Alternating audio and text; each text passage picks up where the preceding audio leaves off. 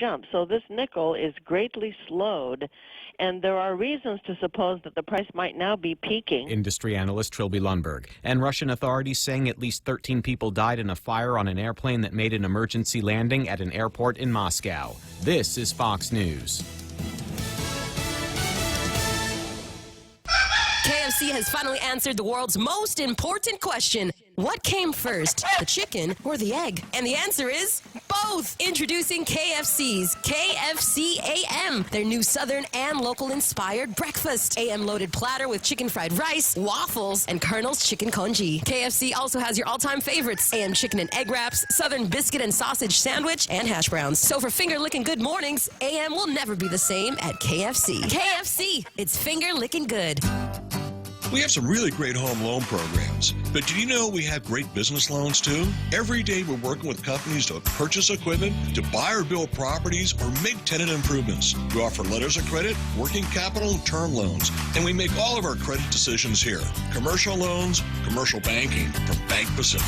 Bank Pacific, where others put branches, we place roots. Equal housing lender, member FDIC. Viva Bank Pacific. President Trump's former attorney Michael Cohen reports to federal prison tomorrow. He'll serve 3 years for tax evasion, lying to Congress, and campaign finance violations. Cohen famously made hush money payments to Stormy Daniels and former Playboy model Karen McDougal on President Trump's behalf ahead of the 2016 presidential election. Fox's Jackie Heinrich. Cohen at one point said he would take a bullet for the president, but later called his former client a racist, a con man, and a cheat.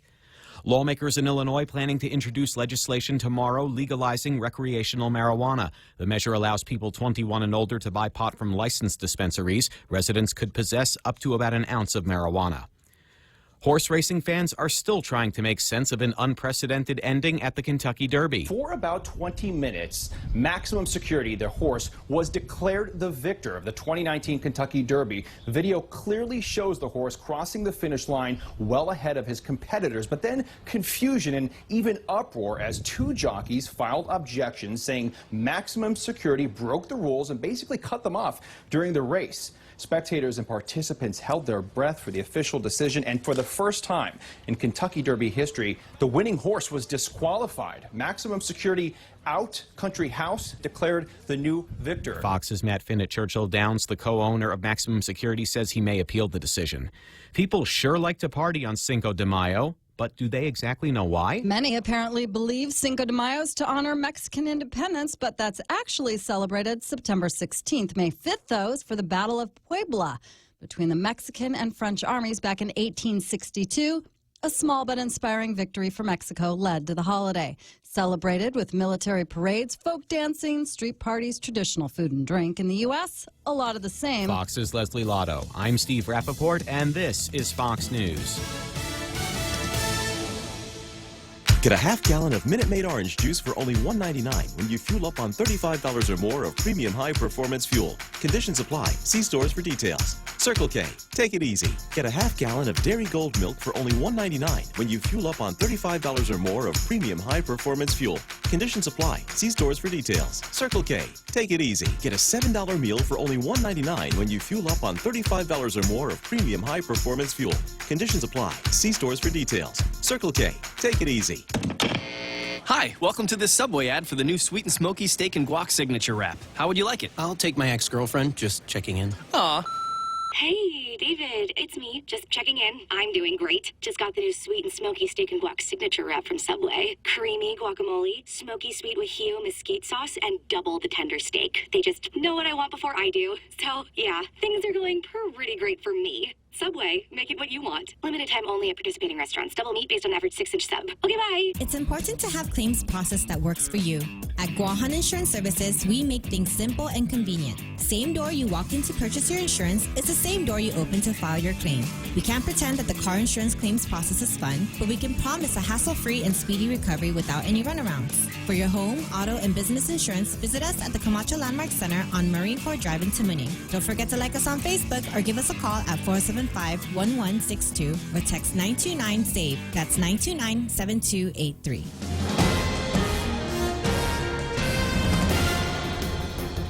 Day and good morning, Guam. News time here at The Point is 7 minutes past 6 a.m. this Monday morning. I'm Kevin Kerrigan. Here's a look now at some of the top stories from the Guam Daily Post. Guam Fire Department spokeswoman Charika Chargaloff this morning reporting a serious injury accident on Route 3 near the NCS Dededo Shell Station.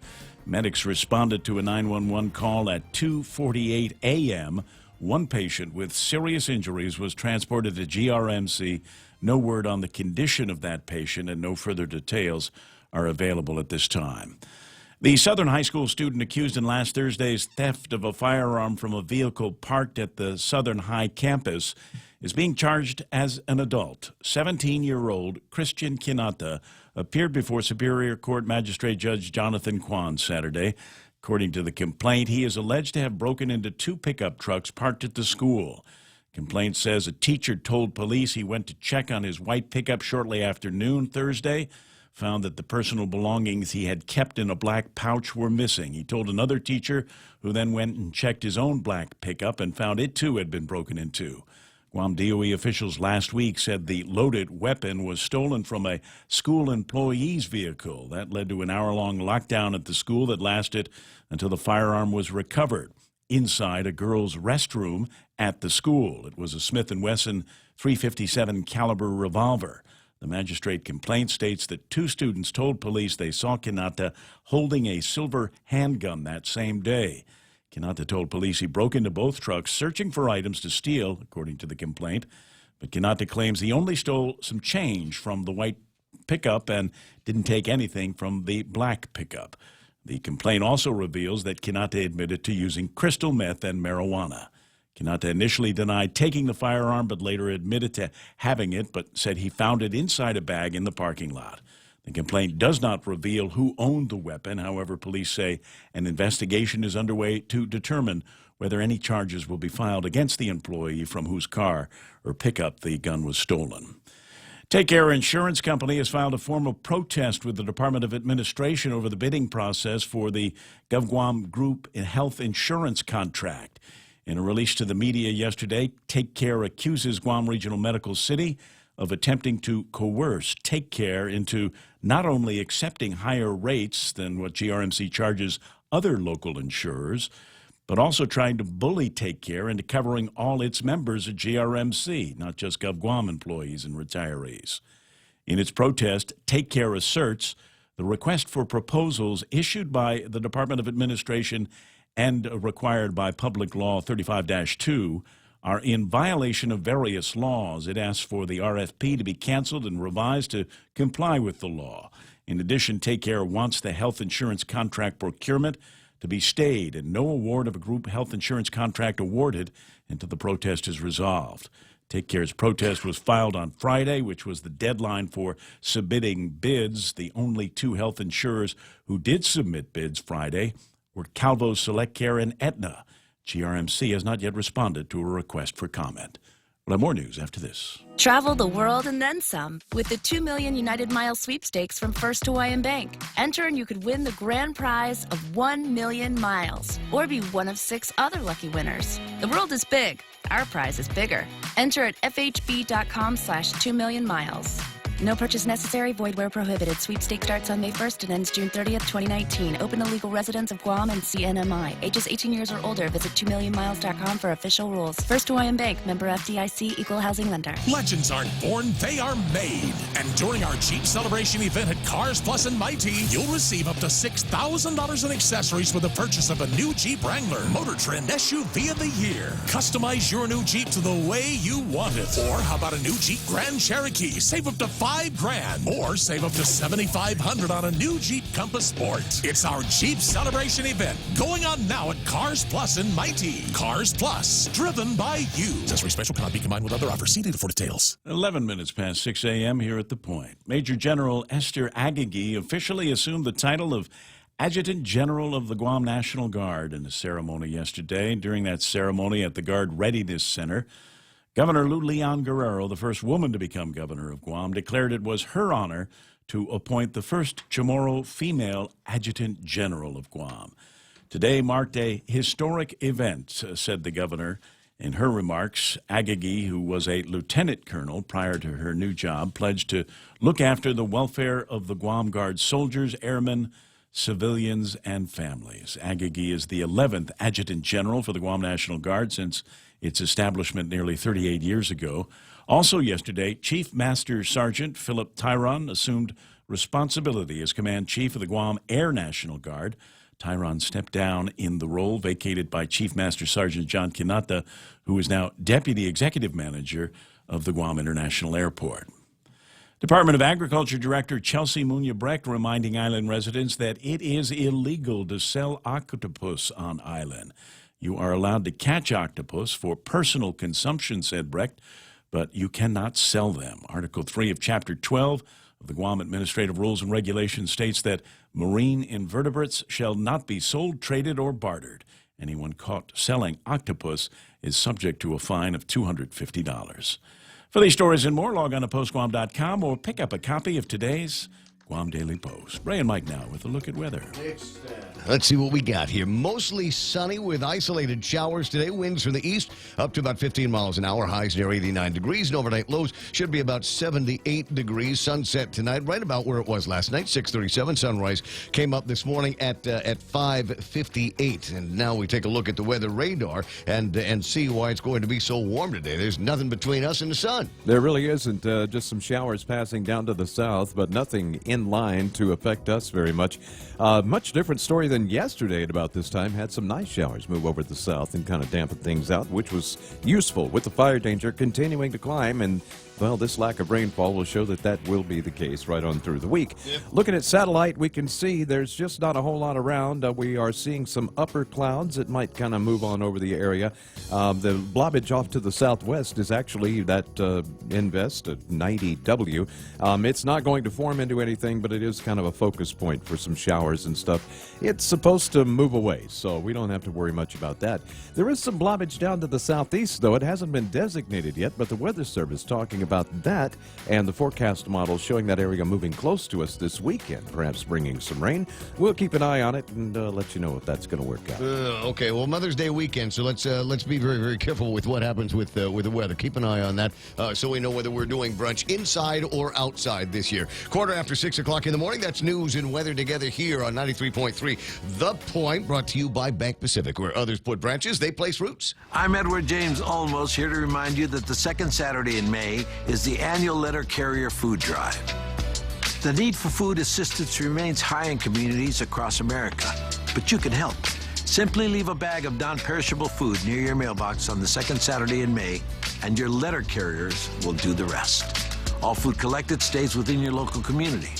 So on the second Saturday in May, please join me and the National Association of Letter Carriers and stamp out hunger. I think it's a good plan. 6:15 in the morning, portions of the Ray Gibson Show. Sunrise, sunset portions brought to you by my friends over at American President Lines. APL is shipping the future. Also, Micronesia Renewable Energy. There's never been a better time to go solar. And if you woke up with the hungries this morning, my recommendation, crazy 19 menu at King's. Madcap, zany, all kinds of different new and flavorful ways to enjoy breakfast at King's.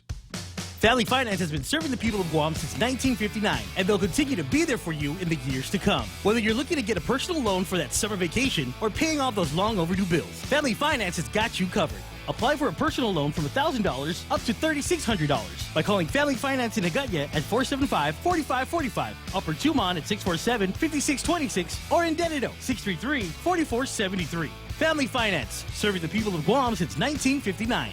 Portions of the Ray Gibson Show also being brought to you by GRMC. That's Guam Regional Medical City, the first choice for your specialty care needs. Cars Plus, Joey, Jan, and Dudge, and your new ride is waiting for you to come and select it from among hundreds, thousands of cars, maybe over at the Cars Plus lot in Mighty. Also brought to you by Nanbo Insurance, where, you know what, you buy that car over at Nanbo, and here's what we want you to do. We want you to insure that and your motorcycle and your house and your business and everything with Nanbo, and they'll find a way to bundle everything up. Could save you up to 50% for your 2019 insurance bill at Nanbo.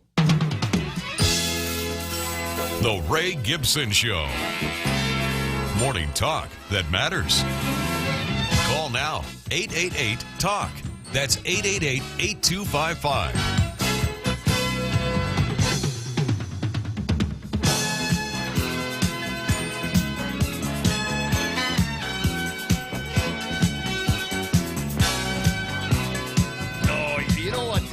best thing about the advent of telephone technology that has cameras in it is it seems to me that everybody's got ready access to a means to be able to take a great picture of a morning sunrise, like Michael Knight did. He went outside just a few minutes ago, just as the sun was wanting to peek over the horizon. You start to see some changes in the colors on the clouds that we've got. Just another gorgeous Guam sunrise. Yes, we were standing out there talking. It was before this particular moment. You were like, wow, it's kind of disappointing this morning. And if you'd have just stayed out there 15 more seconds, man, because that's when I took the picture. Yeah, and it's what no. The thing we got to do is we got to get rid of the telephone poles in the buildings in the way, because otherwise it'd be a much better picture. But from the perch that you've got for that's a great way to start the day and a great way to start the Mother's Day week. I'll just bring my ladder tomorrow and take it from the top of the building. Roof. Yeah, work on that, or maybe we'll just move the radio station to someplace where we can see the sunrise every morning. That's good. It might take a couple of dollars. I'll talk with the other partners about it and see what they've got to say. But if it's not the sunrise, I tell you what, we had this spectacular sunset. One of the guys on Facebook Live already talking about what a great sunset it was over by a Lupang. And if we were over at Jimmy D's helping them celebrate Cinco de Mayo yesterday with the cats from Star 101, and it got to be sunset. And now this is just one of, I don't know, a half dozen pictures that I took over the course of the sun going down yesterday. And every time I took it, it was a whole different sunset. You should smile in your sunset pictures. No. You look angry. I wanted that kind of Negan, what's the name from the dude from Walking Dead? Negan. I don't know. Nagano. I don't know what the guy's name is, but I kind of wanted that kind of frosty look with the sun setting in the background. You look like a crab got a hold of your toe. Well, just, run out of beer or something.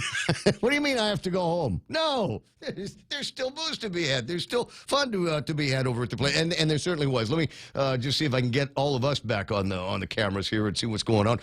Anyway, so Monday morning, welcome to the program. Excuse the mess. It is the Ray Gibson Show until it's not going to be anymore. My buddy Michael Knight gets the phone when you call him at 888-8255. That is 888-TALK. Hey, you know what? Let me just make this offer. If you were out already this morning and, like Michael Knight, took a picture of the sunrise, send it in. And you know what? We might want to do this every morning. Just tell you, tomorrow morning, get up a little bit extra earlier and go outside. And while you're waiting for this program to begin, because it's going to happen at a couple of minutes away from 6 o'clock. While you're waiting for this program to begin, go ahead and snap a picture of what sunrise looks like in your neighborhood and WhatsApp it to us at 988-5874. That's 988-5874. Now, if you're very creative, you might be able to do one of those sunrise selfies, like I did with the sunset selfie last night, and that'll be all right. Just do whatever it is that you got to do to pretty yourself up for a morning picture. 988-5874 is the WhatsApp. Kevin Kerrigan from the Guam Daily Post with a look at all the big stories. We'll get another round of headlines before too much longer. And I don't know how you do it. Kevin, it would seem to me it's managing editor stuff. I guess they teach you that in managing editor school, is how you decide what order to do your stories in. Is there any method or madness, Kev, to how that happens? Because I know it's not random. I mean, you want to get the big stories up in the top, right? You're right. But you know what? That's where you put the big stories. Yeah, you go with the solid lead. But the question I've got for you is, some days we've got a lot of stuff to talk about, a lot of stories. How do you decide which one ought to be the first or second? Flip a coin. Just flip a coin. Sure. All right. Well, use the old school traditional method. There's Kevin Kerrigan from the Guam Daily Post, and as I said, we'll get some more headlines. There's a ton of stuff to talk about here in the morning's review of all weekend's activities. Plus stuff that's kind of filtered in. People know who I am, and they say, "Hey Ray, have you heard about this?" Or "Did you see this?" And then they'll send me a picture or something like that, and gives me opportunity and free range to do some riffing, and we'll get to the riffing. But first, I got to do what I consider to be one of the more important parts of the program, and that's saying hi to my friends. Sometimes you want to go where everybody knows your name, and they're always glad you came. You want to be where you can see our troubles are all the same.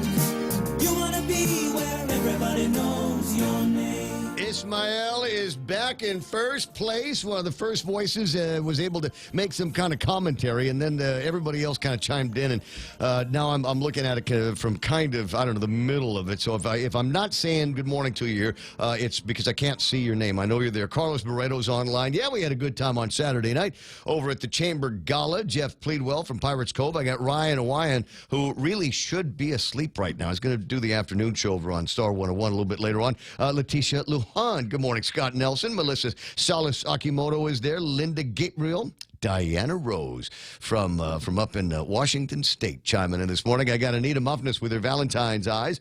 Who else is on? James Martinez. Hey, cuz, nice to see you. John Torres. And, John, before you start asking about refunds, now there are a couple of things that are going to be going on here. We're looking for a kind of a joint statement before too much longer, I believe, from Daphne Shimizu and Mr. Ed Byrne over at the Department of Administration. A little bit of clarification maybe on 2018 returns that might have been part of that bundle of checks that went out last week, and what we're going to be doing about 2018 returns here this week. There's supposed to be something coming out today on that, but there's other red tax business that's going to be that will be making headlines, and I've got a little bit of information on it. We might have some new B&B information, as in bed and breakfast and enforcement conversations. We've got Daphne Shimizu going to be on the radio a little bit later on this morning to talk about that. So give them some time to come up with some of the information about tax refunds for 2018, and I'll try to get all the information square on the radio for you. Tim Lujan is on. Joette Cruz says, good morning, Ray, Mike, and Kev. So it's illegal to sell Gibson, but what about all the stores that are doing it and have been doing it ever since? What are the penalties? You know what? I don't know what they're going to be doing about that. I don't. I'm trying to think of what stores I go to or have been in that have octopus. Generally, it's Payless. I was complaining a couple of weeks ago because the last couple of times I've been in a Payless, specifically to get octopus to cut up and turn into Kelligwin, they haven't had it. Or in the case a couple of weeks ago, they did have it, but it wasn't the $11 pack. It was the $6 pack. So that would mean I'd need to buy two $6 packs to replace what I would have gotten in the $11 pack. And then the other thing was, it wasn't the tentacly parts of the octopus. It was kind of a weird head, kind of web, kind of wasn't the parts that I want. I like the tentacles. That's my favorite part of the octopus for making Kelligwin. But as far as I know, the Kelligwin that Payless gets, I think that comes from someplace else. I don't think it's harvested here locally. I think it comes someplace else, kind of already pre-boiled and ready to eat from there, not necessarily around here. But I'll see what I can learn as far as penalties that may be applied. I don't know, backwards to people that have been doing it. Kind of hard to enforce that, and what the heck, if nobody from the Department of Agriculture ever went into the stores and said, oh, by the way, you're not supposed to be selling that. That's only for family consumption, individual consumption, and not for sale, unless there has been some clear enforcement of those rules and regulations. I don't know that there would be much of a case to be made on enforcement and penalties to apply. Eric McKinnon says, drive safe, Guam. Always good advice. Jose Martinez. Rot Rose Greeno. Sharky Eddie Cruz is up already. Commissioner Roy Gamboa is online. Rico Blancaflor. What about the octopus they sell over at the co-op?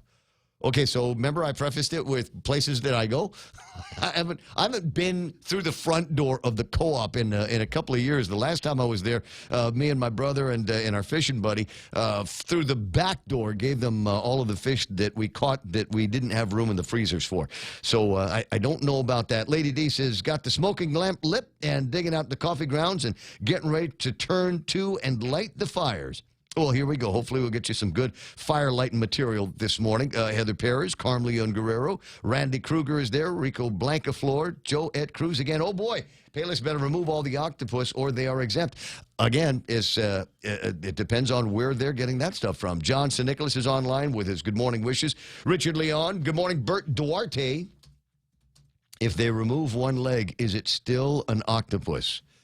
Roy, I like the way you're thinking here this morning. I like that. Alex Aflagui is on. Bert Duarte with his half a day guan. Did you get any pictures of pretty girls over the weekend, Bert? Who else? Yes, if they get confiscated. I guess I will have to start catching my own. And Dwayne Santos chiming in, wow, who knew it was illegal to sell octopus? Now what will those that are making a living selling octopus do? Oh, my. Oh, it do what we fully expect everybody will do in a situation like that is turn to a life of crime. Simon Sanchez, good morning, buddy. Good to see Mo Cotton's online. Mo's here. We can get started. Former Governor Carl T.C. Gutierrez, who invited me to a party on Saturday night, and I really,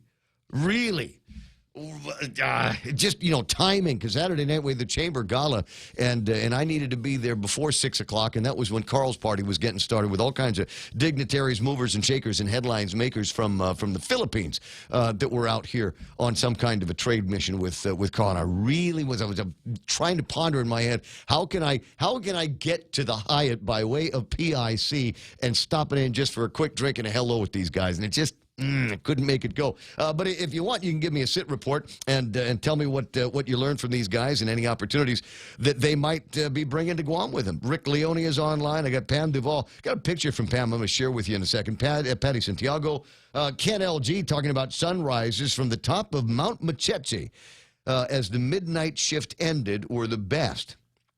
Does that make any sense to you? It makes no sense to me. What's a midnight shift? Oh, that'd be graveyard. He's talking about... so you get off at 6 in the morning, and there you go. Stupid, Ray. I'm sitting here thinking maybe it's some kind of cosmic thing like the solstice, It's Monday. It's okay. It's, we had the midnight shift, and the summer solstice turned into the spring solstice. And our crystals were dilated just right on the midnight shift. We waited by the wall. Overnight. Yeah. Okay, I got you. I remember doing those. Joe Leasea-Long is there. Partner Richard Yu is online. Manami Ijima Martin is online with us this morning. All right, so Manami, what was it? What was Manami's advice last week? Was it okay to eat hot dogs? No, chicken skin. It was chicken skin. That's what it was. And as I said, if the fastest woman on Guam says it's okay for you to eat chicken skin, then it's all right. I see Mark Mandiola's on, Eunice Mandiola, Bob Kelly. What happens to Octopus Kelly went over at the Fisherman's Co-op? I don't know. Let's see if we can get Manny Duenas on the line and see what he knows. Did the mayor help Ken Leon Guerrero and his GWA hoopla? Is a question from Richard Leon. And the response is, right now, mayors tend to avoid me. I love that. All right. Well, let's see what else is going to be going on. Thanks, everybody. Dave Evans is online already this morning, and that's good. Play me a guitar song, why don't you? 628, 629. Headlines coming up around the corner. But Pam sends me an email. And I guess it was on Facebook or WhatsApp or something that she had sent about, and it's another one of these guys at the bus stop kind of pictures that she wanted to send to me, and I think this up in Jigo, I think is where you might be able to find. I could zoom in on this a little bit, see if I can get a little bit tighter on the scene. Now there's a guy in there. His pants are all the way up, but he apparently has taken up residence in this. Bus stop as well, and questionable whether all of the trash in the area belongs to him or whether it's just a trashed, bombed-out bus stop that this guy figures, well, nobody cares about this place, so it might be some place where I can lay my my hat. Who could blame him for thinking that? Look at the weeds all growing up around the thing. I mean, it looks like clearly no one cares about it. So, that's where I'd camp out, too. This will be my house. You see little sprinkles of water on the lens of the camera, so clearly it was raining, had to hide somewhere. Yep. So, tough morning for somebody, and there's the deal. So the question is, I suppose it's going to be one of those things that we're going to have to start talking about even more. I want to say Guam Daily Post was asking the questions about bus shelters and how we really need to do better by way of making these places safe and more welcoming and cleaner for the kids in the community that are using them. My suggestion would be that the mayors get a new position within their little realm, like a public safety officer. He's almost like a constable. You know, maybe and maybe even go through the legislature and have somebody given that at least that kind of power where they can go and issue citations, clear people out of bus stops. The mayors can do that. The mayors have. But clearly they're too busy because they're not getting it done, so they need to hire someone that has the time to do it. They are, what do they call that? Peace officers. By law, all mayors are peace officers, so they have all of the tools and all the legal backup to do what's required. See all those bags of trash around the bus shelter? All of those bags of trash, there's nothing that would prevent the mayor or somebody working at the mayor's office to go through those bags of trash, see if there's something in there that will identify who threw it there. Well, I agree. Evidently, the mayors don't know whose job that is, because evidently that's not their job. They're the mayor. They're too important to get out there and start pointing out trash piles. Well, if you're talking about mayor up in Chico, talk to the Chico residents. I'm just stirring the pot. Yeah, I know about how they feel about that guy and his ability to get things done. But everybody can say something like that about their mayors. My guy, my guy up there, I tell you what, he's awesome. And maybe I'll on the way home today take pictures of my bus shelters in between where I live and clear on down to Mighty over by the laundromat. You take a look at any bus stop, and it looks like they dropped it off yesterday. They're all clean. I don't see too much graffiti in there. There's only one over behind Benson's that I'd say anything about, and that's because it has somebody left an old tire behind it, and nobody's picked it up yet. But otherwise, very, very clean and in great shape for the kids in the neighborhoods to be using. Anyway, so that's one of the things we can all get riled up about on a Monday morning. Not good enough for you? Need more? There's got to be something else to get riled up about, Ray.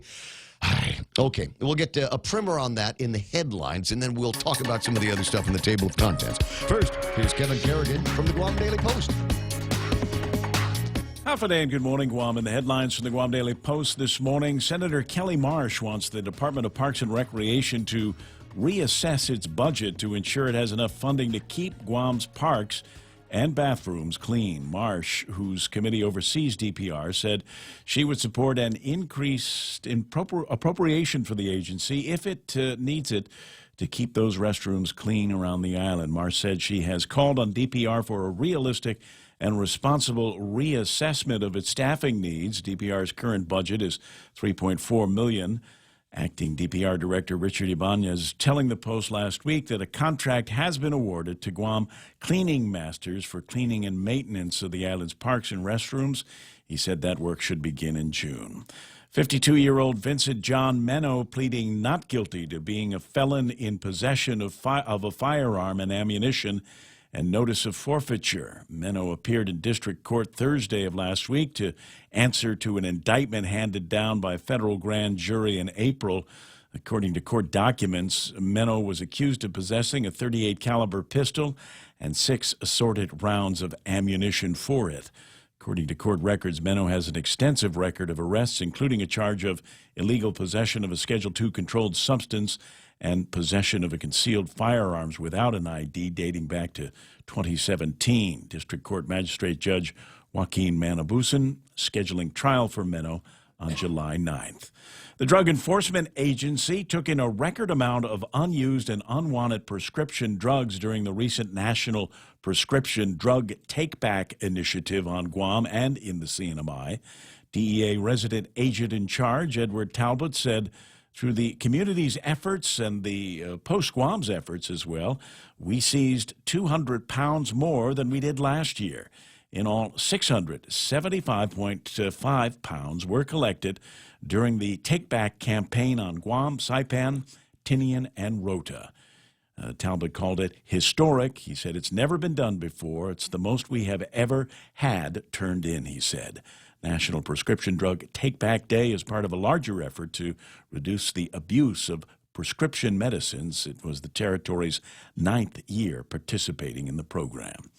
For these stories and more, log on to postguam.com or pick up a copy of today's Guam Daily Post. 6:35, that's iConnect time. Kevin, swing by the nearest iConnect and ask them about great plans, great rates they have that are suited perfect for people like you. Maybe just want to make a phone call, take a picture of sunrise and WhatsApp it to Ray Gibson. Don't need to spend an arm and a leg to get that kind of quality, so call them today at iConnect and find out how.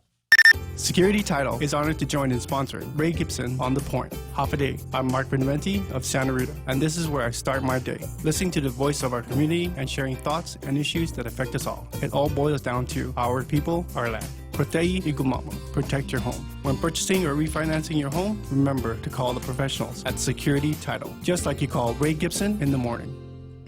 Here's version 1 of the Cold Stone Creamery Mother's Day commercial. Show all the moms in your life how much you care this Mother's Day. With an ice cream cake from Cold Stone Creamery, indulge in our new Oreo Cookies and Cream Extreme or the classic local favorite, Strawberry Passion. Order today. Yes, order today. Limited availability at Cold Stone Creamery, the ultimate ice cream experience. Let's go for a drive. Let's take a stroll. Let's gallivant. Let's go cruising. We all have different ways to describe how we get up and go in our cars. But whatever you may call it, you can do more of it when you save 6% off your fuel purchases at any Shell station when you use your eligible Bank of Guam Visa and MasterCard credit cards. So stop by any Guam or CNMI Shell station and start saving today. Visit bankofguam.com for more information. Terms and conditions apply. Bank of Guam, the People's Bank. Member FDIC. Go now. It's nice on the roadways. Looking from the south to the north, don't see a whole lot happening on Marine Corps Drive. Over by Navy Base in Sumai should be clear, running all the way up into the downtown Agutnia area. Route 4 absolutely clean. Route 15 looking pretty good on the eastern side of the island. Let me see, moving west as you get closer to 10 and 15. Yeah, still not too busy. 10 is running. Route 8 is looking pretty good in both directions. Route 16 from the Ocean Vista 76 looking pretty good. Both directions of Airport Road. We're seeing some traffic, but seems to be flowing all right. Don't see anything major in the Dededo and Jigo area. Certainly nothing going to slow you down any more than an intersection with a light. That's right now traffic here at 637 on The Point. If you're driving, chances are you'll need gas soon. And by the growl in your tummy, a trip to the grocery store too. But don't just buy gas and groceries without getting double miles. Instead, apply for the new United credit card from First Hawaiian Bank and start earning double miles towards your next trip. Gas, groceries, getaway. With the new United credit card, apply at FHB.com. First Hawaiian Bank, member FDIC. Equal housing lender. Additional terms, conditions, and restrictions apply. The Coconut Wireless is back. The Ray Gibson Show. Call now, 888-TALK. That's 888-8255.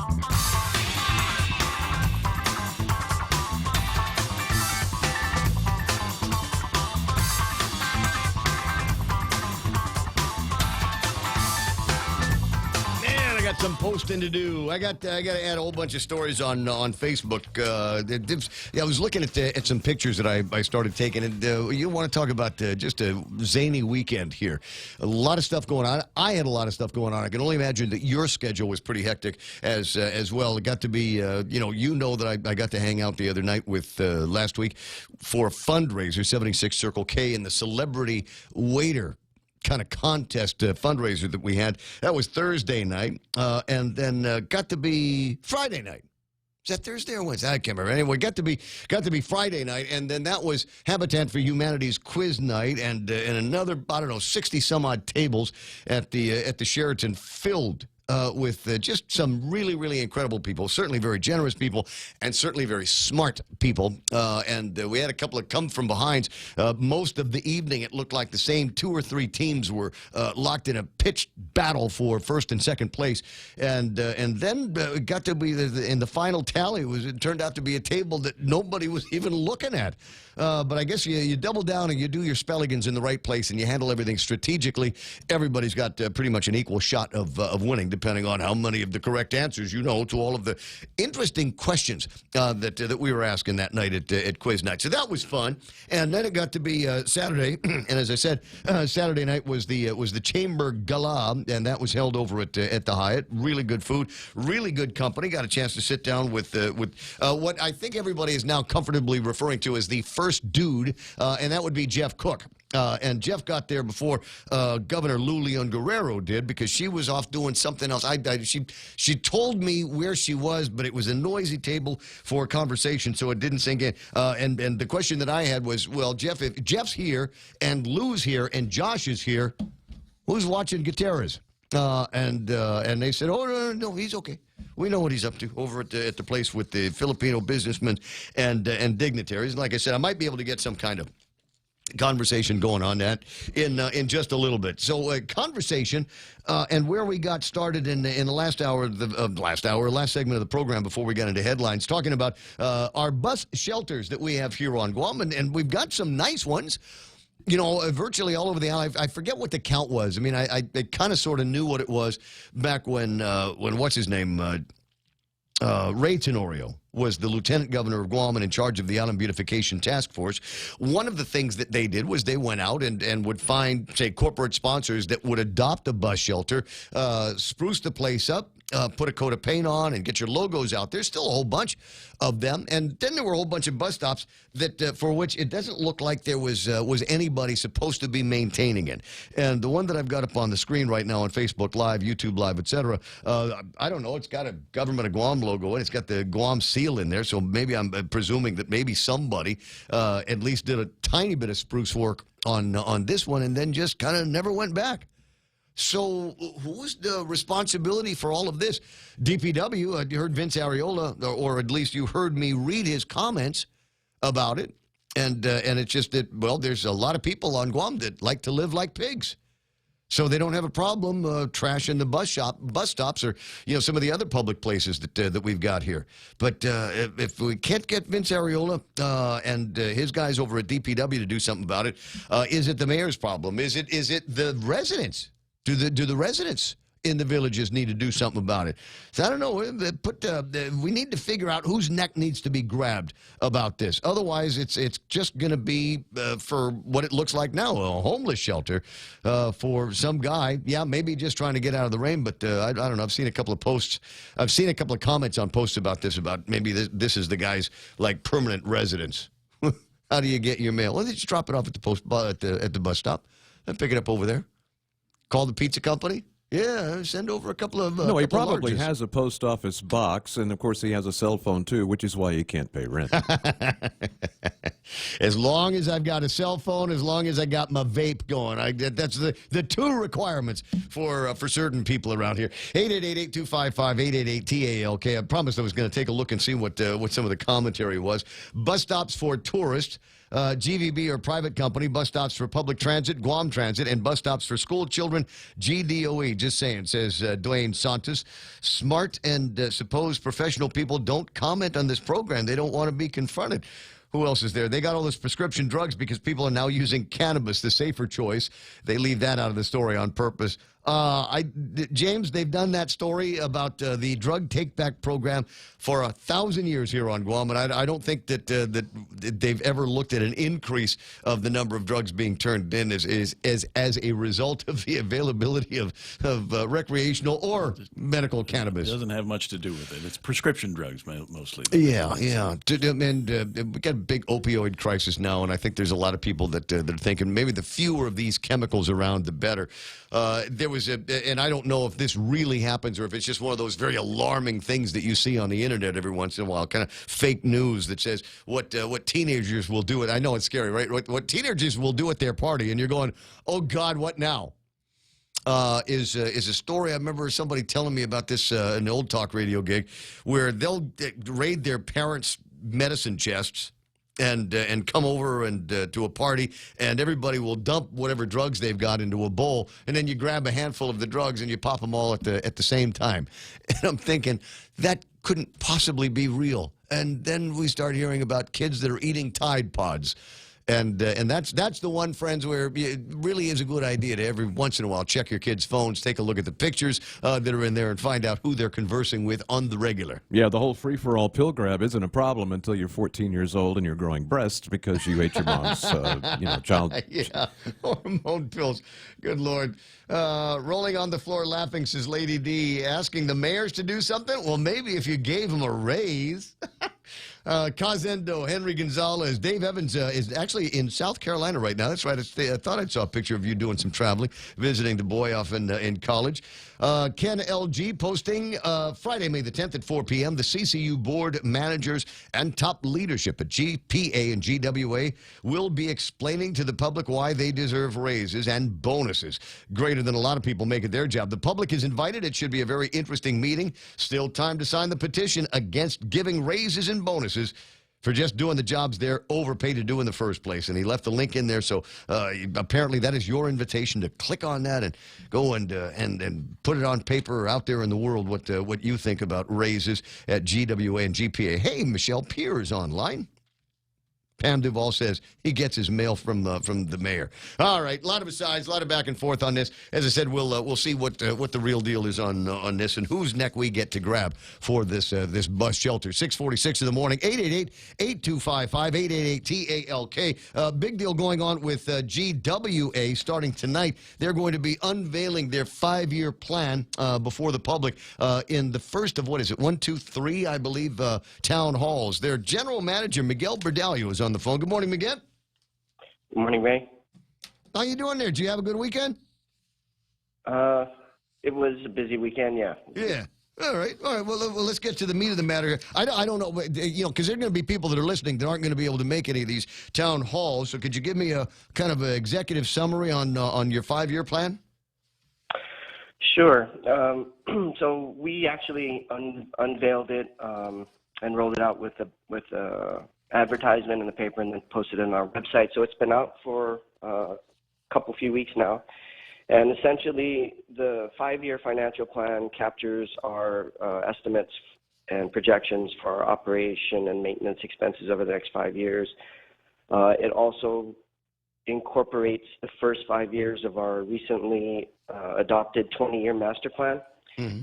And so we take that the first 5 years of that, and then we've made some adjustments to that to account for regulatory priorities that need to be addressed. And based on that 5-year CIP, we figure out what we need in order to get all those projects done. And that's the contents of the 5-year financial plan, which outlines the revenue required in order to meet our objectives. Okay. And the main point to consider in that 5-year CIP is we're continuing the progress that we've made since 2006. And some of those projects that are needed are still court order requirements. So there's a large chunk of that we need to get finished to complete the court order.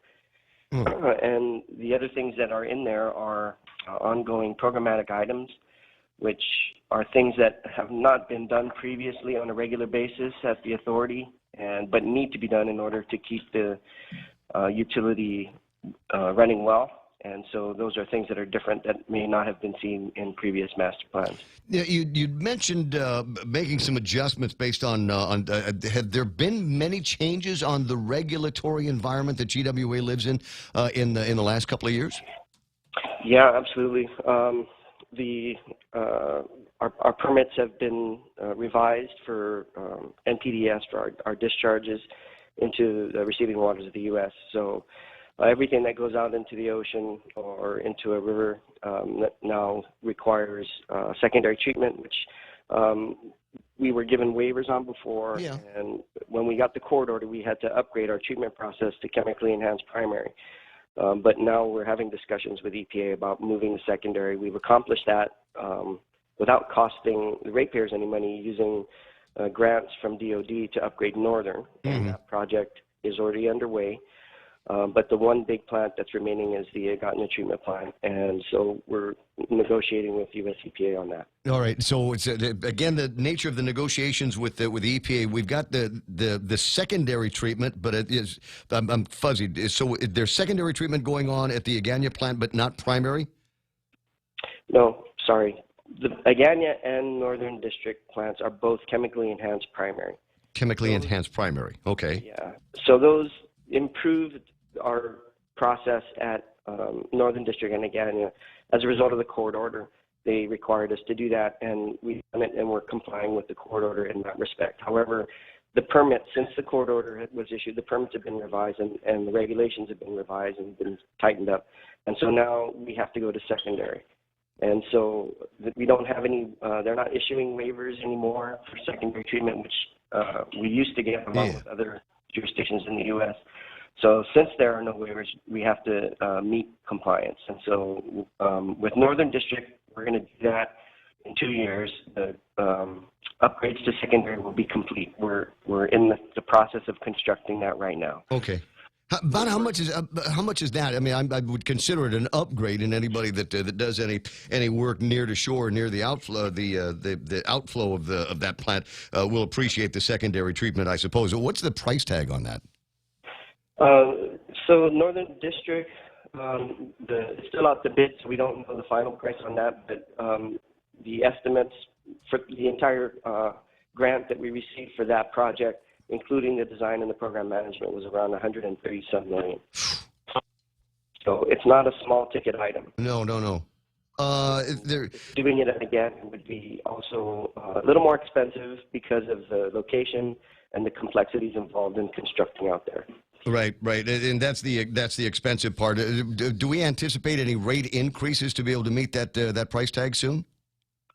So the Northern District's not going to affect rates at all because that's all grant money. That's right. What we're trying to do is make other improvements to the collection system to address regulatory concerns so we can push back doing anything at Agana until a later date. So that's what we're trying to do right now. But there are other improvements we want to make in the collection system, upgrading our pump stations, and those are the regulatory priorities we're trying to address now. And so, yes, to answer your question, there are rate increases associated with that, and we have proposed a 5-year plan with rate increases that cumulatively total 38%.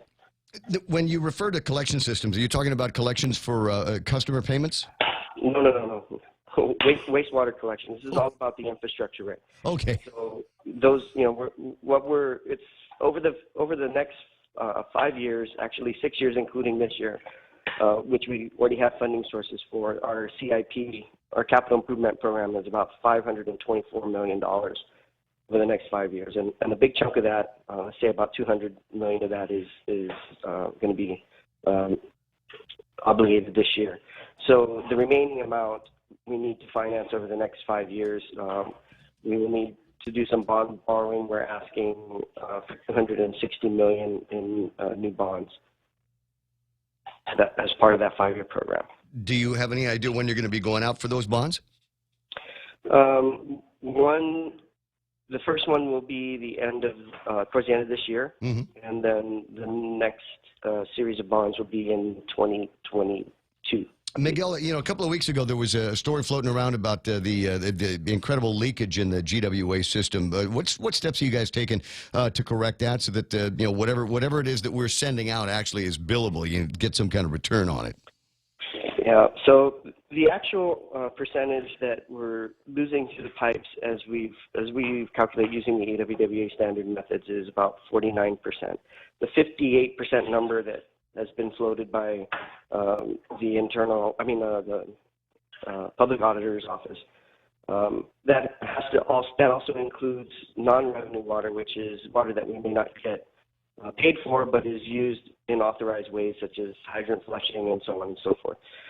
So the actual leakage is 49%, and so we have beefed up our leak repair program. Actually, Ray, in the time that I've been there, we've gone from a backlog of over 200 leaks at the end of any given day to now less than 20. So that's a really significant reduction in leak repair times. So we're making progress there. The other thing we've done, we're in the middle of a program to put in district meters so we can tell how the water is moving throughout the system and how it compares to the consumption within specific districts. So if we've got a large amount of water going into the central area, for example, and the metering shows that, but the consumption on our customers' meters shows that it's not the same amount, then we have a problem there, and we can focus in. Yeah, kind of. You get a sense of there's a gap here. We've got a delta. We've got to figure out where that gap is, and figure out how to cover that.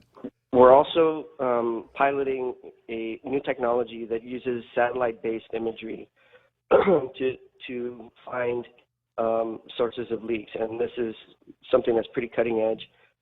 Other utilities around the world are still pilot testing it as well, but we're trying to see, because we have a large percentage of our pipes which we inherited, for example, on former military properties that may not now be occupied, and we may not have easements to, and so we're trying to locate in areas like that where we may not know we have a leak and there's no one there to see it, that the satellite imagery will pick it up and then we can send a crew out. So we're piloting that technology, and we just received the first set of images. And So there's a satellite up there that's doing real-time surveillance over areas like Guam that can see the leaks from space? Well, what they do is they take a series of images using multiple passes of satellites that are in this company's network, I think, and then they use an algorithm to refine the images. And I don't know if they use something akin to either infrared imaging but the algorithm focuses in on water that has been previously treated, so it can distinguish between rainwater or puddles and potable water, and so it uses that to identify areas with a certain radius, and then we send a crew out to ground truth it. Yeah. And so there are. But of course, there's nothing better than having somebody call in and report, hey, there's a leak on the road, there's a leak coming out, or somebody hit a hydrant or something like that, right? We're still. I mean, yeah, that's our regular program, and as I mentioned, we've taken that number down by over 90%, and so using that traditional method, we're making progress. But this is something else to help us with areas where we may not know we have infrastructure, or we may not know where the leaks might be. The uncomfortable question about pay raises are going to be coming up, I guess, over the next few days. There's supposed to be a get-together on Friday with GPA, GWA, and the Consolidated Commission on Utilities. Are you aware whether or not the conversation will be held in public about the ability of the utilities to provide raises to their general managers, legal people, assistant general managers, and such? Will that be a part of the agenda on Friday? Do you know? I believe it is, Ray. The board has called the meeting, and we will show up. I'm not real clear on what the board's actions are going to be, so I can't speak to that.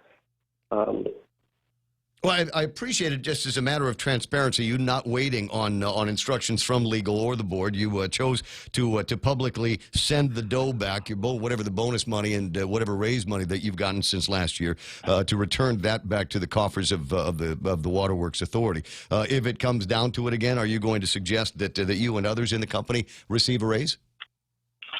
Well, we don't recommend. I only recommend the people that I supervise, and so. The one thing that's been fairly disappointing to me about the conversation on this is pictures being painted that there was ill intent or there was some shenanigans, and that's absolutely not the case. The executive session was called because performance evaluations were going to be discussed, and it's a personnel matter, and there's nothing wrong with that. At the point where the performance evaluations were given, I gave my recommendations for my legal counsel, and then I left the room, and the board had their discussion.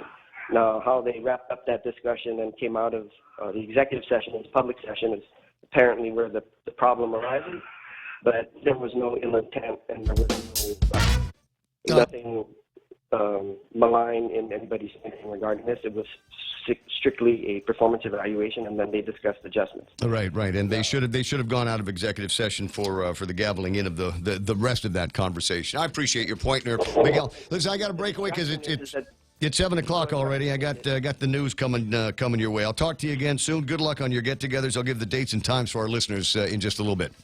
All right, Ray. All right, man. I'll talk to you. 888-8255-888-TALK. 7 o'clock in the morning. Got headlines from the Fox News Network coming up. On the other side of that, Kevin Kerrigan will recite the big stories to you from today's Guam Daily Post. Something else you want to talk about? Well, you got the numbers, 888-8255. Leave me a note on Facebook Live. I read all of them. I like the ones that make me smile and laugh out loud. Those are my favorites. All right, hit those things up. KUSG, I got you. Stand by now for Fox News.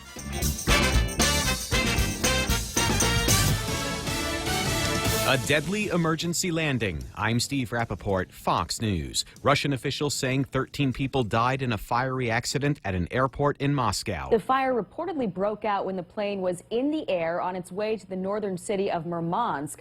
It was forced to turn around after takeoff and made a hard landing, already on fire.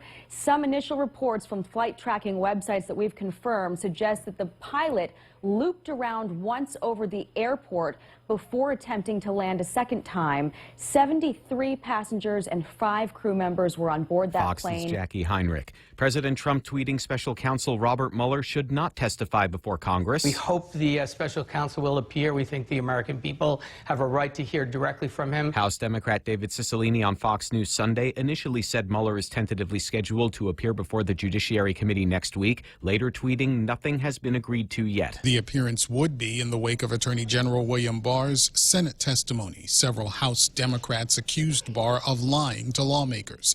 Senate Judiciary Committee Chair Lindsey Graham has apparently sent a letter to Mueller inviting him to testify. There is no current agreement on that. Fox's Gernal Scott. The United Nations calling for an immediate end to fighting between Israel and militants in Gaza. At least 3 Israelis and 16 Palestinians killed. There is no let-up in this latest phase of violence. The Gaza Strip battered by Israeli airstrikes. Retaliation for the huge barrage of rocket fire that has been loosed on civilians across southern Israel. Sky News correspondent Alex Rossi in Ashkelon. The White House says Israelis have every right to defend themselves, but hopes both sides can return to a ceasefire. This is Fox News.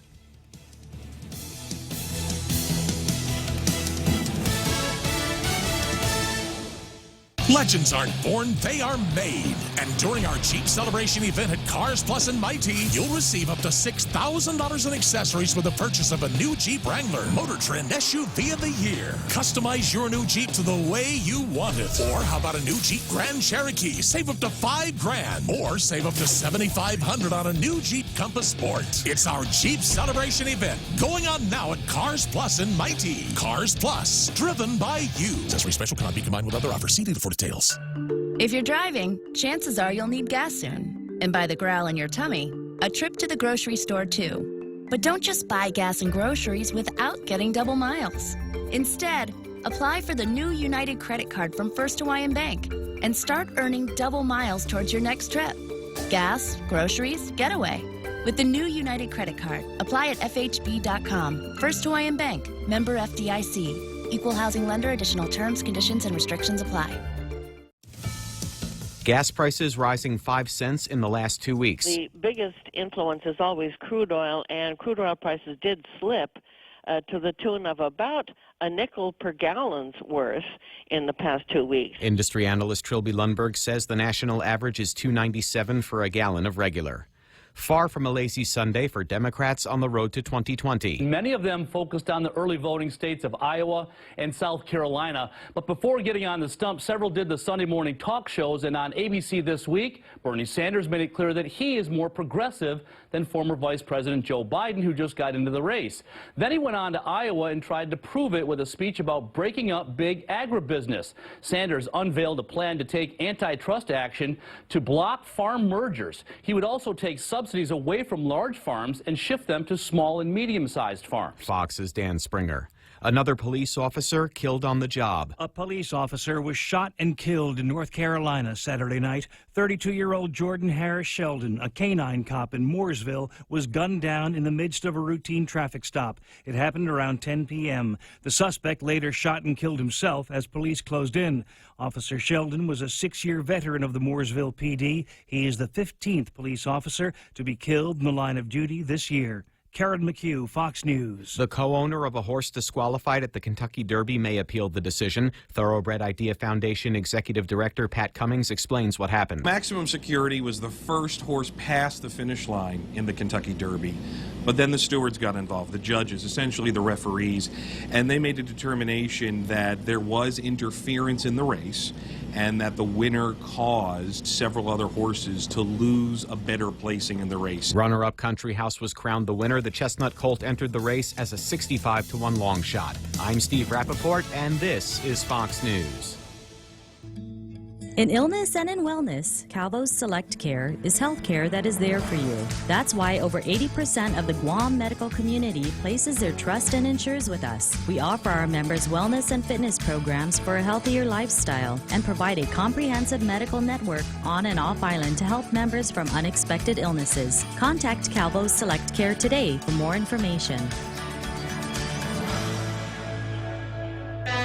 Here at APL, our core values give the company its heart and soul. Whether it's connecting your business with our global network through our newly enhanced service or investing our efforts into giving back to the community, APL is committed to serving you. We humbly honor the opportunity to find innovative solutions for you and your business. To learn more about our enhanced service, call 588-4651 or visit www.apl.com/Guam for more details. Get a Coke 12-pack for only $3.49 when you fuel up on $35 or more of premium high-performance fuel. Conditions apply. See stores for details. Circle K. Take it easy.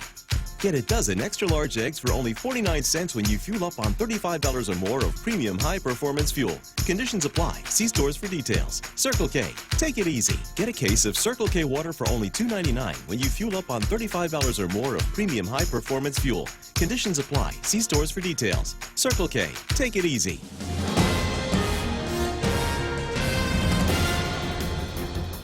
Half a day and good morning, Guam. News time here at The Point is 7 minutes past 7 a.m. this Monday morning. I'm Kevin Kerrigan. Here's a look now at some of the top stories from the Guam Daily Post.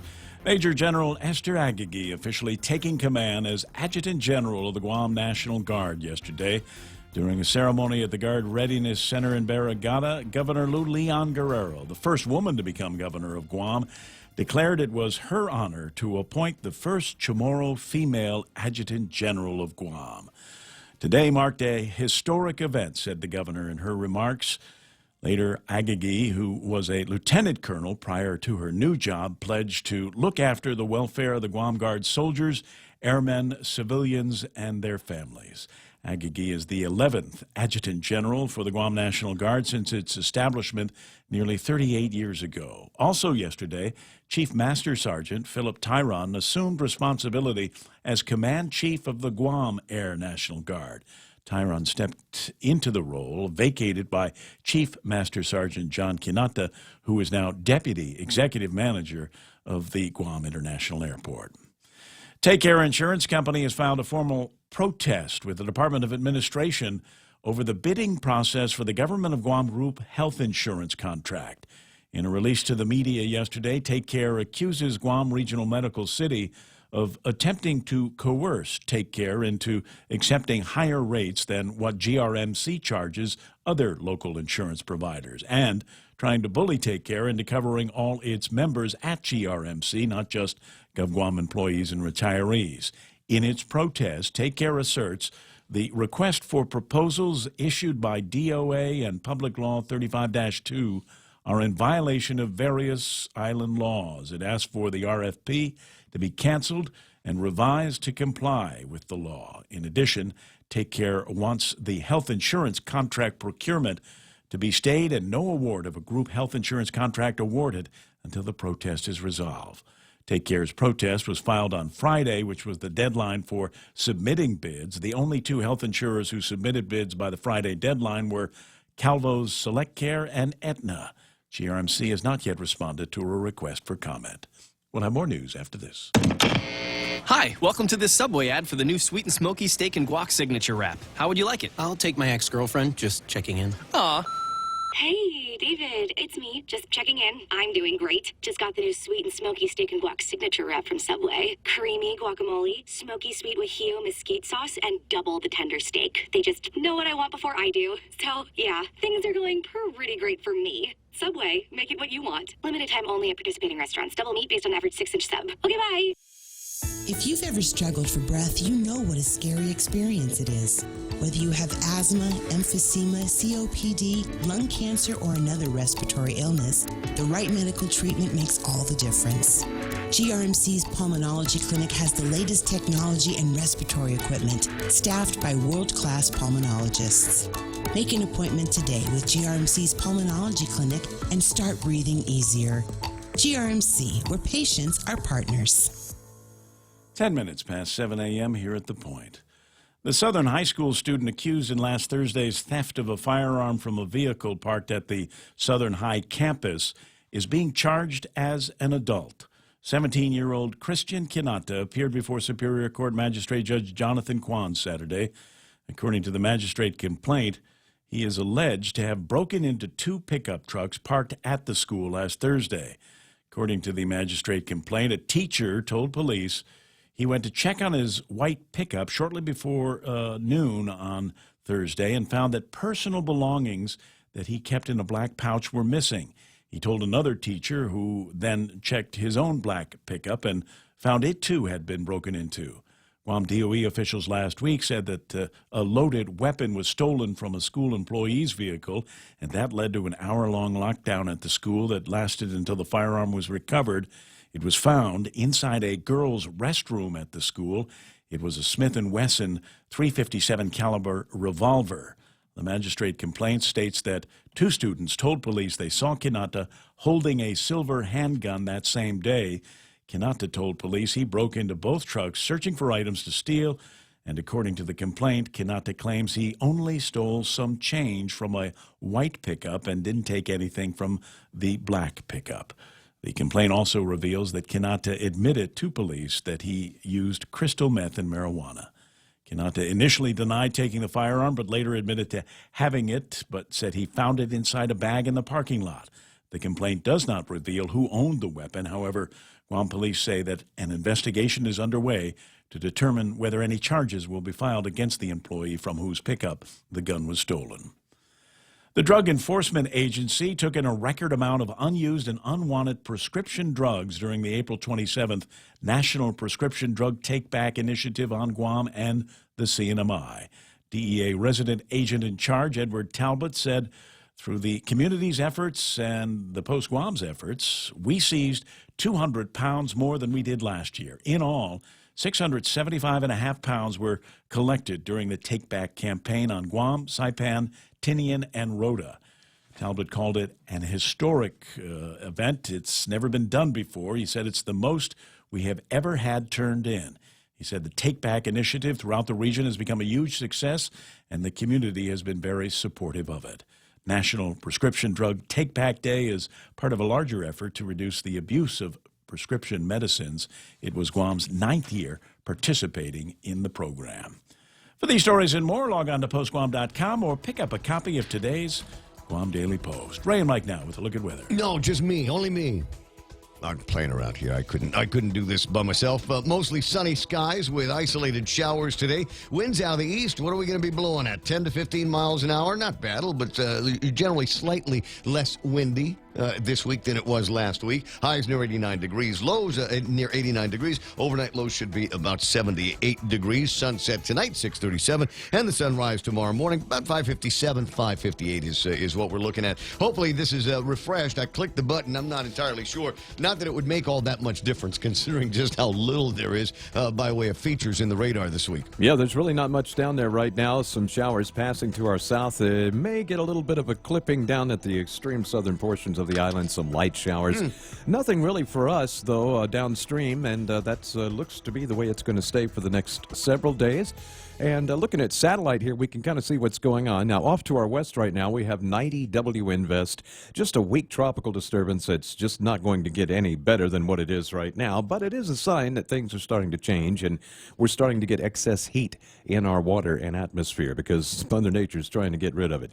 It's going to dissipate as it moves off to the north. Just checked the Naval Research Labs a moment ago, and it appears the area that I was talking about last hour to our southeast has now been designated as 91 WinVest, and the models are actually kind of showing some development. At least a couple of the models are showing some development of this area as it moves towards us over the next few days, and it could get close enough to us to bring us some rain over the weekend. We'll keep an eye on it, and hopefully we can get some wetness across these dry, parched hills. Yeah, well, it's again to be summertime, and before too much longer, the weather is going to change. So I will say it this way: enjoy the heat. enjoy some of the grill mark opportunities that we have, because it's going to be summertime before too much longer, and the beginning of our own monsoony wet season. That's right. And then you'll be complaining about the rain and how come the roads are wetter all the time, or nothing wants to dry out in the house. So just kind of take what you got on a daily basis and enjoy it, because it's Guam. The weather could change in 5 minutes. It's 7:15. That's news and weather together here on The Point.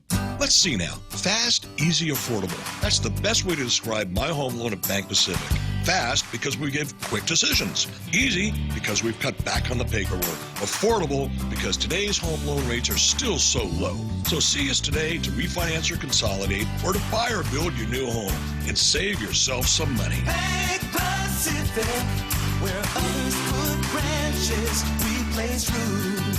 Equal housing lender, member FDIC. Viva Bank Pacific. Yeah, see that clicking that you heard just a little bit ago. I was telling you about the WhatsApp number, the radio station, and Rico Blancaflor, who last hour on Facebook Live was talking about the great sunset that they had over at Alupang. Now, he took a picture of it, and that was very nice. A little bit of a, you can make out the Alupat Island over there, and off in the distance is the Lupang Cove condominium that they've got there. But a picture made pretty, not just because of the sunset, because of the beautiful people in there as well. 7:16, portions of the Ray Gibson Show brought to you by King's Restaurant, where they got that crazy 19 menu. Find it over at the Tumuring or the Harmon location. All your favorite breakfast items that they've kind of rehacked and reimagined and stuck in there for the holiday menu. Well, they're just going to keep it for the rest of the year. What the heck? We did the work, and people seem to like it. Also brought to you by Micronesia Renewable Energy. There's never been a better time to go solar, and American President Lines, where they're shipping the future. Security Title is honored to join in sponsoring Ray Gibson on The Point. Half a day. I'm Mark Benventi of Santa Rita, and this is where I start my day, listening to the voice of our community and sharing thoughts and issues that affect us all. It all boils down to our people, our land. Protei Igumamo. Protect your home. When purchasing or refinancing your home, remember to call the professionals at Security Title, just like you call Ray Gibson in the morning. All right, who else bringing you the program? Guys, over at Cold Stone, you know, it's Mother's Day is right around the corner. Don't know if you've heard. Show your mom that she is the best at Cold Stone Creamery. Celebrate with new ice cream cakes, Oreo cookies, and Cream Extreme. Made with layers of moist yellow cake, chocolate ice cream with golden Oreo cookies, cake batter ice cream with Oreo cookies wrapped in a fluffy Oreo cookie frosting. Order yours online now at coldstonecakes.com. Cold Stone Creamery, super premium ice cream made fresh every day. Also brought to you by my friends over at Cars Plus, Joey, Jan, and Dunge. And they'll tell you all, what you need to know about getting into your new ride, whether it's got 2 wheels or 4 wheels. You'll find something that you're going to love at Cars Plus up in Mighty. Also being brought to you by Guam Regional Medical City, the first choice for your specialty care needs. News to fill your mind. Talk to get it out. The Ray Gibson Show. My buddy Dennis Bensour suggesting that more and more people are watching on the YouTube channel that we have. We send the video out on this program to a bunch of different places. You can watch this you can watch us on the Daily Post website and their app. You can also watch this on our website, which is thepoint.gu on the World Wide Web. Send up your messages on Facebook Live. But if you want the completely almost anonymous experience, I think you can see if you chat something, people will be able to see you. But Dennis says more and more people watching on the YouTube. Started out as 1 or 2 folks, now up to double digits. Well, that's nice. That's nice. Well, maybe there's a share button that you can send up on that as well, so that people that you know in your contact book that I don't know might be able to find out where it is that you're watching the program, where it is that you're getting some really cool information, sacred wisdom about everything that's going on here on Guam, and more. This is the Ray Gibson Show. People that I can't see include Bob O'Malley and Therese Matanani. As I said, Dennis Bensour, and we missed an opportunity, Dennis and I, to get together yesterday because I wanted to know what Dennis's predictions were going to be for, get ready for it, Game of Thrones. It's Monday, and that means we have Season 8, Episode 4. Last week, Episode 1, just take everybody right to the edge of their seats and left them there for 55 minutes worth of a big, long fight.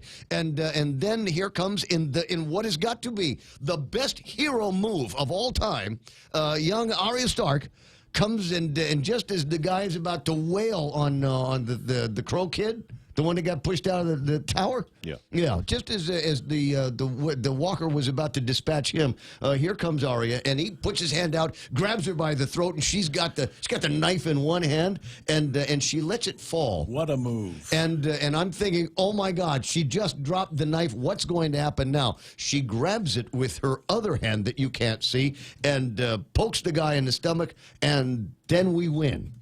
And I thought, wow, how about that? I tell you, when I must have rewatched that scene a dozen times because it was so good. Too. I finally finished the whole battle scene on Thursday. Oh, you it did? took me a couple of days. I couldn't get through it in one watching. Yeah, you need. There's. I know it took a long time, but they needed. There were all of these different people that are attached to the story that we all kind of had to plug into, and then it was. They were trying to funnel down the tension. And I think they did it very successfully. You know, it's dark, and it's outside, and there's fighting, and there's dying, and there's dragons, and it looks bad. And then all of a sudden, all of the people that were killed on the good guy side were brought back as bad guys. That was one of those moments. I nervous, wet hands the entire time. So that happened last week. What happens this week? Oh, I have my predictions for episode 4. There will be some fighting. There will be some cursing. There will be at least one sex scene. Could be nipples. Watch out. Yeah, and definitely belly buttons. And so those are my bold predictions. Yeah. That's the generic. Anything can happen on a Game of Thrones episode. Oh, yeah, and someone you love will die. there might be some of that. I don't know. Who's left that they would take. I imagine there might be a couple other episodes to come. It's possible that someone we hate might die on Game of Thrones tonight. So, you know what? Free form if you want to, Game of Thrones fans, 888-8255, or just stick your predictions if you want to on Facebook Live. That way, if you get it right, we can say, oh, yeah, Dennis got that one. Or if you get it wrong, then we will lord it over you for the rest of your natural life. Because it'll be written down and all of that stuff. 888-8255, 888-TALK. Additional voices in the studio. Jerry Roberts is all lined up and ready to go with this morning's extra point.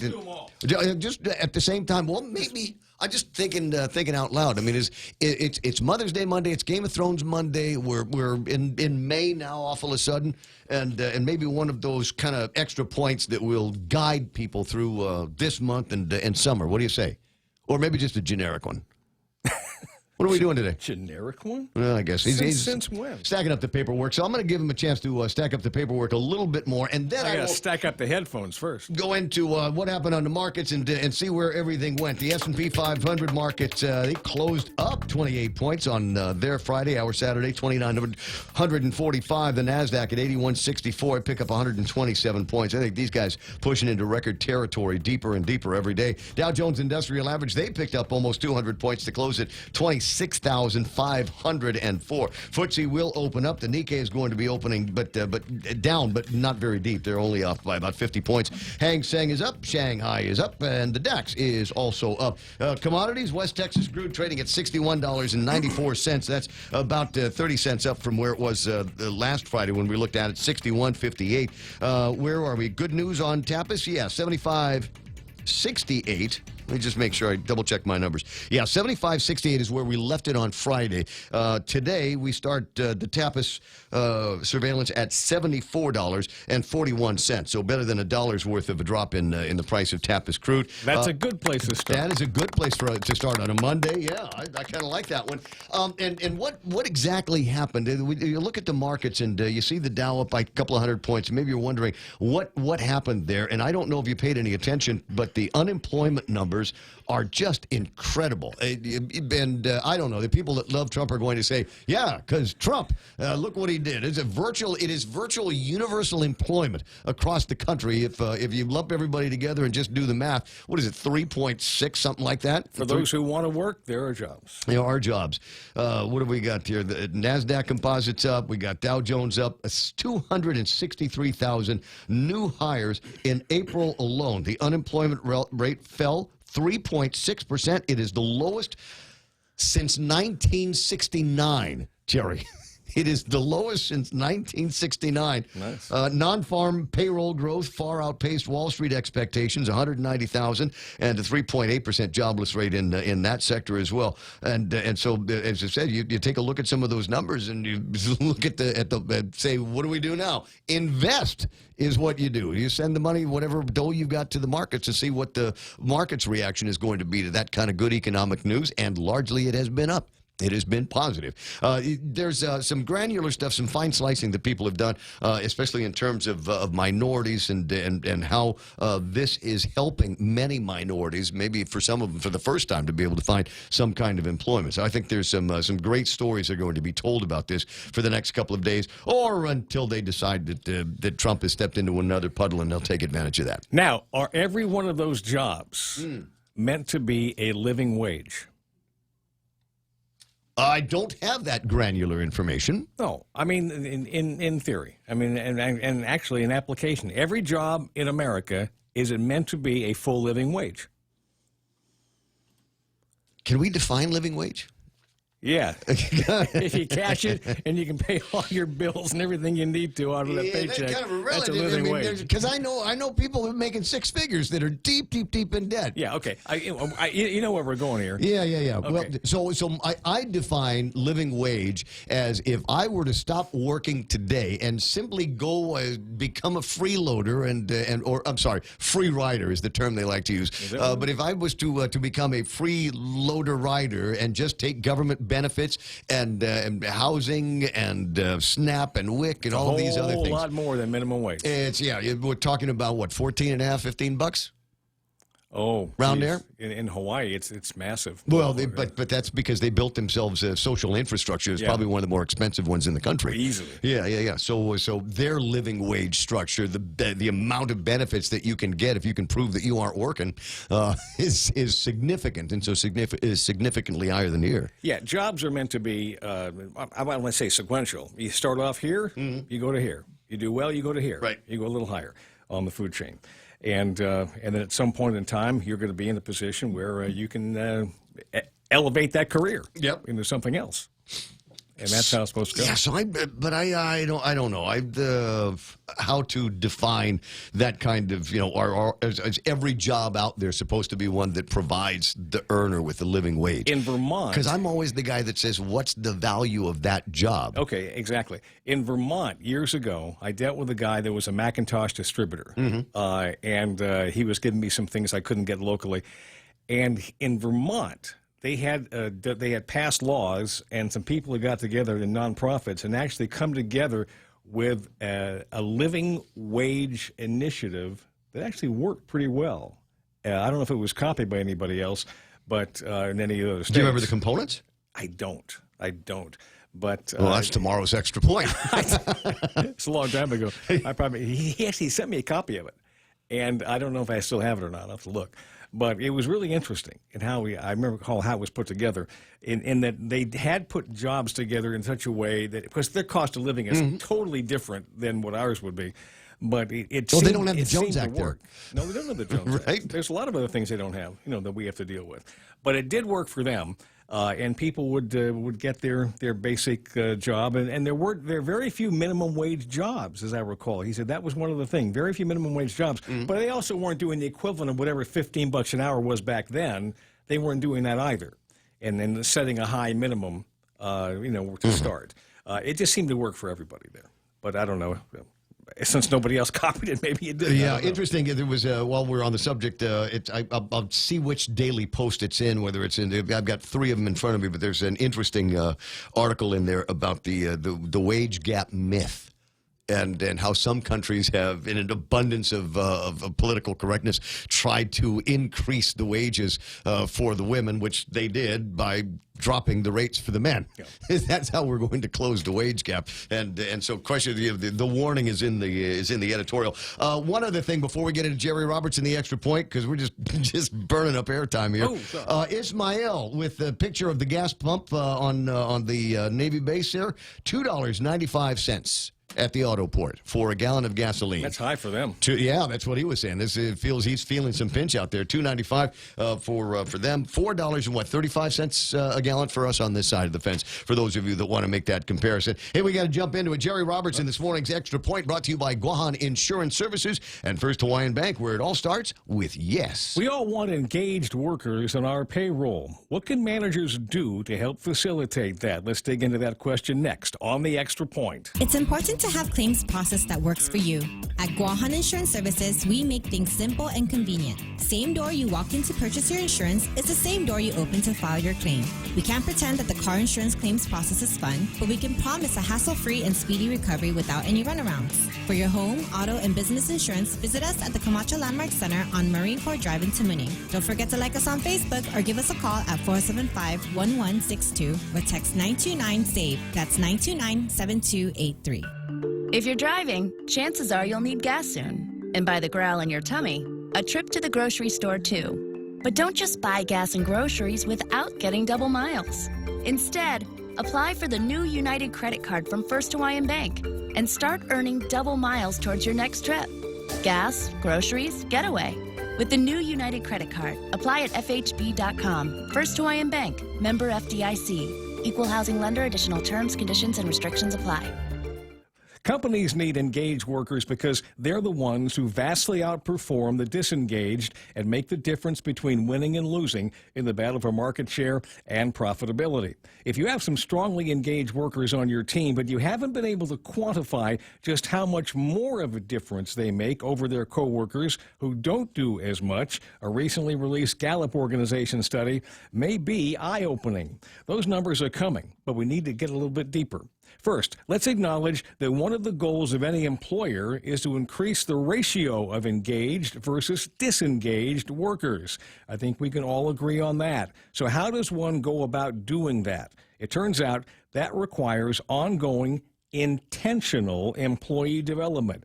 That means training, but did you catch the key words in the sentence? Intentional employee development. Gallup and other workplace experts believe that a highly effective approach to development is to focus on strengthening strengths over dealing with weaknesses. If that's a bit on the surprising side, strengthening a strength is a way to grow, while improving a weakness may not provide as big a return for the investment of time and money, and therefore could be seen as more like patching a problem. Gallup research shows that strength-based development leads to the following: 10 to 19% increased sales, 14 to 29% increased profit, 3 to 7% higher customer engagement, and 9 to 15% increase in engaged employees overall. These are direct links between strengths and engagement that are fundamental to the overall employee experience. Let me add another key factor: coaching. When you engage the worker in strengths-based training and marry that up to coaching by an engaged supervisor, it's a recipe for powerful change and growth. Okay, so how do we determine workers' strengths? Inexpensive assessments are available, but may not be required if the supervisor has a clear picture of what each individual on his or her team does best.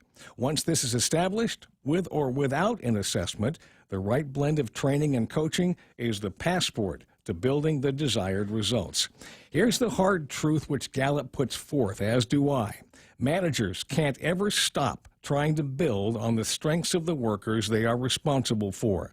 The job of engaging employees starts fresh with every new day. Here are those numbers I promised. Gallup found that managers who build the employee experience around strengths had a 60-to-1 engaged employee to disengaged employee ratio. 60-to-1. Managers who focus on patching weaknesses had an engaged to disengaged ratio of 2-to-1. Focusing on strengths yielded a result 30 times better. 30 times better. That should get everybody's attention. Focus on strengths. That's the Extra Point. Get out there and make something strong happen today. For 93.3, The Ray Gibson Show, Guahan Insurance Services, and First Hawaiian Bank. I'm Jerry Roberts. Can you imagine what the bottom line effect would be if you could get one of your salespeople performing 30 times better?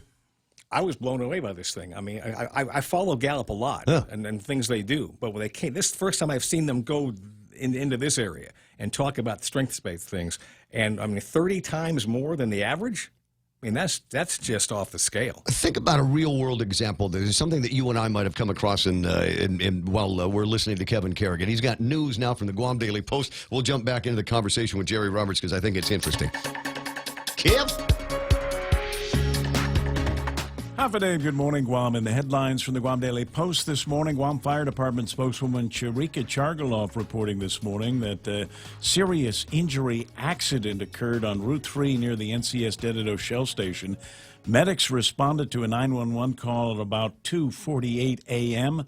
One patient with serious injuries transported to GRMC. No word on the condition of the patient. No further details available at this time. 52-year-old Vincent John Meno pleading not guilty to being a felon in possession of a firearm last week. Meno appeared in the district court on Thursday to answer to an indictment handed down by a federal grand jury on April 24th. According to court documents, Meno was accused of possessing a .38 caliber pistol and 6 assorted rounds of ammunition for it. Meno has an extensive criminal record, including a 2017 arrest on allegations of illegal possession of a Schedule II controlled substance and possession of a concealed firearm without an ID. District Court Magistrate Judge Joaquin Manabusan scheduled trial for Meno on July 9th. Department of Agriculture Director Chelsea Munya Brecht reminds island residents that it is illegal to sell octopus on the island. You're allowed to catch octopus for personal consumption, said Brecht, but you cannot sell them.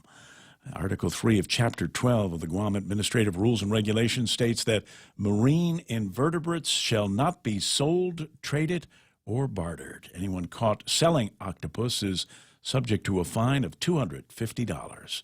For these stories and more, log on to postguam.com or pick up a copy of today's Guam Daily Post. Nice. I like that. 7:36 in the morning, except I'm a little bit annoyed by the idea that we cannot buy, apparently, locally harvested octopus. I like octopus. Can I tell you, though, that I'm 57 years, born and raised on Guam. I don't know how to catch the damn things. So how am I supposed to get my hands around 8 tentacles and cook it and eat it? I would normally say I'm going to go and buy some at the store, but apparently I can't do that. Will the Department of Agriculture be setting up special octopus harvesting classes where it can teach us all how to go out there, storm the reefs on Mondays or Tuesdays and get our fair share, bag limits, if you will, of octopus? Or maybe there will be some kinds of exemptions for certain people that we will allow to harvest and sell octopus. Interesting idea. And what will the prices be then when we begin to control the generation, if you will, of octopus? There'll be a secondary market. 7:37 in the morning. You get rid of the one thing with the marijuana. Now we're going to have underground octopus markets. All right. What was I supposed to say? Oh, yeah, iConnect time. Go to the nearest iConnect and learn what you can about the great plans and packages that they've got available for you. You just need to make a phone call, snap a picture on Facebook, send it up so Grandma can see it. You don't need to spend an arm and a leg on that. Find out how with iConnect at 888-8888. When your family needs medical care, how often do you find the need to visit multiple clinics? When a child has a serious ailment, do you find yourself meeting a medical provider only to learn you must go somewhere else for testing? At the FHP Health Center, you can find multiple specialties and testing services under one roof. And if your family needs urgent care, FHP is there for you with convenient weekday, evening, and weekend hours. Voted the island's best clinic and Pika's best 2 years in a row. FHP, our island, your clinic. Learn more at fhpguam.com.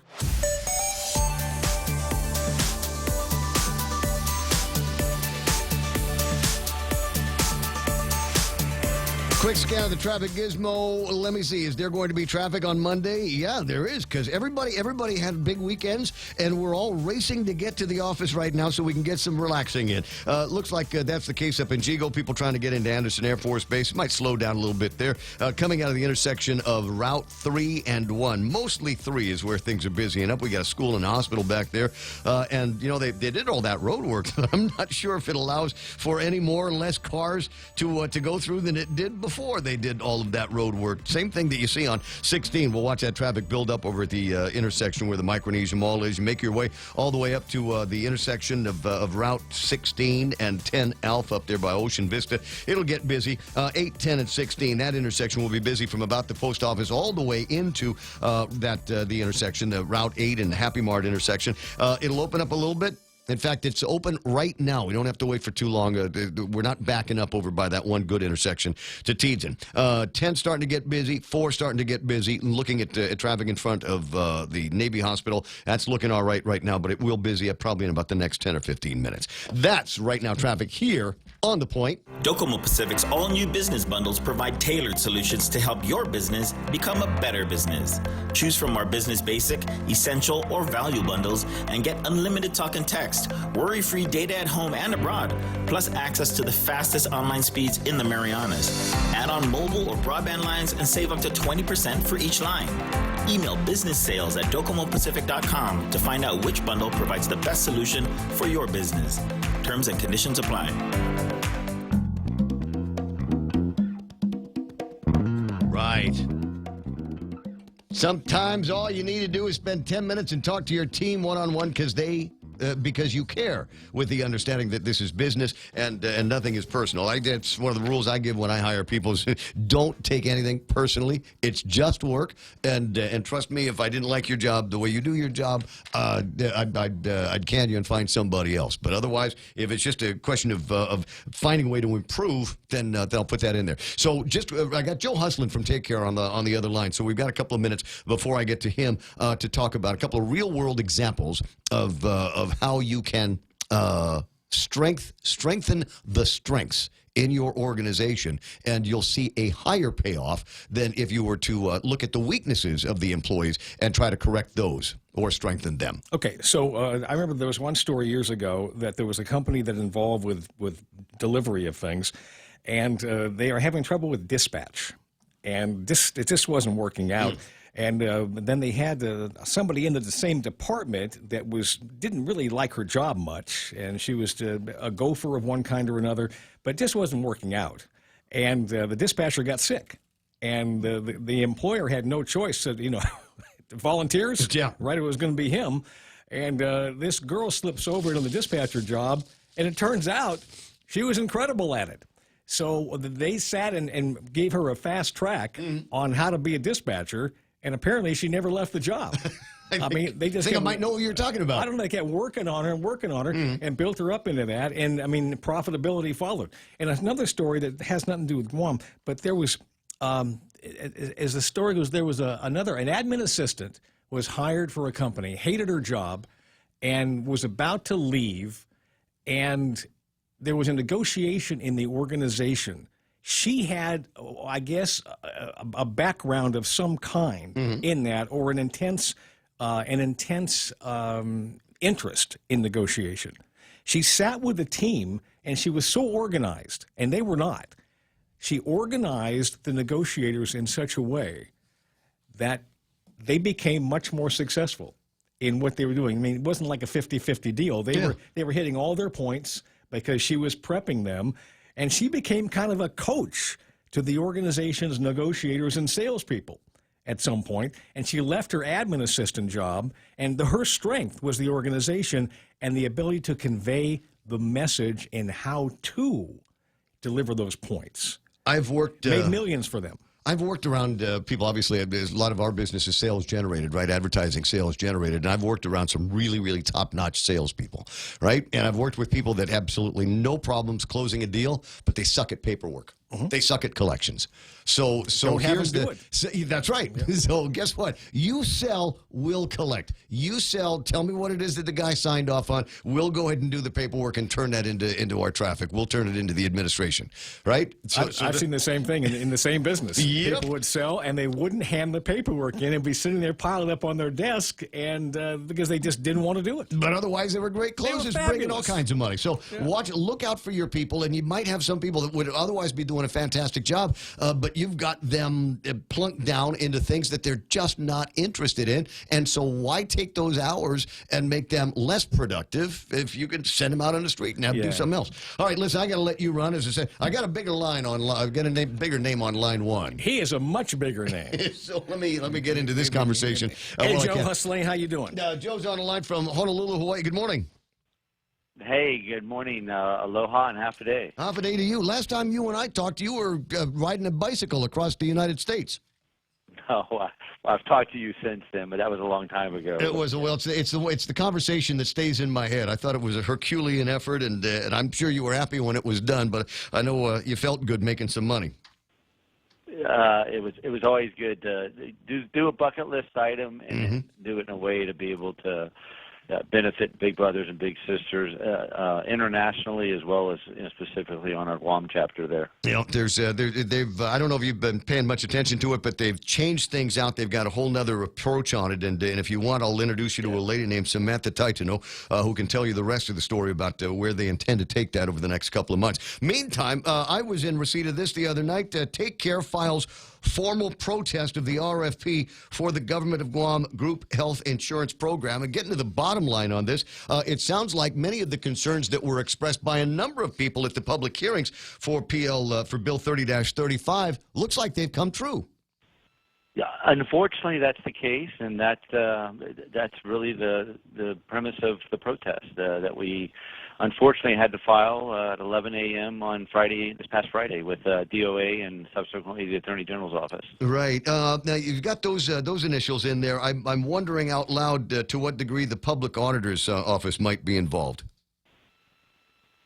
Well, that would be a good question. I think first, and I think news channel situators and others, DOA needs to first acknowledge the protest and issue a stay, which I would expect that's forthcoming. So I'd be interested. I think the newspaper media would be interested in hearing their perspectives, and then once that decision reached and that process evolves, then it would get to the public auditor's office at that point. All right. Well, let me go through bits and pieces of this, because it wasn't clear. I had to read the paperwork, the press release, a couple of times to get it straight in my head. I'm glad you're on the line so I can understand a little bit more of what has taken place, or how Take Care has tried to live within the Public Law 35-2. So you've attempted to deal directly with Guam Regional Medical City to come up with your own rates as the health insurance company, and with them as being a provider in your network. But you've also gone through NetCare. And that's kind of fuzzy in my head. Can you explain that relationship between Take Care, NetCare, and GRMC? Yeah, it's really an industry standard type of situation. In fact, the discussion actually came up during the testimony in the recent Bill 3035 that became Public Law 35-2. It's not uncommon for insurance companies, if they don't have direct payer agreements, to lease networks of other insurance companies to access their network in total, or specific providers in their network, whether those are on or off island. So we actually, back before, we've been down this road before, unfortunately, had reached out to NetCare during the last protest and said, like, hey, let's work on something to where we might be able to lease your network, so we have that in place. And have that in our back pocket, if you will. Our desire is to try to get a direct payer agreement with GRMC. And be able to facilitate that business first and foremost, and then if not, then be able to use the industry standard lease option through NetCare, which, by the way, NetCare has at least a hand, if not two handful, of different insurance providers or employer groups that do exactly the same thing Take Care has. They have a lease agreement, similarly situated, if not identically situated as Take Care. And like I said, it's industry standard. So we had approached GRMC back in January of this year, well before the current discussion regarding the new public law, and said, it doesn't serve either one of us to battle this out, and let's let the past be the past, and let's heal wounds and move forward, and see what the best way to do that is. And our focus has been specifically, I come from a culture of let's crawl, then walk, then run and sprint, and let's slowly work our way back to having a reasonable business relationship, and let's focus on GovGuam and see if we can come to terms with some type of agreement for GovGuam specifically. Mm-hmm. And then, of course, the public law got introduced, and that's been our primarily focus. And then if we can get that in place, then there's no reason why we couldn't then grow that contract to then expand into other lines of the Take Care business that we have, whether that's federal or commercial. Yeah, well, I thought that was an interesting conversation as well in the press release. Joe, so they disallowed your plan to use NetCare. My understanding, reading from this is from Take Care's press release. We have not gotten anything, a companion release from or other comment from Guam Regional Medical City. So your press release says that GRMC said they would not allow any other local health plan to access NetCare's in-network rates with GRMC, and that all Guam-based health plans need to directly contract with GRMC for in-network rates. Now, you're talking about the relationship between NetCare now and GRMC. Would you be the only local provider, local health plan, then that would access, or are there other insurance plans? I think we're talking. My understanding is that Aetna right. is also in NetCare's under NetCare's umbrella. Yeah, I'm not really sure of all of NetCare's client arrangements, but I do know that Aetna is one of them, and of course we are one of them. Our direct negotiations with GRMC failed sometime in mid-April, if I'm not mistaken, because of the conditions that GRMC wanted, which, quite frankly was coercive at best, definitely an overreach, if I was going to be diplomatic about it. And they said, you Take Care needs to provide access to all of its customers, not only GovGuam, but all the commercial and all of Take Care's federal businesses. Well, that's not a part of the law. It's not part of the law, and we pointed that out. And I said, let's just work on GovGuam first. I can certainly understand from a business standpoint, if I was in GRMC's shoes, that I'd want to have an access to all of Take Care's customers. I explained to Mr. Santos at that time that we have a fiduciary responsibility to our groups and our members. They've clearly chose Take Care because of the price and the network access that we provide and the service that we provide. And the federal market does not require it for obvious reasons. And as I pointed out to him in January and then as recent as April, we've actually secured 5 large groups from competitors that have GRMC in its network in the private sector that, those groups decided to vote with their pocketbooks to move to Take Care. So it wouldn't be fair to require us to just carte blanche have this GRMC access and, an underlying cost that would have to be paid in premiums. So back to your question, the language that GRMC provided to NetCare is that no local health plan or Guam-based health plan under the NetCare arrangement can access GRMC, which is obviously very discriminatory, knowing they have at least 2 handfuls of other clients that I believe some of them may be on-island type of private groups or what have you, that utilize GRMC for its access. Going back to the last point about commercial and federal members, are you aware whether or not GRMC requires, say, Select Care and Stay Well to provide access? Well, I guess it's not a requirement, but obviously that's part of the selling features for Select Care and Stay Well is access to GRMC. But yeah, and I think that's a good question to ask Staywell and Select Care because I know they have agreements with them. It's the first I've ever heard of NetCare and GRMC having this type of requirement, or GRMC requiring this requirement of NetCare. I do know that one of the other local health plans who has a direct payer agreement with GRMC was offering a rider or a buy-up option if employer groups wanted Select Care or GRMC access. And that carrier had some contentious issues with GRMC, and I don't know how they've worked those out. Specifically, that was Staywell. And it just doesn't seem appropriate market conduct to expect to have your facility, in this case, or your private hospital, covered across the board in a health insurance plan, which is exactly part of the problem. Is generally health insurance companies will tailor their network based on their customers' expectations. In this case, the employer group, if it's a private company, or the federal, or with GovGuam. And what I explained to GRMC in our April discussions in regards to a direct payer agreement is their condition that we have to provide GRMC access across all of our products. And let's just talk about GovGuam products. Mm-hmm. I said, well, if you're requiring Take Care to do that, then we can't adequately respond to the RFP that GovGuam has put out, because the GovGuam RFP has two components. It has a network that they call a broad network, which requires the private hospital, which, if we had a payer agreement directly with GRMC, great.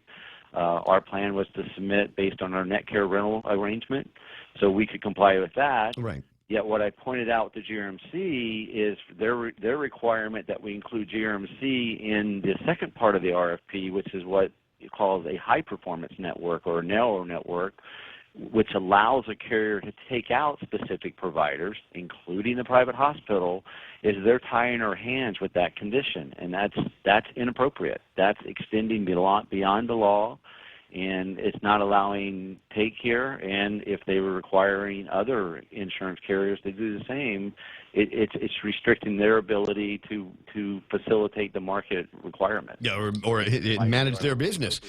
There is also a question of rates. Instead, GRMC, reading again from the press release, GRMC provided Take Care rates that are exorbitantly higher, nearly 70% higher in comparison to that of other local health insurers. Again, this was, I recall, a concern that had come up from many people that testified in the public hearings for this, is that, sure, all of a sudden, if Take Care is going to be required to be a part of this and provide services at GRMC for their employees and retirees in the government of Guam for these plans, essentially GRMC could quote whatever prices that they wanted to you.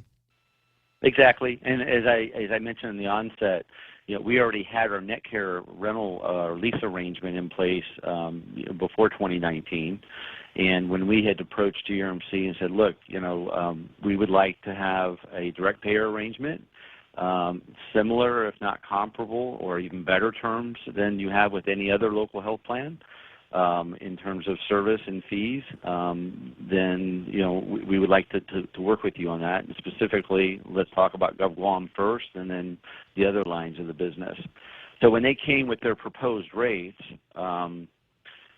which weren't open to negotiation, according to GRMC, take it or leave it was basically their attitude. We had the ability through two different ways. Is one, we knew the underlying rates of our lease arrangement with NetCare, so we could directly compare the rates that GRMC was proposing to Take Care under a direct payer arrangement to that through the lease arrangement with NetCare, and through coordination of benefits with other carriers.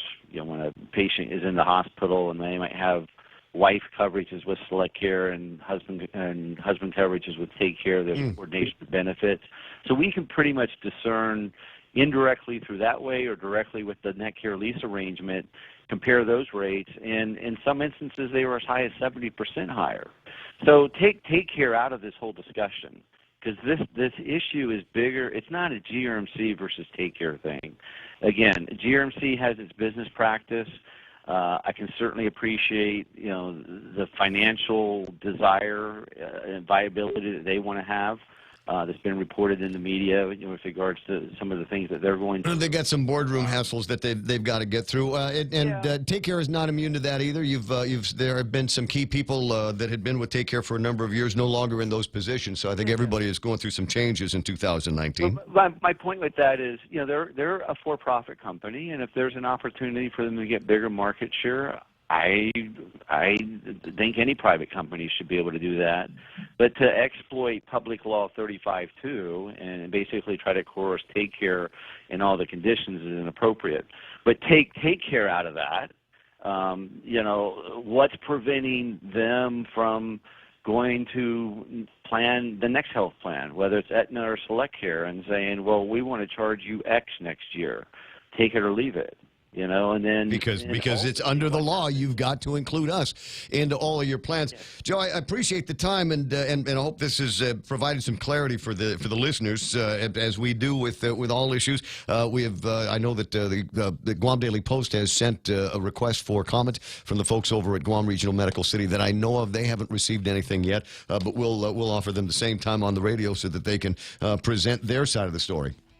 Yeah. Well, ultimately, it becomes in a condition where it's an improper delegation of authority, where a private entity can directly influence the procurement process, charge whatever rates they want to charge, and ultimately that comes to the cost of higher premiums, which Guam's taxpayers have to foot that bill. Which was the concern that I had every single time I brought the subject up. Is great. It's always interesting to watch the two giants fight this out, but at the end of it, what's the impact going to be on the actual taxpayers around here? And I guess we're going to have to wait and see on that. Joe, and you led this with strengthening with the former guest, and under procurement you would want to have you have a requirement. Joe, unfortunately I got to break away. I've got the news in front of us. We'll chat up again soon. I'll see you. All righty. Thanks a lot. Bye-bye. Appreciate it. 8 o'clock in the morning. Time now for Fox News Live. I'm Steve Rappaport, Fox News. President Trump tweeting special counsel Robert Mueller should not testify before Congress. Fox's Garrett Tenney in Washington. To be clear, the special counsel did not clear the president of obstruction of justice in its report, but based on the evidence, the attorney general determined there was not enough evidence to support it. Now, as for Mueller potentially testifying to Congress, AG Barr has repeatedly said that he would have no objection. So it's not clear with the president's tweet if he's simply stating his opinion or if he in fact plans to take action to prevent Mueller from testifying. A Democrat on the House Judiciary Committee says plans are in the works to get Mueller to appear before the panel. Until the date comes, we never have an absolute guarantee. The White House has so far indicated they would not interfere with Mr. Mueller's attempts to testify. We hope that won't change. Congressman David Cicilline on Fox News Sunday. Israel's security cabinet vowing to continue its offensive in the Gaza Strip. Israel says at least 600 rockets have been fired from Gaza into Israel. The Israeli military responded with airstrikes throughout the Gaza Strip, targeting militant strongholds. At least 25 Palestinians were killed, including 2 infants and 2 pregnant women. The rocket fire from Gaza killed at least 4 in Israel. Fox's Jeff Paul in Jerusalem, the United Nations calling for an immediate end to the fighting. At least 41 people killed after a passenger plane caught fire and made an emergency landing at an airport in Moscow. Videos posted to social media showed those passengers scrambling off the plane on emergency exit slides. Now, I've been speaking to an aviation expert, Captain Mike Cofield. He's a former commercial pilot and was a congressional investigator in the TWA Airlines crash. He tells me that this plane, the Super 100, had some engine and pressurization problems in its certification. Fox's Jackie Heinrich. This is Fox News.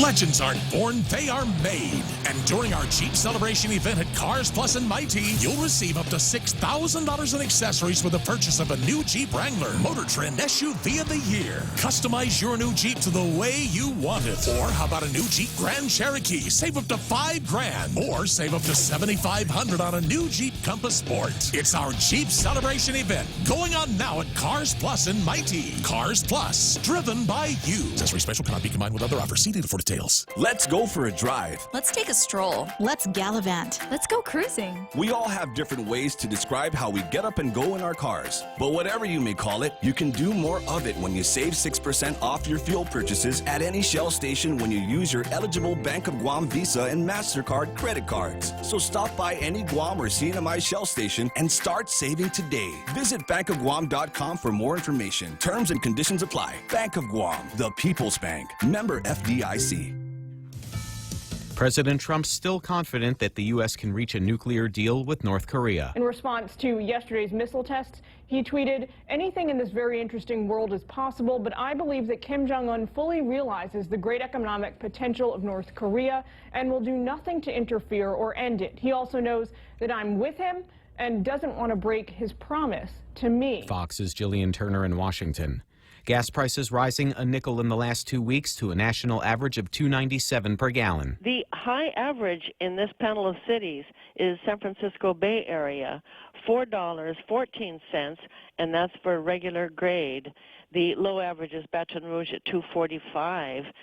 Somewhere in the middle, we have Houston at $2.59 and Baltimore at $2.80. Chicago is $3.34. Industry analyst Trilby Lundberg says the latest rise is smaller compared to recent price increases. The co-owner of Maximum Security mulling options after his horse briefly won and then quickly lost the Kentucky Derby. He clearly crossed the finish line first. But two jockeys filed objections saying Maximum Security broke the rules and cut them off during the race. The race officials, called Stewart, spent 20 minutes reviewing those complaints, and for the first time in Kentucky Derby history, the winning horse was disqualified. Maximum Security out. Country House declared the new winner. Fox's Matt Finn at Churchill Downs. Country House entering the Derby as a 65-1 long shot. No contest at the box office. This is the fight of our lives. This is gonna work, Steve. I know it is. Because I don't know what I'm gonna do if it doesn't. Avengers Endgame easily keeps the top spot, grossing an estimated $146 million. The Marvel blockbuster hauling in more than $2 billion worldwide. I'm Steve Rappaport, and this is Fox News. Get a Coke 12-pack for only $3.49 when you fuel up on $35 or more of premium high-performance fuel. Conditions apply. See stores for details. Circle K. Take it easy. Get a dozen extra-large eggs for only 49 cents when you fuel up on $35 or more of premium high-performance fuel. Conditions apply. See stores for details. Circle K. Take it easy. Get a case of Circle K water for only $2.99 when you fuel up on $35 or more of premium high-performance fuel. Conditions apply. See stores for details. Circle K. Take it easy. Travel the world and then some with the 2 million United Mile sweepstakes from First Hawaiian Bank. Enter and you could win the grand prize of 1 million miles or be one of 6 other lucky winners. The world is big. Our prize is bigger. Enter at fhb.com/2 million miles. No purchase necessary. Void where prohibited. Sweepstake starts on May 1st and ends June 30th, 2019. Open to legal residents of Guam and CNMI. Ages 18 years or older. Visit 2millionmiles.com for official rules. First Hawaiian Bank. Member FDIC. Equal housing lender. KFC has finally answered the world's most important question. What came first, the chicken or the egg? And the answer is both. Introducing KFC's KFC AM, their new Southern and local-inspired breakfast. AM-loaded platter with chicken fried rice, waffles, and Colonel's chicken congee. KFC also has your all-time favorites, AM chicken and egg wraps, Southern biscuit and sausage sandwich, and hash browns. So for finger-licking good mornings, AM will never be the same at KFC. KFC, it's finger-licking good.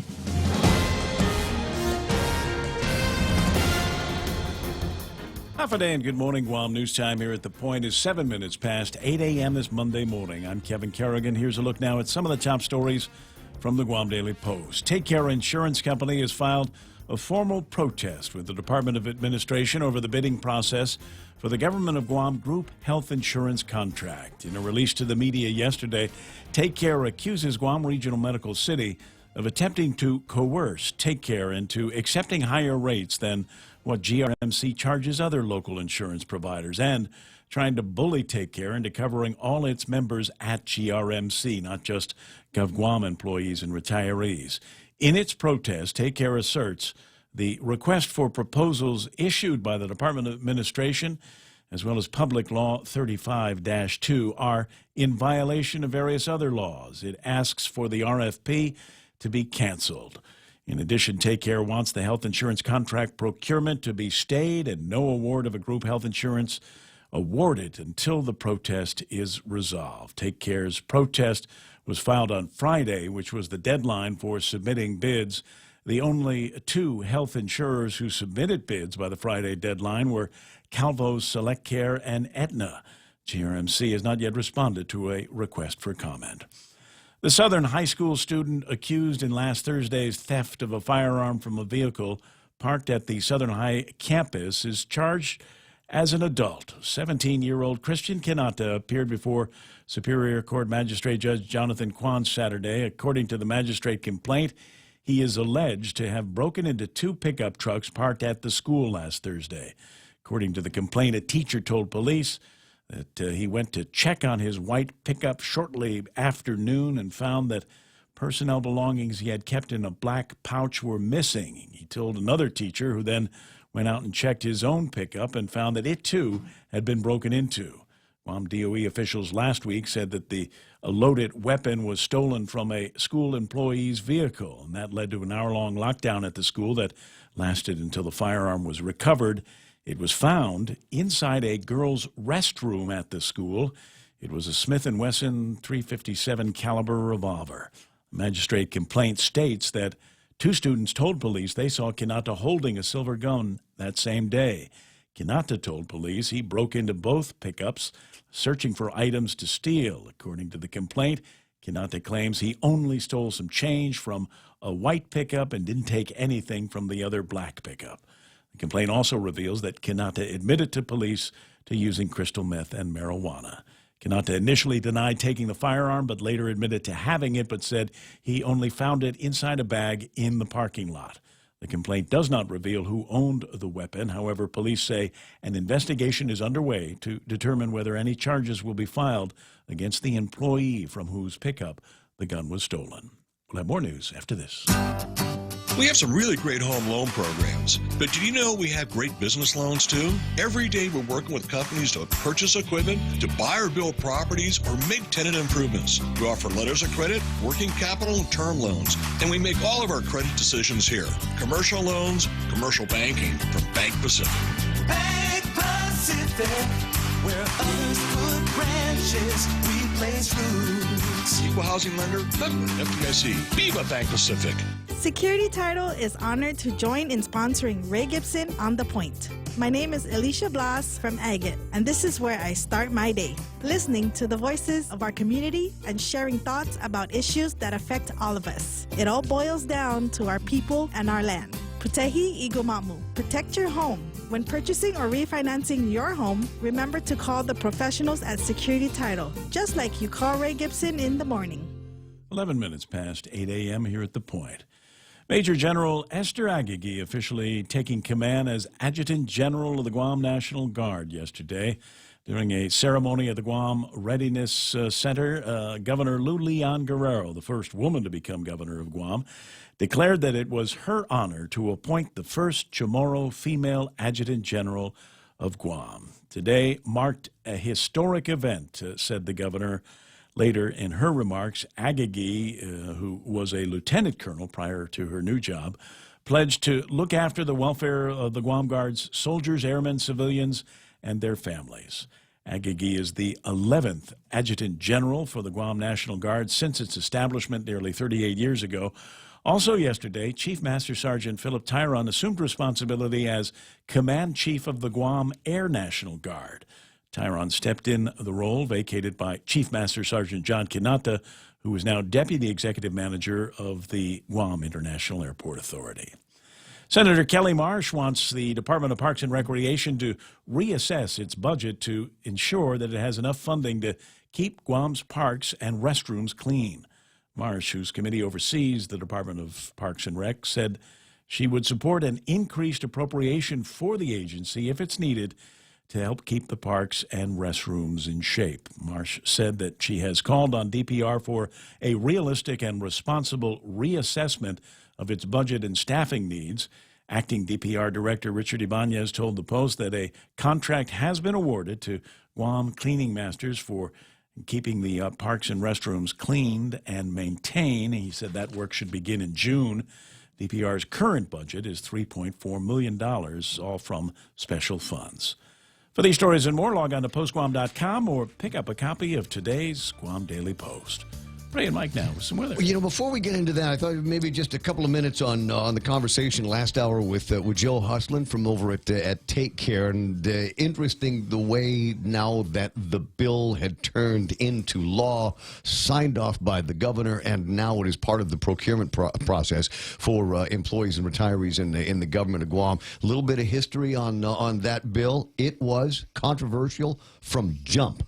And one of the reasons why it was so controversial was there was a bag of question marks over what the costs were going to end up being. And not one, but two, but how many of these? There were just a couple of senators that raised questions about that. But it ended up being approved by a vote of 13-0. Yeah, big majority of the people over there. Now, they did have access to some kind of financial recommendations from BBMR and the Bureau of Budget Plans, right? No, the fiscal note said that they couldn't determine what the costs would be. And that's why I began to refer to them as the 13 blind mice. And we'll use that name now. So that's the way it is. It is some of the predictions that they said were going to come true and were roundly, in some cases, criticized. Said, no, that's not going to happen. If you like your health care plan, you can keep your care plan. It's not going to cost any more. They're all going to have to keep it for another year. Yeah, I'll bet you that's what's going to happen is they are going to get to stay on this thing. And so it will be, what, the third year that the existing plan would have been used. Last year it was carried over to this year, and it'll probably be carried over to the 2020 year as well. Just watch. Tell it to the AG. That's what we're going to want to know now. 8:14 in the morning. Yeah, let's do some weather. It's if you like the weather over the weekend, I think you're going to like it for a couple more days. Mike's got his eye on something that is growing out there that has got an invest number. More on that in a second. Mostly sunny, though, today with isolated showers. Easterly winds up to about 15 miles an hour. High is 89, and overnight lows should be about 78 degrees. I got sunset at 6:37 today, and sunrise was at 5:58 this morning. We anticipate it will come up a little bit earlier tomorrow. And do me a favor, if you're awake around sunrise, run outside and make a selfie of you standing next to the sunrise. Send it in to our WhatsApp number, which is 988-5874, and I'd be happy to post that up on the screen for everybody to see. Michael Knight now with a look at what is happening in terms of the radar, so you know what the ride to work is going to be like. Got a few showers passing to our south, but it doesn't look like we're going to get anything here to wet our roadways, and so that's what we can look forward to at this point. Looking outside the window here, got nice blue skies, maybe a few high clouds out there, so it's not too bad. Checking satellite real quick because this is where most of the stuff is happening right now. Now, the blobage down to our southwest, lower left of us, that is 90 W Invest. It's a very weak tropical system that's not going to get any stronger than it is right now, but it's a nice little clump of clouds and showers right there as it is. Is it possible for us to move this satellite picture over to the left just a little bit? Oh, my God, things you make me do here. Know, right? We can just barely see the blobage of what now is night. There we go. 91W is in your screens right there at 160 longitude, and the models are kind of hinting that this thing may start to develop a little bit, and it's actually already showing some signs of this western and southerly. That's really what we look for, is the southerly spin in the clouds that shows that there is actually some development going on there. So this thing may bring some rain to us this weekend. We'll keep an eye on it during the week and let you know, but it won't be anything really strong or anything like that. Yeah. So should be okay. Well, we need the rain.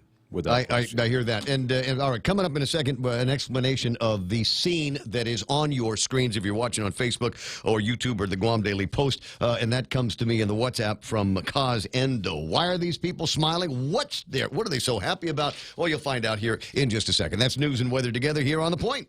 Whether you're going grocery shopping, taking the kids to the mall, or going to work, you need a reliable car that can take you where you need to go. A reliable car also needs reliable insurance. Let Nanbo Insurance make your auto insurance easy and uncomplicated. With Nanbo, you can also save big when you bundle up and insure your car, home, motorcycle, or business. Enjoy great savings up to 50%. Visit nanbo.com or call 477-9754 for more details. Portions of the Ray Gibson Show, the really, really fun parts, being brought to you by just a whole gaggle of guys here, including American President Lines, where they're shipping the future. Micronesia Renewable Energy, never been a better time to go solar. Guam Regional Medical City, first choice for all of your specialty care needs. And for specialty dining experiences, you got to check the Crazy 19 menu at King's. I'm Edward James Olmos, here to remind you that the second Saturday in May is the annual Letter Carrier Food Drive. The need for food assistance remains high in communities across America, but you can help. Simply leave a bag of non-perishable food near your mailbox on the second Saturday in May, and your letter carriers will do the rest. All food collected stays within your local community. So on the second Saturday in May, please join me and the National Association of Letter Carriers and stamp out hunger. Yeah, right. Portions of the program also brought to you by Security Title. Ron and Kim are taking a look at things over there, making sure that if somebody comes to you and says, "Yeah, I own it," then you can buy it. Well, you got to make sure that he really owns it. That's the deal. Also brought to you by Take Care, Joe and Greg and the guys. Boys, we never hear from them, right?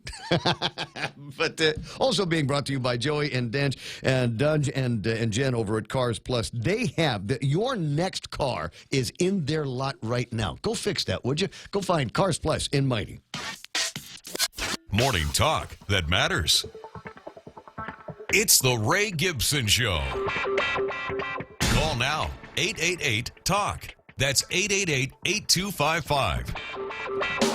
Yeah. So I've kept that image up there on the screens here on the Facebook Live. It is a picture of a bunch of really, really happy people. And to tell me why they are very, very happy, none other than Kaz Endo is in the studio to talk about Conquer for 2019. Morning, buddy. Good morning, everybody. What the heck was that? That was my Sunday drinking voice.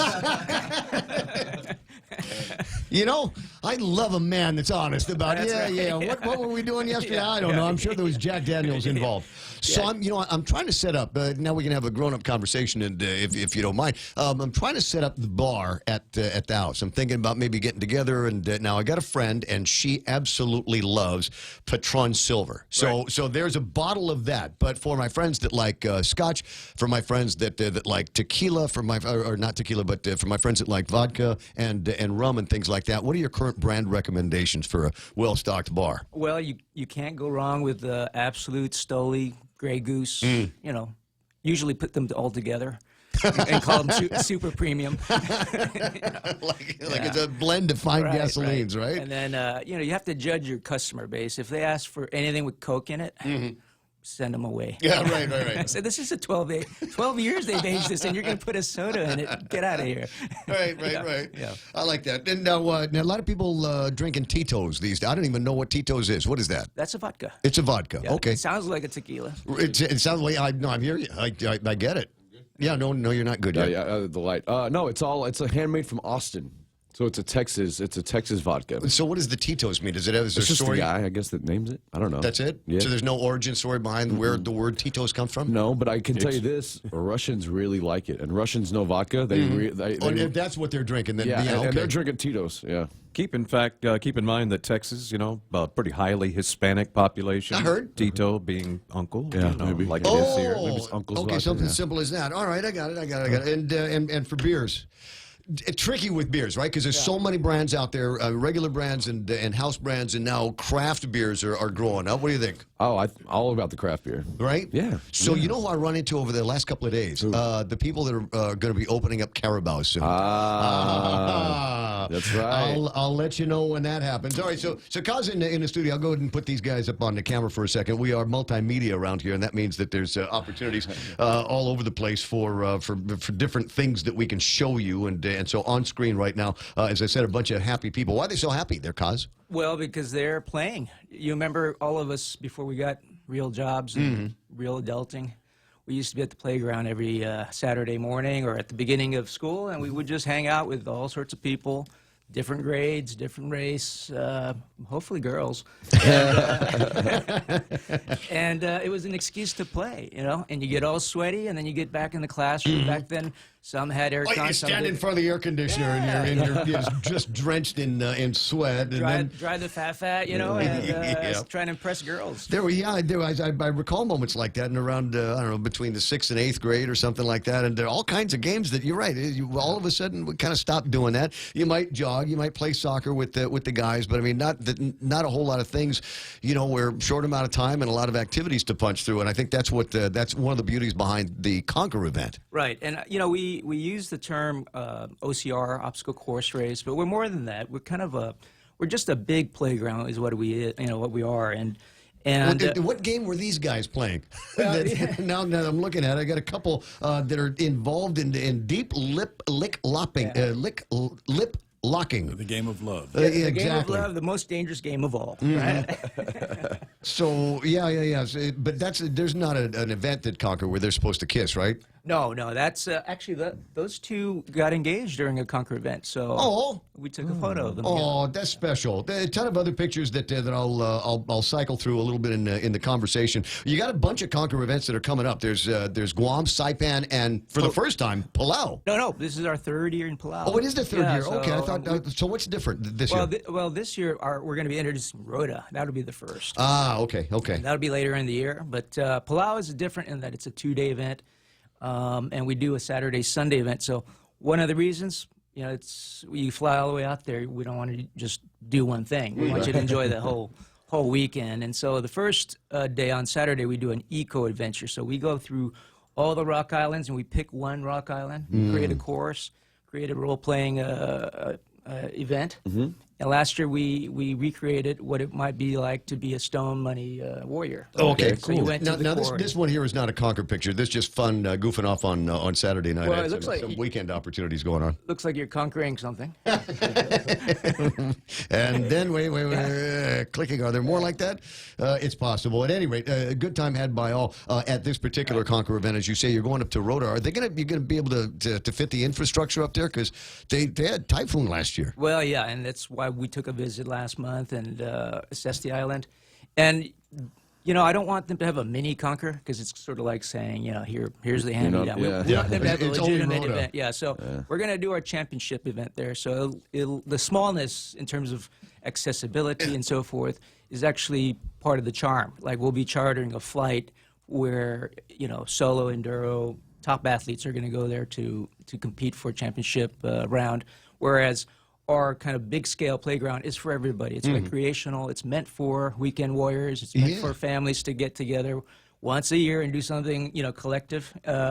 Because as you know, and I got a big family, the kids start getting bored of dad and mom after, they figure out, hey, I could still use their money without hanging out with them. Yeah. I got a phone, and every once in a while I'll look up from it and say, I need more money for the data. So let's break out that ATM, Pop. No, I completely understand. So great opportunities for everybody to kind of rekindle that family moment. Great opportunities for businesses to have team building with their employees. Oh, by the way, it's time for Sports with Blake. But it's Sports with Blake and Cos today, so a little bit centric on what's happening with the Conquer. I Google imaged Conquer Guam, and there's so many cool stuff that comes up. Just the Google image aspect of it. Well, it's one of those events. Everything is experiential these days, right? So you can invite people to go someplace and have a good time, but unless there's a cool backdrop for a selfie or for pictures to be taken with my team, give me a reason to upload this. Give me a reason to buy a GoPro, right? That's what this is about in my mind. We even put signs around the course where it's the most picturesque and say selfie break. You get a little time off there. We won't penalize you for taking a selfie break. So is there a clock with Conquer? Well, if you're in the competition category, yes. Yeah. But otherwise, it's just complete the course. Complete the course. Okay. And I would say the mix is about 80-20. 80% doing just completion, team building, kind of just having fun, and the 20% guys that are really into it and want to be number one. And we don't have a problem with that, everybody has a reason to come. It's a big tent. If you're the Navy SEAL super fit guy that can do 5 backflips, it's going to come in handy. But if you're, as you point out, just the weekend warrior, it was this or the couch. Guess what? You're going to be able to make it through and have a good time. And as I said, there's opportunities for picture taking all around. Opportunities for swag too. You've got your own little kind of haberdashery here. So. Every year we take the time to design something unique for event shirts. And we mix. Sometimes we do cotton because some people prefer cotton. Some people like the dry fit because they like to use it for workouts. Yeah. So this year we went back to dry fit. This was the Guam one. You can see that this is 671 there. Oh, I got it. The Saipan had the 670. Oh, you're creative. You should have an agency or something. You should be in the ad agency business. And the earlier one that you saw the couple kissing. Yeah. If you angle it right, their shirts spell play. I saw that. Yeah, it had the P on the shirt. But I designed it so at the center, if you're just looking at the center, it says L.A. Because I'm an L.A. Dodgers fan. But anyway, this year we've got this dry fit, and it just spells out what you need to participate. You need to be able to jump a little, run a little, climb a little, fall. And I think everybody can handle that one. Crawl, pull, lift, survive, repeat. And so I'll pass this around. You can feel how soft it is. It's because we don't like to egg it up with all the screen. Oh, yes, because otherwise it feels like a piece of plastic. You're wearing plastic, and so in this case, it's actually, it looks like it's dye sublimated or something like that. So the all of the different colors are actually on the material, not a kind of rubbery, sticky thing that goes on Exactly, it's very smooth. Yeah, I throw those away when I get those, just because it's like, wow, I'm really happy I got the thing, but I'll never ever wear it because Guam is hot. Why would I wear something? Basically, this the equivalent of a wetsuit. This is not one of them. So our friend Carl with a K, yes, has suggested that there's something going on up there, 24th or so of May. 25th. 25th. Okay. Yeah, 25th of May is our Saipan event. It marks our 10th event since 2015. So we've been quietly populating this event here and across Micronesia. Yeah. So he wanted me. He was originally telling me that he wanted me to put together a team. I said, "Don't have the bandwidth. How about if I just show up somewhere?" And he says, "Yeah, maybe we could do that." But so now you are suggesting that I do the trifecta, right? Yes, come to all three, and we have a special salute to military. We have the Triple Crown. So because they have very little time to get rest and relaxation, they're always sort of on assignment out here, especially with the Typhoon Alley here. If they do all three, the top team will receive $1,000 from us as appreciation of their efforts out here. Cool. But because you mentioned Carl earlier with APL and also Bank of Guam, who's been our sponsor since day one. Yep. We've gotten to a scale, we've gotten to a point where we can actually have free entries for kids, 17 and under. Oh, wow. Everybody's free. We're working towards everybody free, all the time. Yeah. But that's going to take a little bit more time to get there. But, when we first started, we didn't know how well it's going to do. And so, naturally, we just sort of price it out like any event. Somebody has to pay something per head. And I remember that first year, a family of 4 came, and this lady wanted to sign up all her children. And math, when you did the math, it came out to like $300-400. It's expensive, yeah.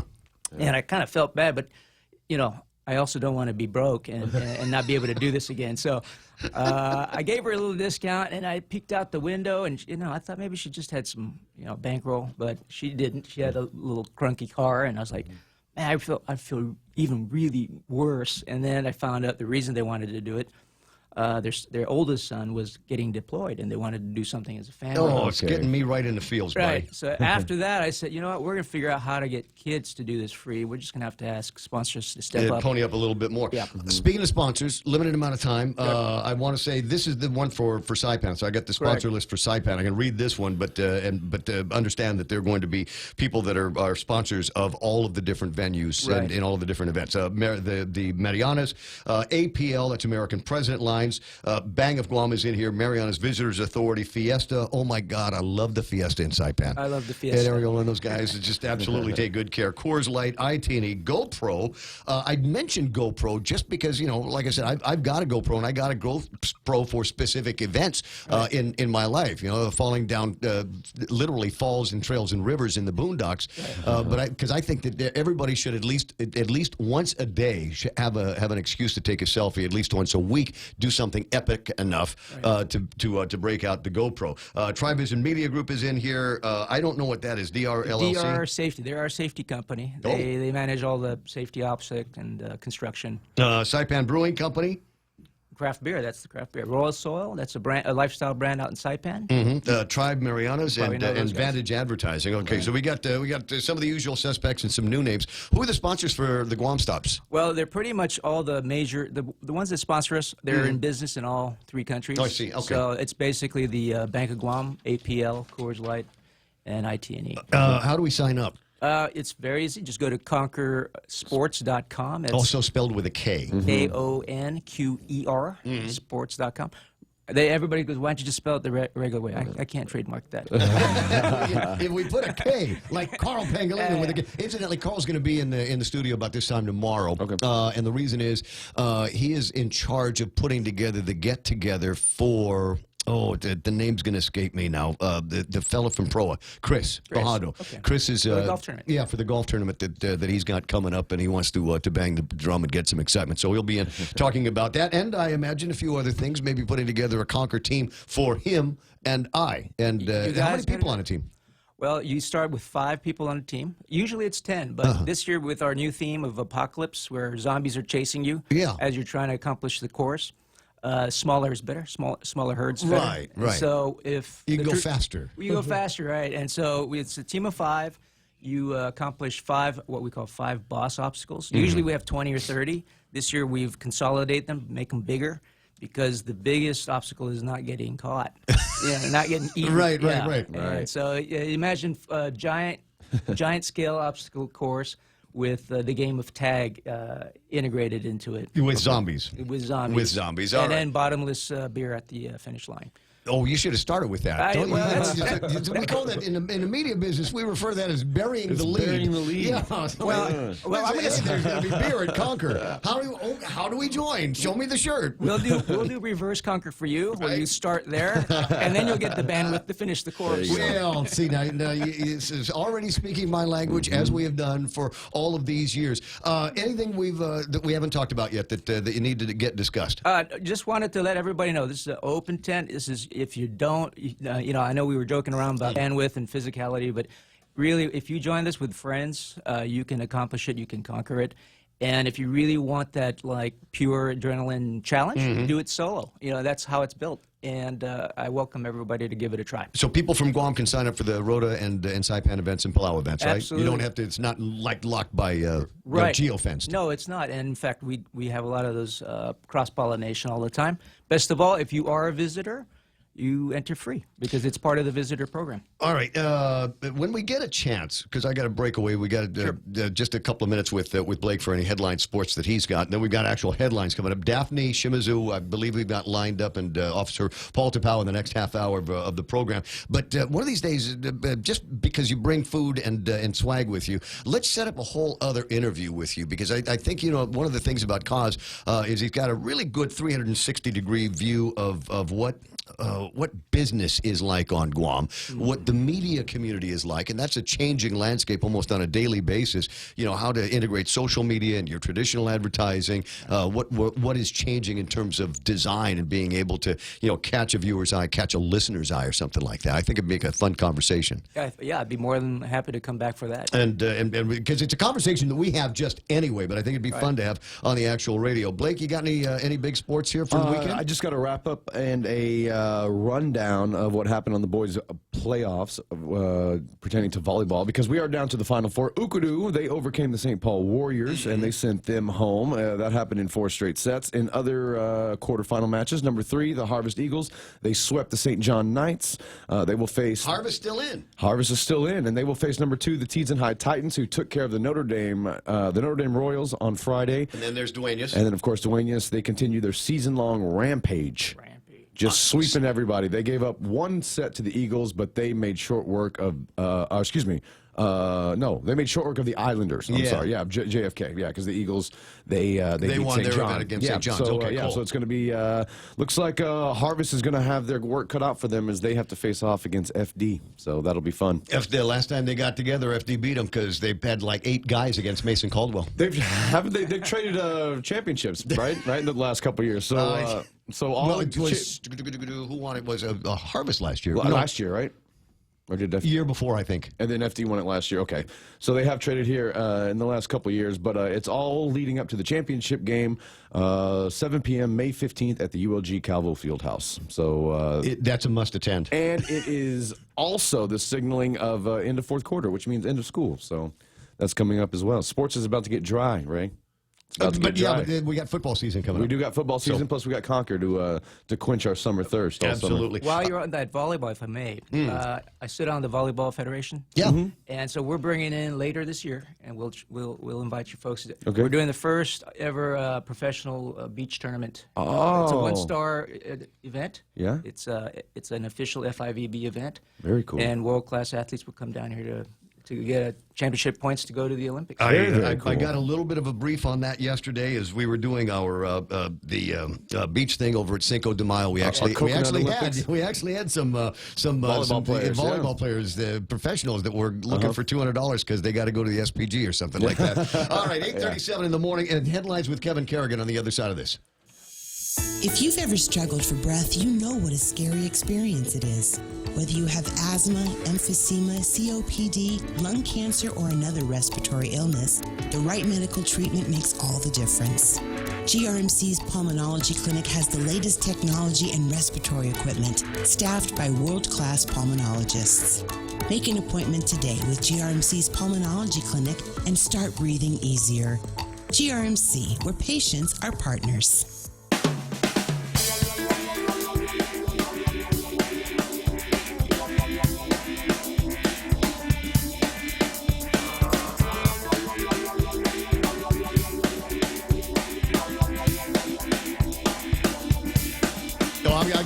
Might figure out how to wear this on the program here. A buddy of mine swears by these things. Always keeps this big headband on his head. And I'm like, why do you do that? You don't sweat that much. He says, yeah, but it's great for taking a nap because you just pull the thing over your eyes and it's lights out like that. 8:38 in the morning. Sorry to make you wait there, Kevin, but we got time to jump into some headlines now. For the Guam Daily Post, this is Kevin Kerrigan. Half a day and good morning, Guam. In the headlines from the Guam Daily Post this morning, 52-year-old Vincent John Menno pleading not guilty to being a felon in possession of a firearm and ammunition and a notice of forfeiture. Menno appearing in district court last Thursday to answer to an indictment handed down by a federal grand jury on April 24th. According to court documents, Menno was accused of possessing a .38 caliber pistol and 6 assorted rounds of ammunition for it. Menno has an extensive record, including a 2017 arrest on allegations of illegal possession of a Schedule II controlled substance and possession of a concealed firearm without an ID. Senator Kelly Marsh wants the Departments of Parks and Rec to reassess its budget to ensure it has enough funding to keep Guam's parks and restrooms clean. Marsh, whose committee oversees DPR, said she would support an increased appropriation for the agency if it's needed.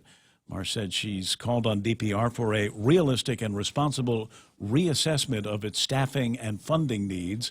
Acting DPR Director Richard Ibanez told the Post that a contract has been awarded to Guam Cleaning Masters for cleaning and maintenance. He said that work should begin in June. DPR's current budget is about $3.4 million. Department of Agriculture Director Chelsea Munya-Brecht reminds island residents that it is illegal to sell octopus on island. You're allowed to catch octopus for personal consumption, said Brecht, but you cannot sell them. Article 3 of Chapter 12 of the Guam Administrative Rules and Regulations states that marine invertebrates shall not be sold, traded, or bartered. Anyone caught selling octopus is subject to a fine of $250. For these stories and more, log on to postguam.com or pick up a copy of today's Guam Daily Post. I think so. It's 8:40 in the morning, and that is iConnect time. Call them at 888-8888 and ask them about some great plans. I mean, if you don't need the absolute biggest bandwidth, and if you don't want to pay the absolute highest price, then call them because they've got plans for just about every pocketbook at iConnect. The Extra Point with Jerry Roberts of Guam Training. Hi, I'm Jerry Roberts, and every day on The Ray Gibson Show, I get to comment on the incredibly diverse, fun, challenging, sometimes frustrating, often exciting, but always interesting world of work. I hope you'll be there with us. You can find daily transcripts of The Extra Point at guamtraining.com. Tune in every weekday morning at 7:20 for The Extra Point with Jerry Roberts, brought to you by Guahan Insurance Services and First Hawaiian Bank on 93.3 The Point. Oh, traffic gizmo, like there's going to be some traffic on a Monday morning. Well, you know what, there might be. I never say never. Every time I say that it's after 8 o'clock and we're second string traffic, I'll get hit with somebody slowing things down somewhere. But not seeing it on the traffic maps here this morning as I look at the gizmo. Some of the usual spots around this time are over by the airport intersection, Marine Corps Drive and 10 Alpha over there. Seeing a little bit of traffic making your way on Route 4 towards Sinahanya and through the Ordot area. You might see a little bit of a slowdown there at an intersection or two. Same thing down in the downtown Hagetnya area. Now starting to busy up in front of Navy Hospital and making our way down to Sumai. As usual, things a little bit busy at the intersection of 1 and 2. Watch out for it. Nothing that's going to slow you down major that I'm seeing on the traffic gizmos. If I'm not seeing something, maybe I'm not zoomed into exactly where you are. If there's an accident or something the other drivers need to know about, 888-8255 or WhatsApp me pictures 988-5874. Here at APL, our core values give the company its heart and soul. Whether it's connecting your business with our global network through our newly enhanced service or investing our efforts into giving back to the community, APL is committed to serving you. We humbly honor the opportunity to find innovative solutions for you and your business. To learn more about our enhanced service, call 588-4651 or visit www.apl.com/Guam for more details.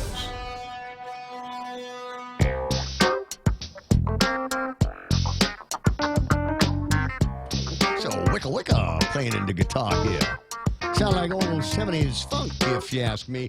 I was knocking around on Twitter over the weekend and found something I absolutely had to share on Facebook. But while I'm talking about Facebook, shouts to Roland Torres and Michelle Munoz online. I got Venue Guam, Alex Ridge. Good to see Alec Nicosha and Tommy Tenorio Bernardo. Lacia Casil is online this morning. And was spinning some outrageous tunes. I gave her a couple of cool late 70s disco tunes to play for the audience at Jimmy D's yesterday. Nobody ran screaming, so I will assume that at least the two of us liked it. I got Kenny Williams online, Lynn Perez off of Lisa Geisinger, Big Sister Shelley's there, Greg Karabrock from Take Care's on, Yuka Hechanova. I see Steve Reuter, Rai St. Nicholas, Mary Park with a K, Joe Dizon is online as well. We were talking earlier about octopus and saying, I don't know how to catch an octopus. And Pam says, you got to turn over rocks. You'll be surprised how they can hide. My granddaughter turned a rock over in shallow water, and a big octopus came crawling out, about 3 times the size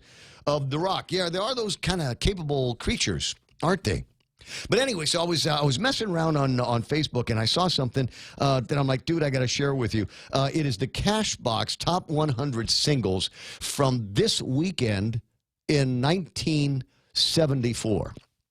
Now, I can't play the songs for you because they're all still in copyright land, but let me just give you a few of the titles of the bulleted songs, and you'll remember them almost immediately. One was Ray Stevens did a song called The Streak.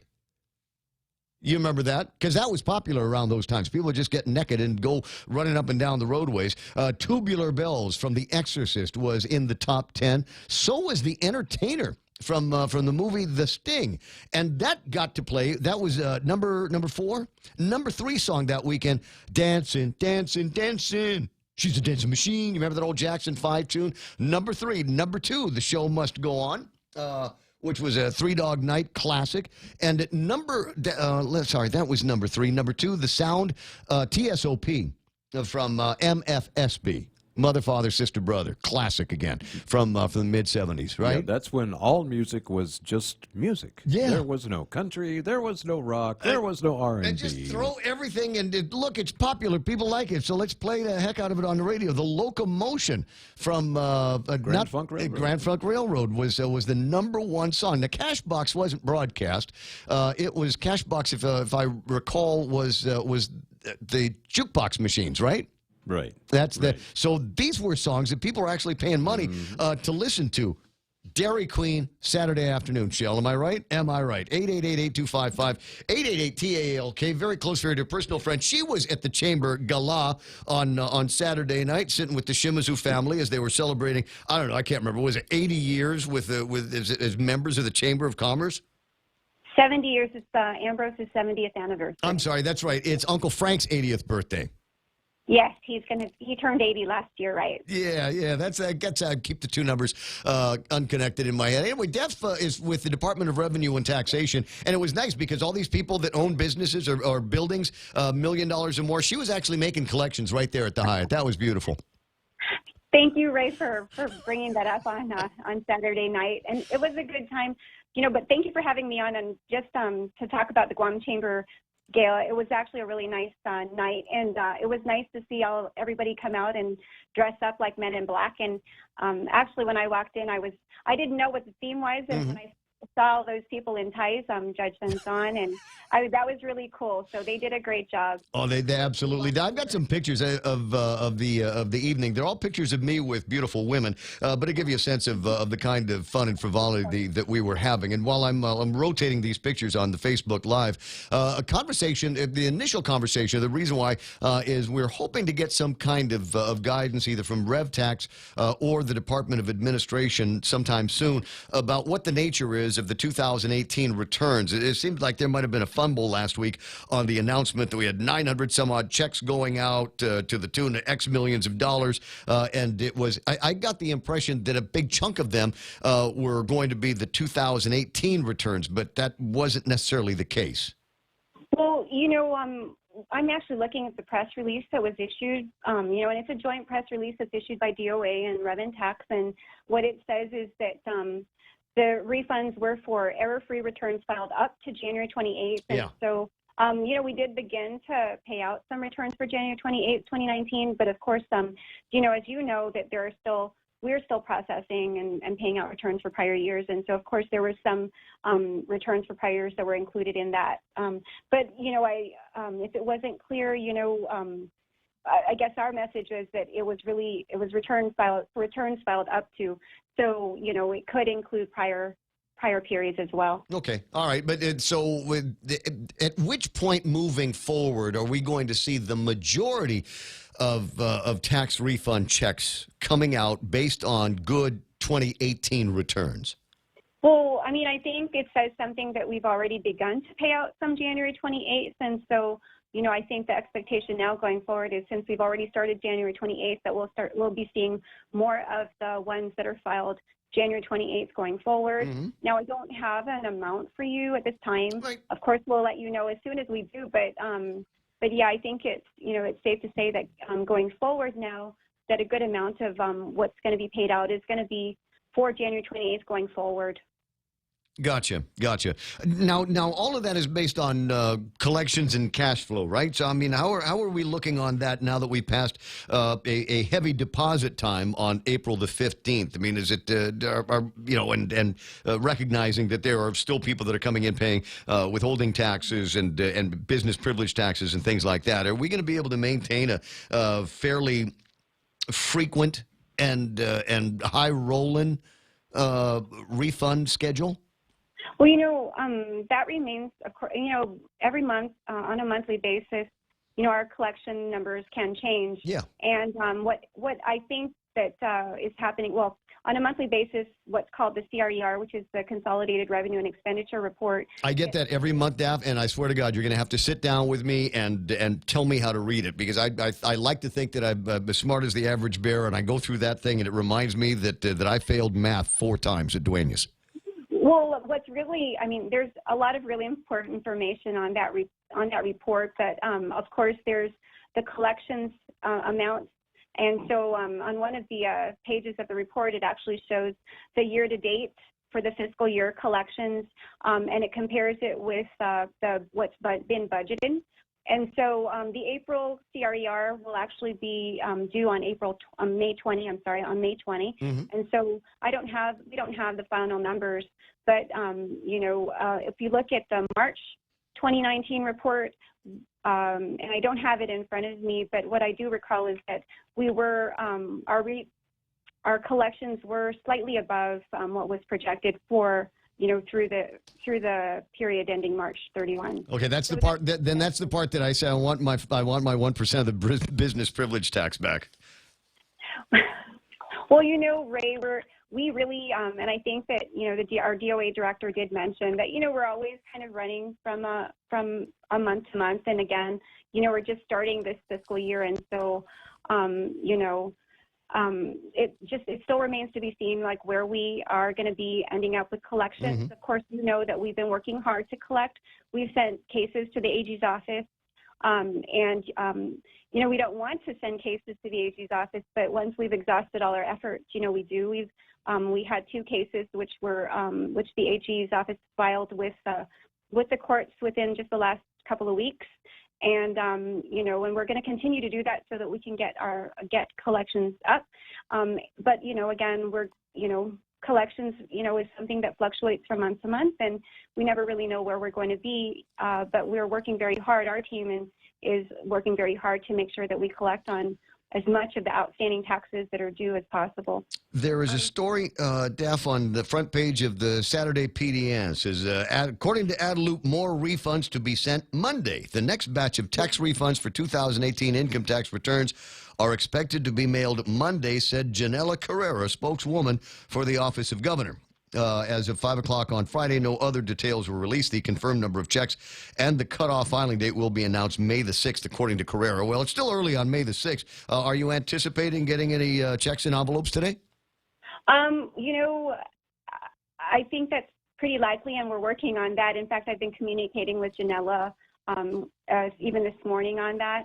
But again, information is very dynamic. It's constantly changing, right? And so, we are working, and our team has been working to make sure that we have something out. And but again, we don't have anything final yet on figures. Okay. So we can share that. But I can share that, since we started early on after we started, Director Byrne and I have been working to make sure that on a weekly basis we're communicating on refunds. We know that it's very important to our people, and I'll tell you, our team here, we're front line when it comes to refunds, and we recognize the importance of refunds to our people.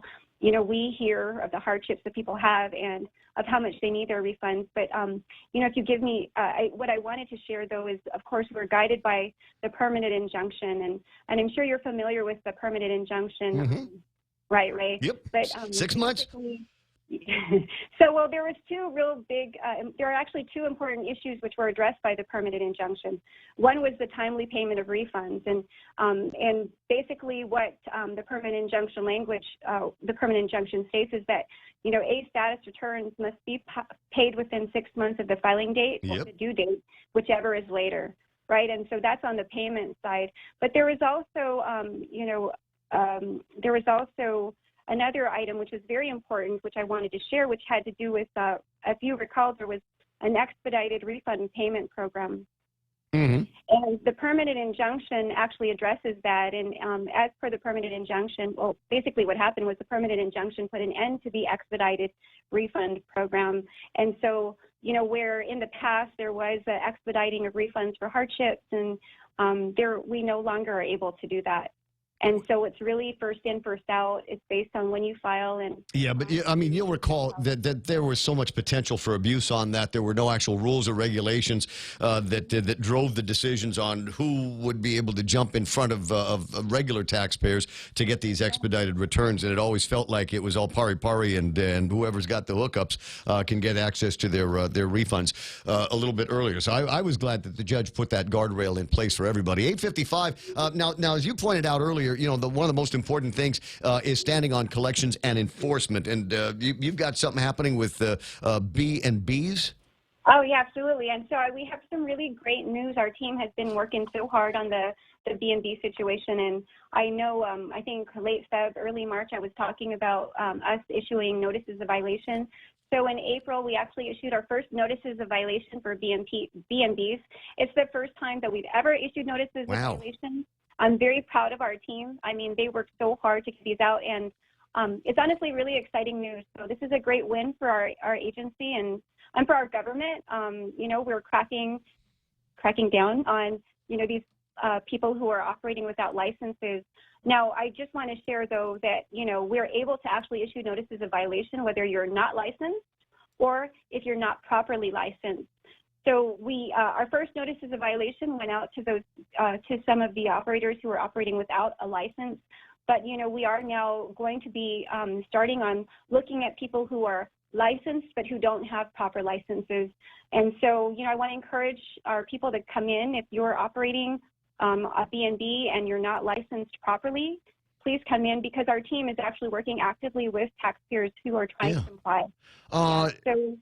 Yeah, well, there might be some people trying to call and ask for information. Rudy Magallanes online is asking if more attention can be paid on answering the phone at Rev and Tax.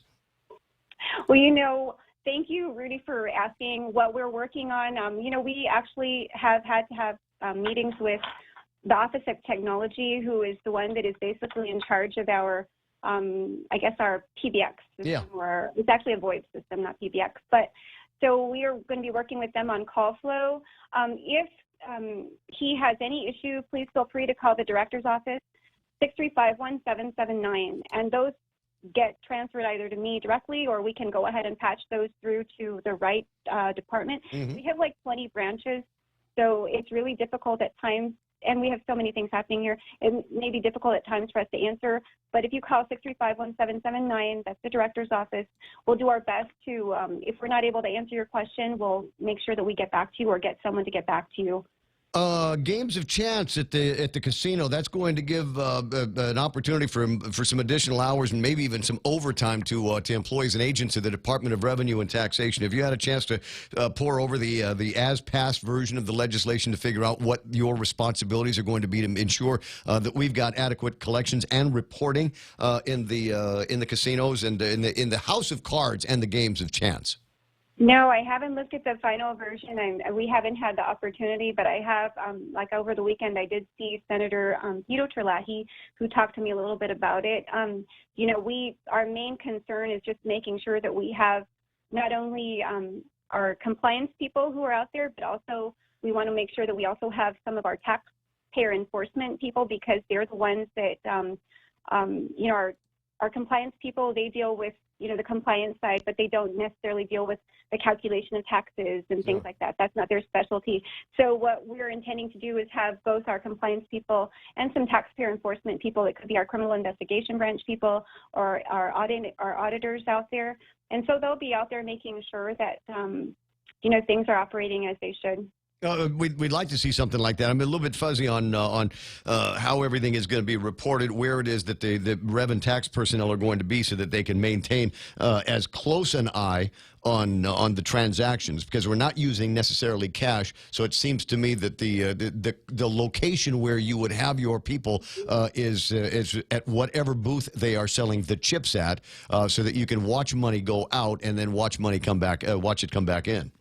Right, and so the way that at least the original documents that we were looking at they were worded was that that Rev and Tax would have basically unfettered access to all areas of the carnival, and so that we would be able to, whether it's within like the cashier's cage or, you know, out inside the casino, or even to get access, for example, if there's video or there's equipment, you know, CCTV equipment, so that we have full access and we can review and be in there. And so, you know, we're going to be out there and making sure that we're doing our job. And yeah. Well, we'll do our best to help you and get the word out. I'll be watching my WhatsApp for any indications that there's going to be another batch of checks going out today. In the meantime, Daph, I know how busy you are, so I really, really appreciate your time. We'll talk again soon. Thanks so much. Have a great day, Ray. Certainly will. Great day, everyone. Bye-bye. Daphne Shimizu from the Department of Revenue and Taxation. Now Fox News Live in progress. Hard emergency landing at a Moscow airport. This is the same kind of plane that was grounded in 2016 by Russian aviation authorities over safety concerns after inspectors discovered metal fatigue in the tail wings of a plane. Sukhoi Superjets were also grounded in Mexico in 2018 because of delays with engine maintenance. The Sukhoi Superjet was brought to market to replace outdated Soviet-era aircraft, but had also been used in some other countries like Armenia and Mexico. No U.S. airline flies this kind of plane. Fox's Jackie Heinrich. President Trump weighing in on talk of special counsel Robert Mueller appearing before Congress. Today, Democratic House member David Cicilline, who's on the House Judiciary Committee, said on Fox News Sunday that they were set for Mueller to testify in a little more than a week. A tentative date has been set of May 15th, and we hope the special counsel will appear. Cicilline had to clarify that no agreement to testify has been officially reached yet. But the president has said in a tweet today that Mueller should not testify.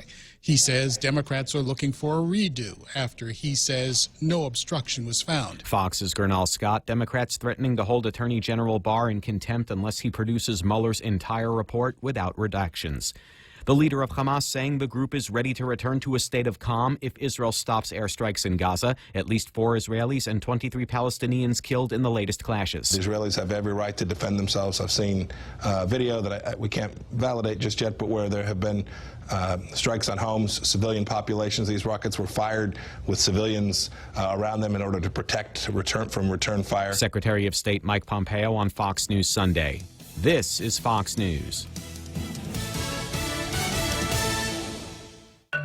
If you're driving, chances are you'll need gas soon. And by the growl in your tummy, a trip to the grocery store too. But don't just buy gas and groceries without getting double miles. Instead, apply for the new United credit card from First Hawaiian Bank. and start earning double miles towards your next trip. Gas, groceries, getaway. With the new United Credit Card, apply at FHB.com. First Hawaiian Bank, member FDIC. Equal housing lender, additional terms, conditions, and restrictions apply. It's important to have claims process that works for you. At Guahan Insurance Services, we make things simple and convenient. Same door you walk in to purchase your insurance is the same door you open to file your claim. We can't pretend that the car insurance claims process is fun, but we can promise a hassle-free and speedy recovery without any runarounds. For your home, auto, and business insurance, visit us at the Camacho Landmark Center on Marine Corps Drive in Tamuning. Don't forget to like us on Facebook or give us a call at 475-1162 or text 929-SAVE. That's 929-7283. Another bump at the gas pumps. This is a 5-cent rise over the past 2 weeks to a national average price of $2.97 for regular. Since mid-January, there's been a 66 cents per gallon surge in the price, and in the prior 2 weeks, there was a 13-cent jump. So this nickel is greatly slowed, and there are reasons to suppose that the price might now be peaking. Industry analyst Trilby Lundberg, the co-owner of Maximum Security, mulling options after his horse was disqualified at the Kentucky Derby. For about 20 minutes, Maximum Security, their horse, was declared the victor of the 2019 Kentucky Derby. The video clearly shows the horse crossing the finish line well ahead of his competitors, but then confusion and even uproar as two jockeys filed objections saying Maximum Security broke the rules and basically cut them off during the race. Spectators and participants held their breath for the official decision, and for the first time in Kentucky Derby history, the winning horse was disqualified. Maximum Security out. Country House declared the new victor. Fox's Matt Finn at Churchill Downs. President Trump turns allegations of collusion into a moneymaker. After President Trump's post-Mueller report victory lap, new merchandise went on sale. The items include $30 collusion delusion t-shirts and witch hunt mugs. Buyers are also snatching up white tees that show President Trump's tweet in late March following AG William Barr's summary of his findings of the Mueller report. The tees say complete and total exoneration. The items are for sale on shop.donaldjtrump.com. The store's bestseller by far remains a $25 Make America Great Again caps, which are closing in on their $1 million sale. Marcus White, Fox News. A campaign spokesperson says the president is a branding master and all of the best ideas come from his messaging and tweets. I'm Steve Rappaport, and this is Fox News. Legends aren't born, they are made. And during our Jeep Celebration event at Cars Plus and Mighty, you'll receive up to $6,000 in accessories with the purchase of a new Jeep Wrangler, Motor Trend SUV of the Year. Customize your new Jeep to the way you want it. Or how about a new Jeep Grand Cherokee? Save up to $5,000. Or save up to $7,500 on a new Jeep Compass Sport. It's our Jeep Celebration event going on now at Cars Plus and Mighty. Cars Plus, driven by you. Accessory special cannot be combined with other offers. See dealer for details. 5 after 9. That's that gibberish language that we all learned at Men in Black. 5 after 9 o'clock in the morning. 888-825-5888-TALK. Portions of the program, the big important parts brought to you. You know the part where Daphne gives you basically her office number? That's brought to you by APL, where they're shipping the future. Micronesia Renewable Energy. Never been a better time to go solar. Guam Regional Medical City. What do they got over there? It's let me see. Your first choice for your specialty care needs. Of course, the guys over. Take break now? No. Keep going? I'm sorry. It's, I forgot how to read the screen again. Portions of the program brought to you by Cars Plus up in Mighty. Your new car is waiting for you on the lot there. Get with Joey and Jen and Dunge and fix it so that it's at your house instead of over on their lot. And breakfast over at King's today. They got the crazy 19 menu. It's as much fun to eat as it is for me to talk about. So find some of that in Tamuning or Harmon at King's. Bringing you closer to the action. Any speaker, anytime. Watch and listen live on thepoint.gu.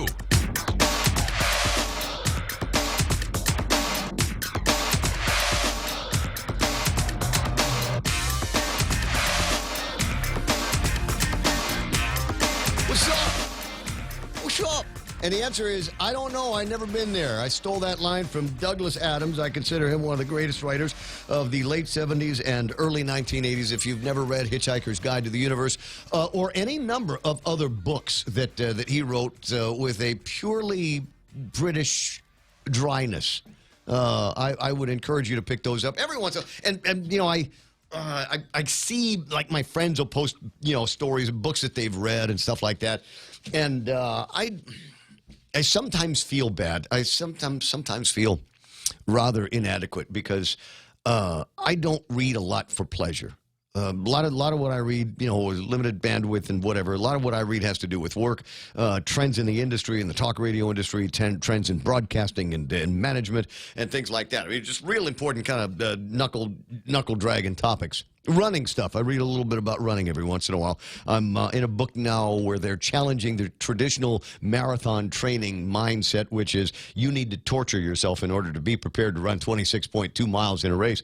There is a new kind of thinking that talks about stronger adaptations of your muscles that you should be able to do with your longest run being around 9 miles. As opposed to, taking all day Saturday or Sunday and trying to get in a long 20 or 21 miler as part of your training. But I don't know if I want to do that. I don't know. I gotta read the rest of the book. Anyway, so my point is, I don't spend a lot of time doing a lot of reading for pleasure. I will, depending on what the cover of the book looks like and whether or not somewhere in the dust jacket it has the words delightful. That's what I want to read. I want to read something that is delightful. I don't want to read something that's going to throw all kinds of drama. I mean, we all already have drama in our lives. Why would you open a book to read up about fictional people and their drama? So, personally, if you know of a couple of books, and all of the Douglas Adams book have the word delightful in them, then read up on that. I can give you a couple of other guys. Mark Cruz, right? Clive Cussler and Tom Clancy. I think Pop read every Tom Clancy book there ever was, cover to cover, and knew everything that went on chapter and verse. I just, I never got the. I want to say I read an entire one of the Tom Clancy books. I can't remember exactly which one it was. No, don't worry about that for now. I'm just going to riff for a little bit if you don't mind. One of the things about Clancy, and if you're a Clancy fan, you know this. Clancy likes to take a long time and dress up a scene. And that's why the books are 18 miles thick, because he can take something like somebody making a cup of coffee and have that run about 10 pages. I'm not exaggerating, and you know it. So anyway, but I appreciate that, Tom Clancy. I'll just watch them. I'll wait until it comes out as a movie. 888-8255. Who else is playing around? Pam Duvall is on. Big Sister Shelley there. Mo Evangelist has chimed in today. So is Bobby Taitano. Good to see you there. And we got Joyce Bamba, et cetera, et cetera. Thanks very much for being a part of the Facebook Live and the YouTube Live broadcast. So you might be wondering, okay, what have we punched through today? Have we gotten to anything big? And the answer is not really. I'm trying to figure out what it is at the beginning of this week that is going to be noisy shoe dropping. What issues that we've got out there. There's the issue, and it started to bubble up Friday. Was it Thursday? Where they had the lockdown over at Southern High School. And they said there was somebody got a car broken into, and the gun that was in the car got stole. And I guess they were able to find it on the campus. And now we know a little bit more about the story, including the name of the 17-year-old allegedly suffering from meth, maybe at the time, that has now been pinned. They've pinned this on him, and he's going to be tried as an adult. This kid's in trouble. This kid is in big trouble. But what we're not hearing, and it seems like the answer to the question, everybody knows the answer, but they're just not making it public. Who is the guy that broke the law first? Mm-hmm. And he's the dude that, despite the signs, despite the I don't know, it seems to me everybody knows schools are gun-free zones. So who was the guy that brought the gun in the car on the campus? Yeah, and what kind of gun really doesn't matter, but we're not talking about a .22 pistol. No, .357, baby. Yeah. Yeah. I pack one of those from time to time. The second most powerful handgun very in the world. Rarely ever pack that gun because it's so heavy. Yeah, and that's a lot of steel. Yeah, there's plenty. And the rounds that go in it have got some juice behind them. So, look, this could have gone to all kinds of wrong at Southern High. Huh. But he found it in a 17-year-old kid with a meth. Come on, he found it in a bag in the parking lot. Yeah, right. Yeah. I thought that was a great story, though, for a 17-year-old. Yeah. Oh, this. Where'd that come from? Homework. Where'd that come from? You know, and we were talking about just a regular day of school. This wasn't CCD, man. This wasn't, you know, a school in Poly. This was a regular day. And you know how kids are. 17. Got meth rolling around in the head, for heaven's sakes. This is lucky that we didn't get anybody shot at that. And it all starts with the irresponsible gun owner, or in this case, it feels like an irresponsible gun owner, brought a weapon to school. And there's a lot of different ways that you can secure a weapon. And it might be one of those things. I forgot. And I'll tell you what, every once in a while, you know, I'll be walking around because I have a concealed, right? And I'll be walking around and I'll walk into some place and go, oh, they don't like me to bring guns here. And so as a courtesy, I will go back to the car and put the gun in the safe that's in a hard-to-access place in the car, right? And you can go to Benson. You can go to Home Depot. I think you can go to the hardware center up in Dedido, and I'm almost positive. I'm trying to remember where my buddy Mike Tomorowski's got a place where they sell a lot of gun stuff. Up to and including gun safes that you put in cars. You're going, oh, you put a gun safe in a car. How do you do that? Well, the good ones that you buy have got a cable that will lock basically to a chassis portion on the car, like someplace where you'd put a baby's car seat. It's got this little thing. You put something on that, it's not coming out. It's the car. You've attached it to the car. So you've got a cable that runs from there into the gun safe, and now it's going to be harder to take out. So that would be my other question: is did the guy have any means of otherwise securing a .357? Yeah. And the other thing I haven't heard is if the 17-year-old and it's, you know, it's 6 of one, half a dozen of another, but did he actually break into the car?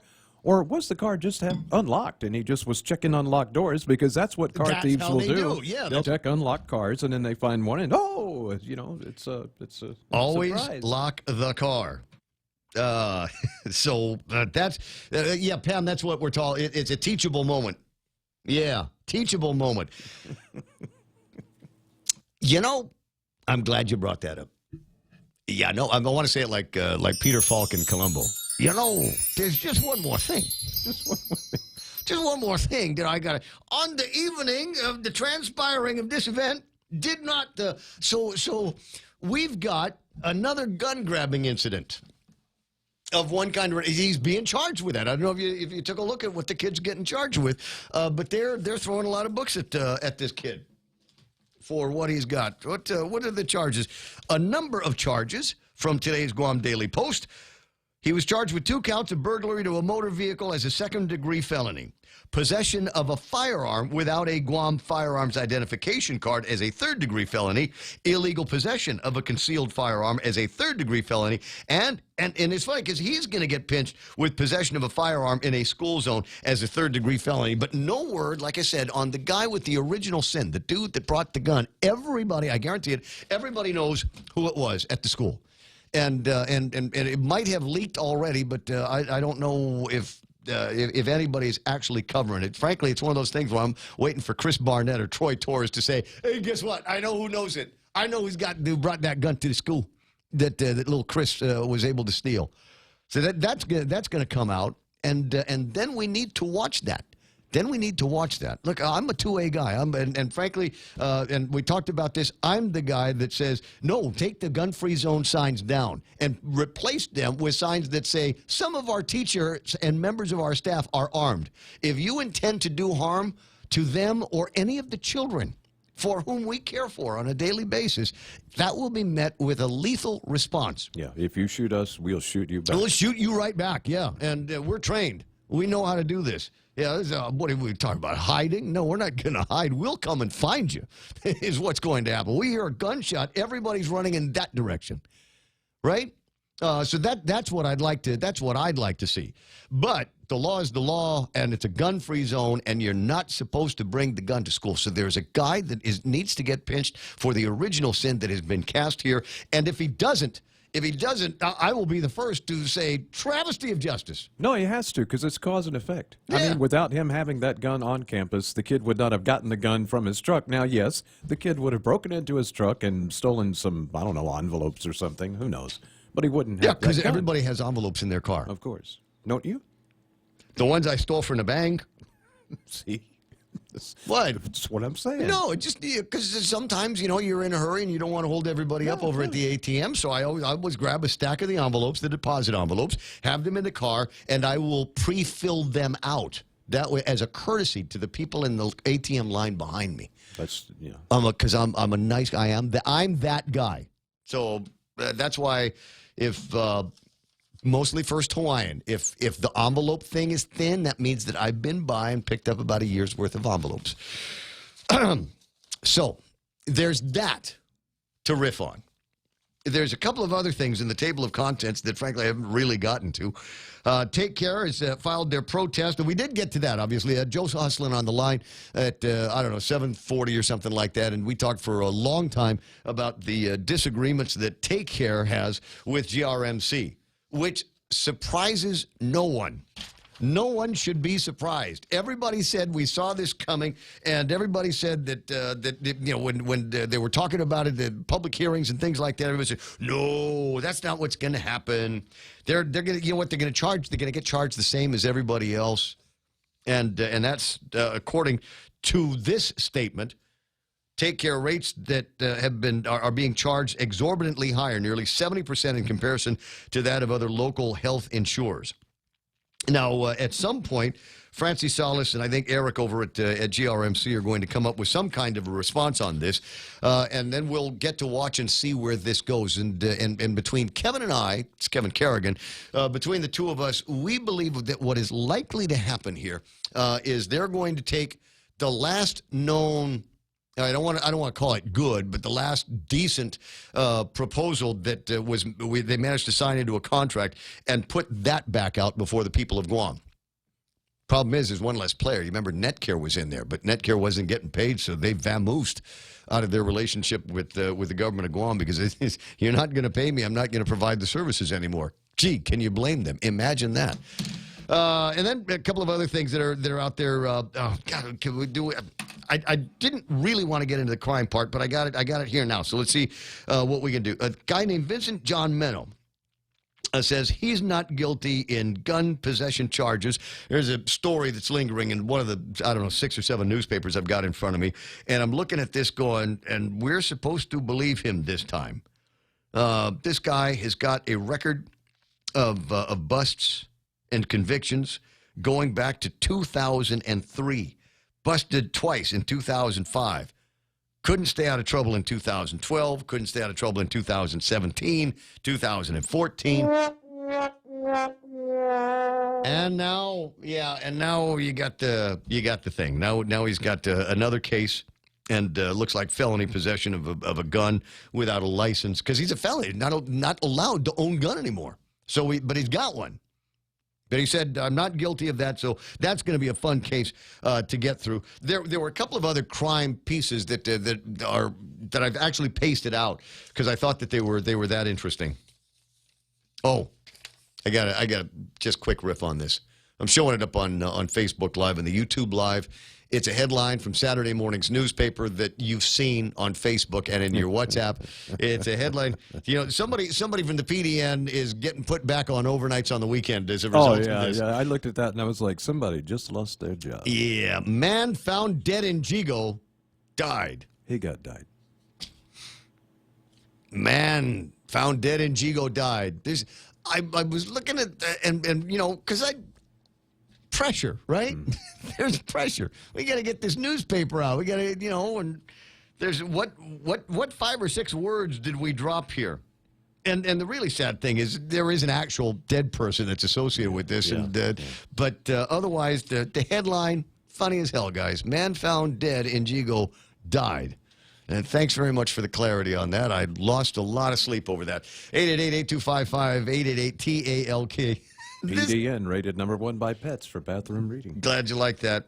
Well, I don't know. It's my buddy Mark Cruz online says, between that and the very clear bias that somebody has got over there for Trump hating and left wing socialist communist articles that these guys, I mean, they're just like it's like they're given from the network somewhere over at Gannett. They say, here's all of these biased and off balance articles that are of a clear, almost socialist communist bend, and we all hate Trump.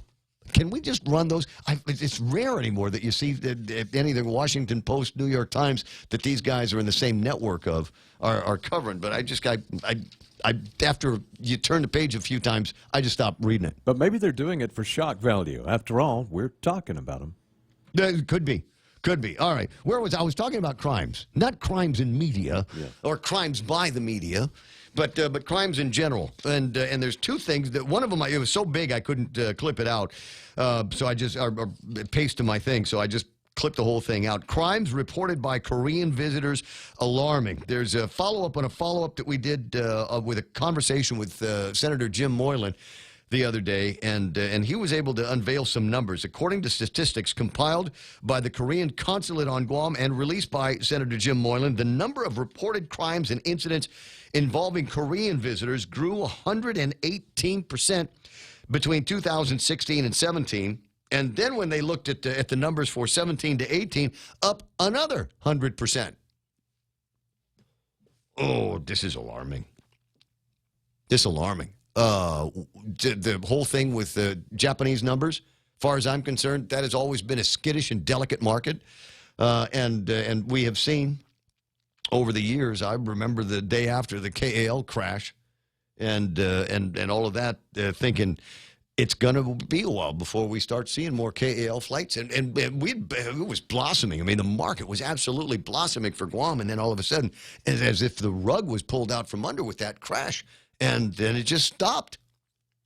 And it took a long time to bring those numbers back up to where they are. And so what is scary to me, and I've mentioned this before, is that it might happen with one of these 544,954, I'm sorry, wait a second, those old numbers. 746,987 Korean visitors coming to Guam. It might be that there might be a famous actor, famous actress, famous K-pop singer and his entourage. And these people are as social media as we are, maybe even better. So if something were to happen to a big name Korean celebrity and this guy went out on their version of Facebook and Instagram said, wow, thought Guam was going to be a nice place, but it's island of thieves, ladrones. The Spaniards were right, my God. And then you'll be able to hear the numbers fall off in the marketing. So we need to do something about this, and kicking up some of the penalties to be applied might be among them. Certainly better surveillance. Better surveillance. A lot of this is nice because they took the report apart, and we do have some granular numbers here that we can look at. 2.3 crimes against Korean visitors every week. 44% of the robberies or thefts took place in parking lots. They're driving more. They're spending more time in parking lots. They're occupying more spaces in the parking lots. Have you noticed that many of the hotels, places up and down in Tumon, they're starting to get to be tight when it comes to, parking. A lot more spaces are going to be dedicated to the customers of the hotel, tenants of the hotel, as opposed to, just people driving around. Frankly, I am waiting to start to see something that will look and feel like paid parking, like they have in Honolulu, Hawaii. Any minute now, guys. Any minute now, we're going to start to see those automated systems. You'll be pulling up to somebody's hotel, and instead of an attendant, there will be a gate. And just like you see in the States, the gate will go up, and you will drive around in the parking lot until you see a green light over a space, green light indicating that there is an open parking space for you, and then you park. And before you leave the hotel that night, you will go back through the belly of the parking garage and find what looks like an ATM that will take your credit card and give you a thing that you can put in the machine so you can get out. It would not surprise me if we found out that some of the guys in the game are looking at this, and if it helps them maintain the parking lots, and if it helps them bring in more security to the parking lots, that might be a good thing. Keep our visitors that much more secure. Keep us that much more secure. 33 robberies occurring at tourist attractions. This is and 20 at beaches.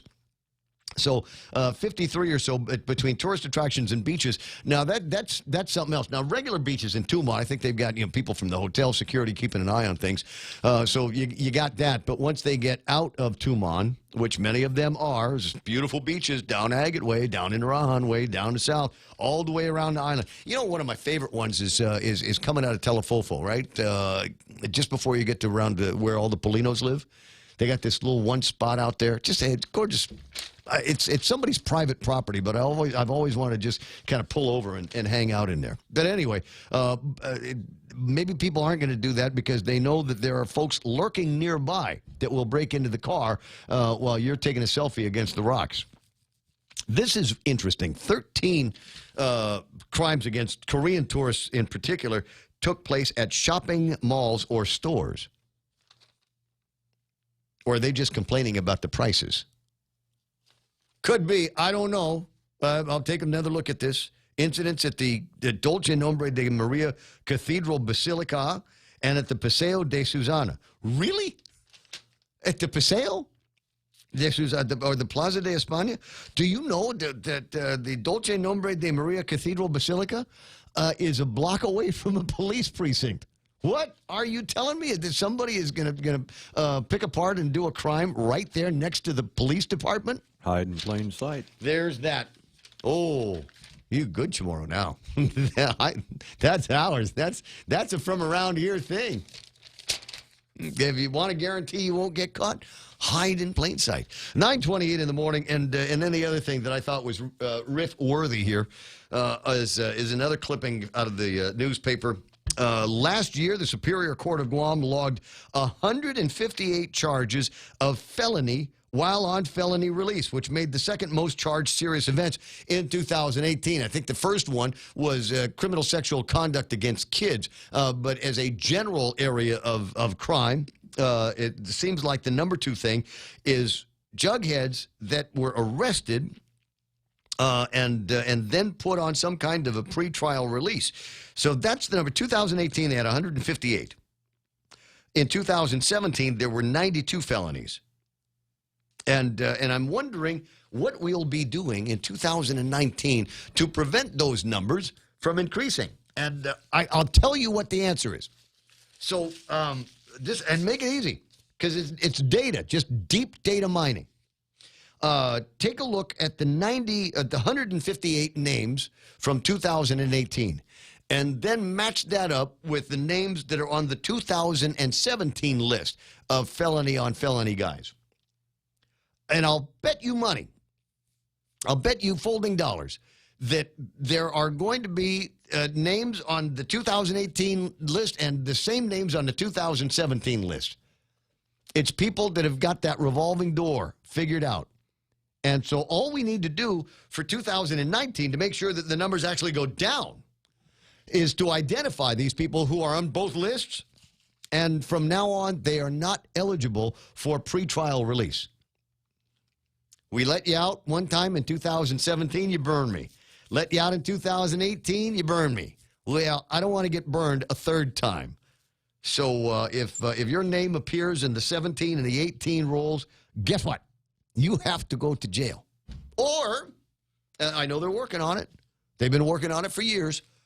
Some kind of the ankle bracelet thing that you wear, the GPS deal, so that people know where you are, can surveil you from a distance.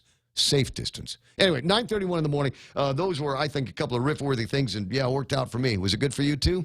Tell you what, iConnect time is 9:31. Swing by the nearest iConnect and learn about great plans that they have in place for you to enjoy your telecommunications. Maybe, I don't know, what do you want to do?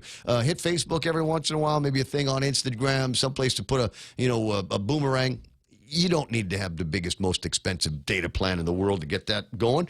Guys over at iConnect have got it figured out, and be happy to talk to you about those plans that they can basically tailor for your specific needs.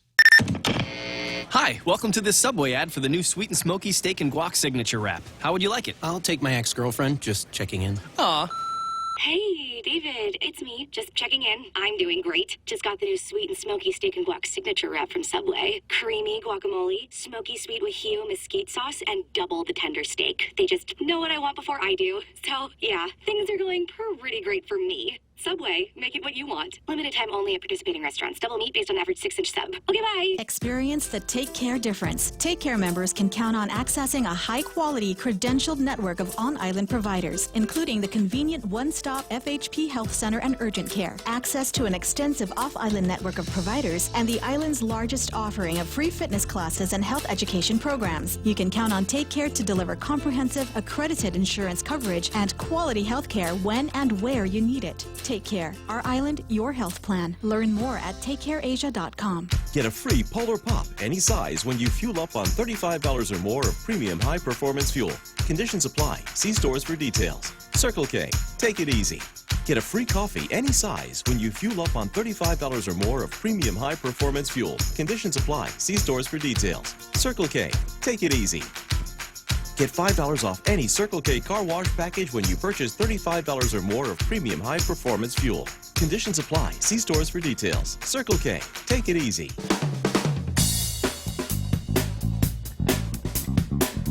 Guess what? Today's going to be the happiest day of your life. This is almost up there with go ahead, eat the chicken skin. Right, according to the scientists, dietitian, nutritionist, or whatever, it's all right to eat the chicken skin. They came out and decided don't bother taking it off the chicken, because when you do that, you're just going to replace it with something that probably has even more calories than the skin that you're trying to replace. Only 25 calories on a drumstick, for heaven's sakes. Plus, it makes the chicken cold. Yeah. Right, leave the skin on, would you? No, the happy moment I'm talking about is the governor, Lou Leon Guerrero. Well, I got to spend a few hours with on Saturday night, and it's so neat because even though she's the governor, she still knows how to have a good time. But anyway, so we're all together on Saturday night. I did not realize that they were going to be releasing them, but we used to do a thing, Governor's Weekly Address. But it looks like the communications department over at the governor's office said, weekly, get out of here with that weekly nonsense. Let's just do a monthly one. And so I have the governor's monthly address that I will play for you. Make sure I play it. Okay, Mr. Producer Man? All right, that I will play for you after I'm done yakking with Bob Kelly. Good morning, Bob. Good morning. I just wanted to make a comment to something you talked about last week, and that was all of our visitors who seem to go up to Agana and make a left turn going towards Route 8 instead of going around the loop. Right. Okay, when I travel, and I do a lot of travel, and I'm in a strange place, I always depend upon a GPS and Google Maps to get me where I'm going. Okay. And I am sure our Korean and Japanese and any other tourists that are independent travelers do the same thing when they rent a car. You see them on the dashboards. Yeah, you see the phones on the dashboards. You use Google Maps to go to Senahanya. Now, I know how to get to Senahanya, Agana Heights, or Jonia from Tamuning, of course. But sometimes I put it on there just to see if there's any traffic blocks. And when I put it on there and I'm driving to, say, Agana Heights or Senahanya from Tamuning, when I get to that intersection, it tells me to make a left turn. And, I'm sitting there thinking about this poor Korean who reads possibly a little bit of English. It's not his primary language. He's trying to go left. The language, it tells him to go left. There may be a sign that doesn't allow the turn, and he has no idea that there's a circle to the right, because that's not on Google Maps. It shows you to turn left. Yeah. So what do we do? Do we err on the side of of our visitors and finally get around to making that change and making it so they don't have to go all the way around the loop in order to make that left-hand turn, or I don't know. I mean, how do we get back to the people that are in charge of the maps and tell them that they have made a major error that in the very least is an inconvenience for some of the drivers around here, but could, depending on the nature of the driver, road rage, etc. I mean, somebody could try to execute that turn and get themselves in a car crash. Well, a lot of times they do try because they don't know better. The Google Maps tells them to turn left. They know they want to go to Jonia or to Agana Heights or down south or whatever, and they don't know about the loop. What's the poor guy for? What would you do in a strange city if you had a Google Maps telling you to make a left turn, but it didn't show you to make a left turn, but that was the only way you knew to go to get to where you're going? I gun it. I just take a look, and if there's no traffic coming, if it looks like I can make it safely across, I just gun it. And if somebody if somebody honks their horn at me, you know what? Watch forefinger. Horn is broken. Yeah. So anyway, I don't know, but I do think somehow we need to get back to Google Maps. I don't know if that's a public works thing or what, and let them know that that is not the proper way for that intersection, and we need to get that fixed because a lot of tourists, I would probably bet there'd be hundreds of tourists a day that use Google Maps in Guam, that they're just going to follow what the directions tell them. Yes, as any traveler would in a strange city. And that's why we have so many. You point out how more and more people seem like tourists and rent-a-cars are making left turns there. That's the reason. Yep. Well, there's also this maybe something that some kind of indoctrination that they can give them at the rent-a-car companies. And rent-a-car companies are, in my estimation, probably making some decent money on all of the rentals they've got. Maybe there's a little primer that they could print out, just a couple of notifications. Watch out at this intersection because it doesn't flow the way you think it's going to flow. And tell you what, we ought to put a thing in there about your car is not a safe. Take your valuables out because there are going to be people that know what a rent-a-car looks like, and for them, this might be an easy target.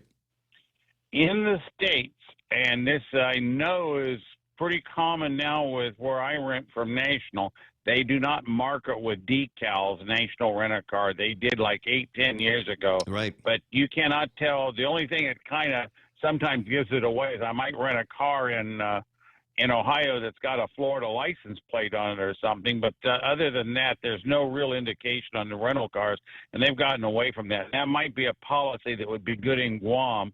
I mean, I know everybody likes to advertise their business, but advertising your business is also advertising a potential victim. I don't disagree with that. I want to say that the genesis of that, somebody will correct me if I get it wrong. I believe the genesis of that was because there were some random shootings of tourists in Florida.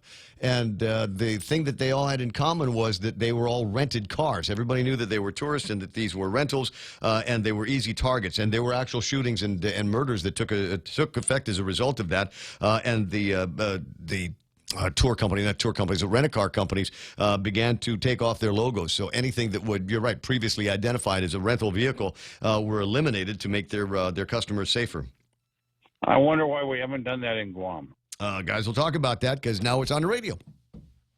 That's why we have the show. Amen, buddy. I'll see you soon. Keep it up. Bye. You know what, Bob Kelly on the radio? 20 away from, 10 o'clock in the morning, right? So this show is almost over.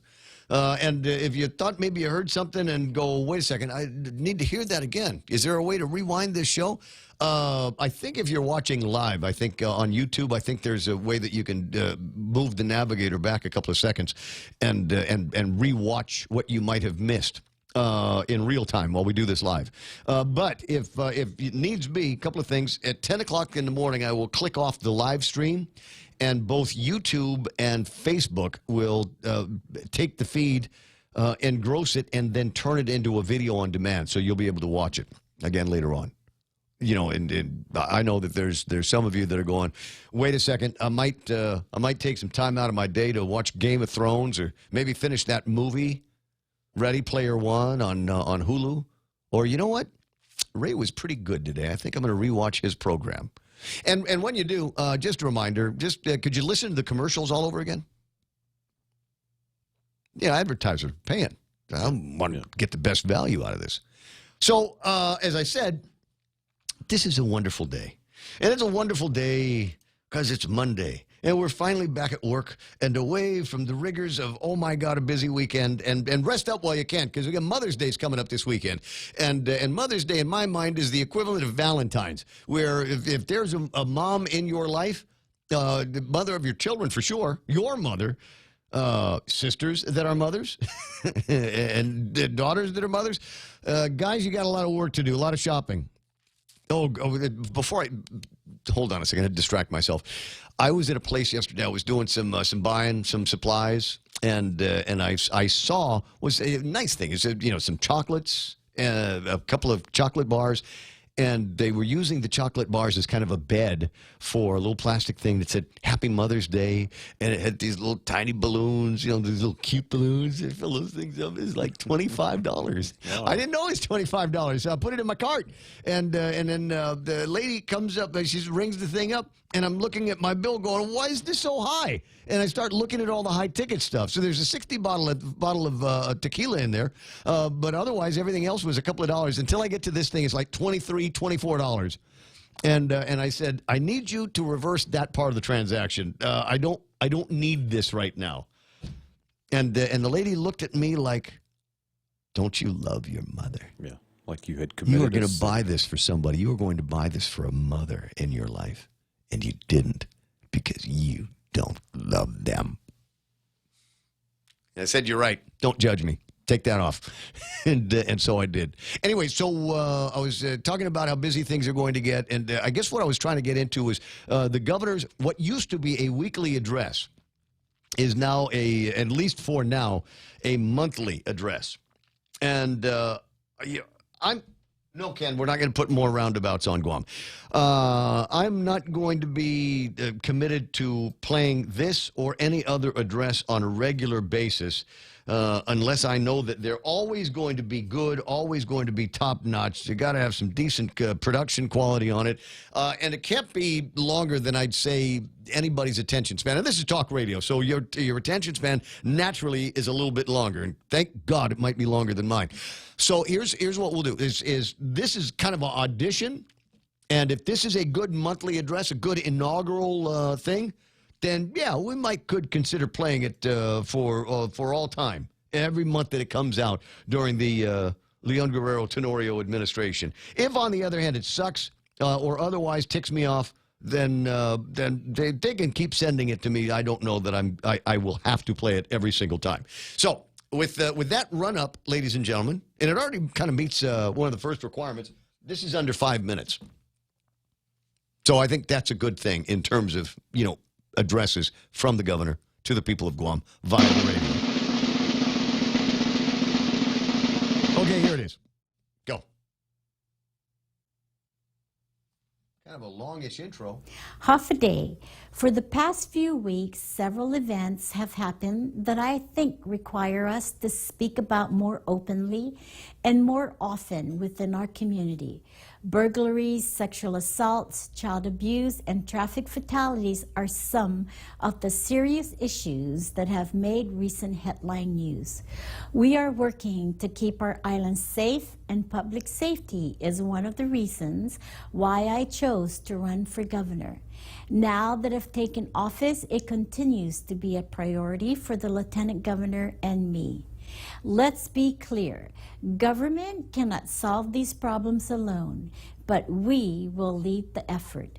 For the past several months, we have taken a second look at the budgets of our law enforcement agencies to find efficiencies, savings, and unused federal programs and funding.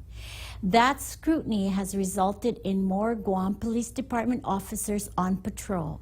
Nearly 30 will be hired within the next month. The same can be said for our Customs Authority, which soon will be hiring an additional 20 officers to protect our borders. Adding more officers on patrol and at our borders helps, but there is much more that needs to happen with all of us to help protect our children, our families, and our properties. In this sense, it will take an island-wide community effort to make and keep our island safe. I applaud and encourage the community watch groups and nonprofit organizations that sacrifice and dedicate their time to care for the most vulnerable on our island. Everyday heroes who selflessly give themselves to this vital cause, like Victims Advocates Reaching Out, Healing Hearts, Erica's House, Child Protective Services, GPD's Domestic Assault Response Team, and their recently launched Stranger Danger program. I was very encouraged by the hundreds of people who participated in the Enough campaign to raise awareness of sexual assault. The more people know about this and other crimes perpetrated on our citizens, the more we are able to address and to stop these crimes from happening in the first place. We have already taken some steps to help families deal with the challenges that crime produces. In our 2020 proposed budget, we will hire more social workers and we will work with the legislature to keep this initiative funded. Our administration is also working toward improving our justice system as a whole, collaborating with all branches of our government. In fact, Lieutenant Governor Josh and I will be meeting with parents, students, teachers, and our community at Leguin Elementary School to get their feedback on ways we can improve school safety. This is part of a program launched a few weeks ago in partnership with the Guam Department of Education, Guam Police Department, Behavioral Health, Public Works, and Homeland Security, called the School Safety Partnership. We want you to share with us your concerns and your ideas on ways we can better protect our children from all forms of abuse. Safety is a priority for our administration. While we are taking these steps to make our community a safer place for everyone, I want to thank each of you for doing your part to help us with this island-wide effort, for speaking out when you see something, for calling 911 or Crime Stoppers, even if it is to report on a family member.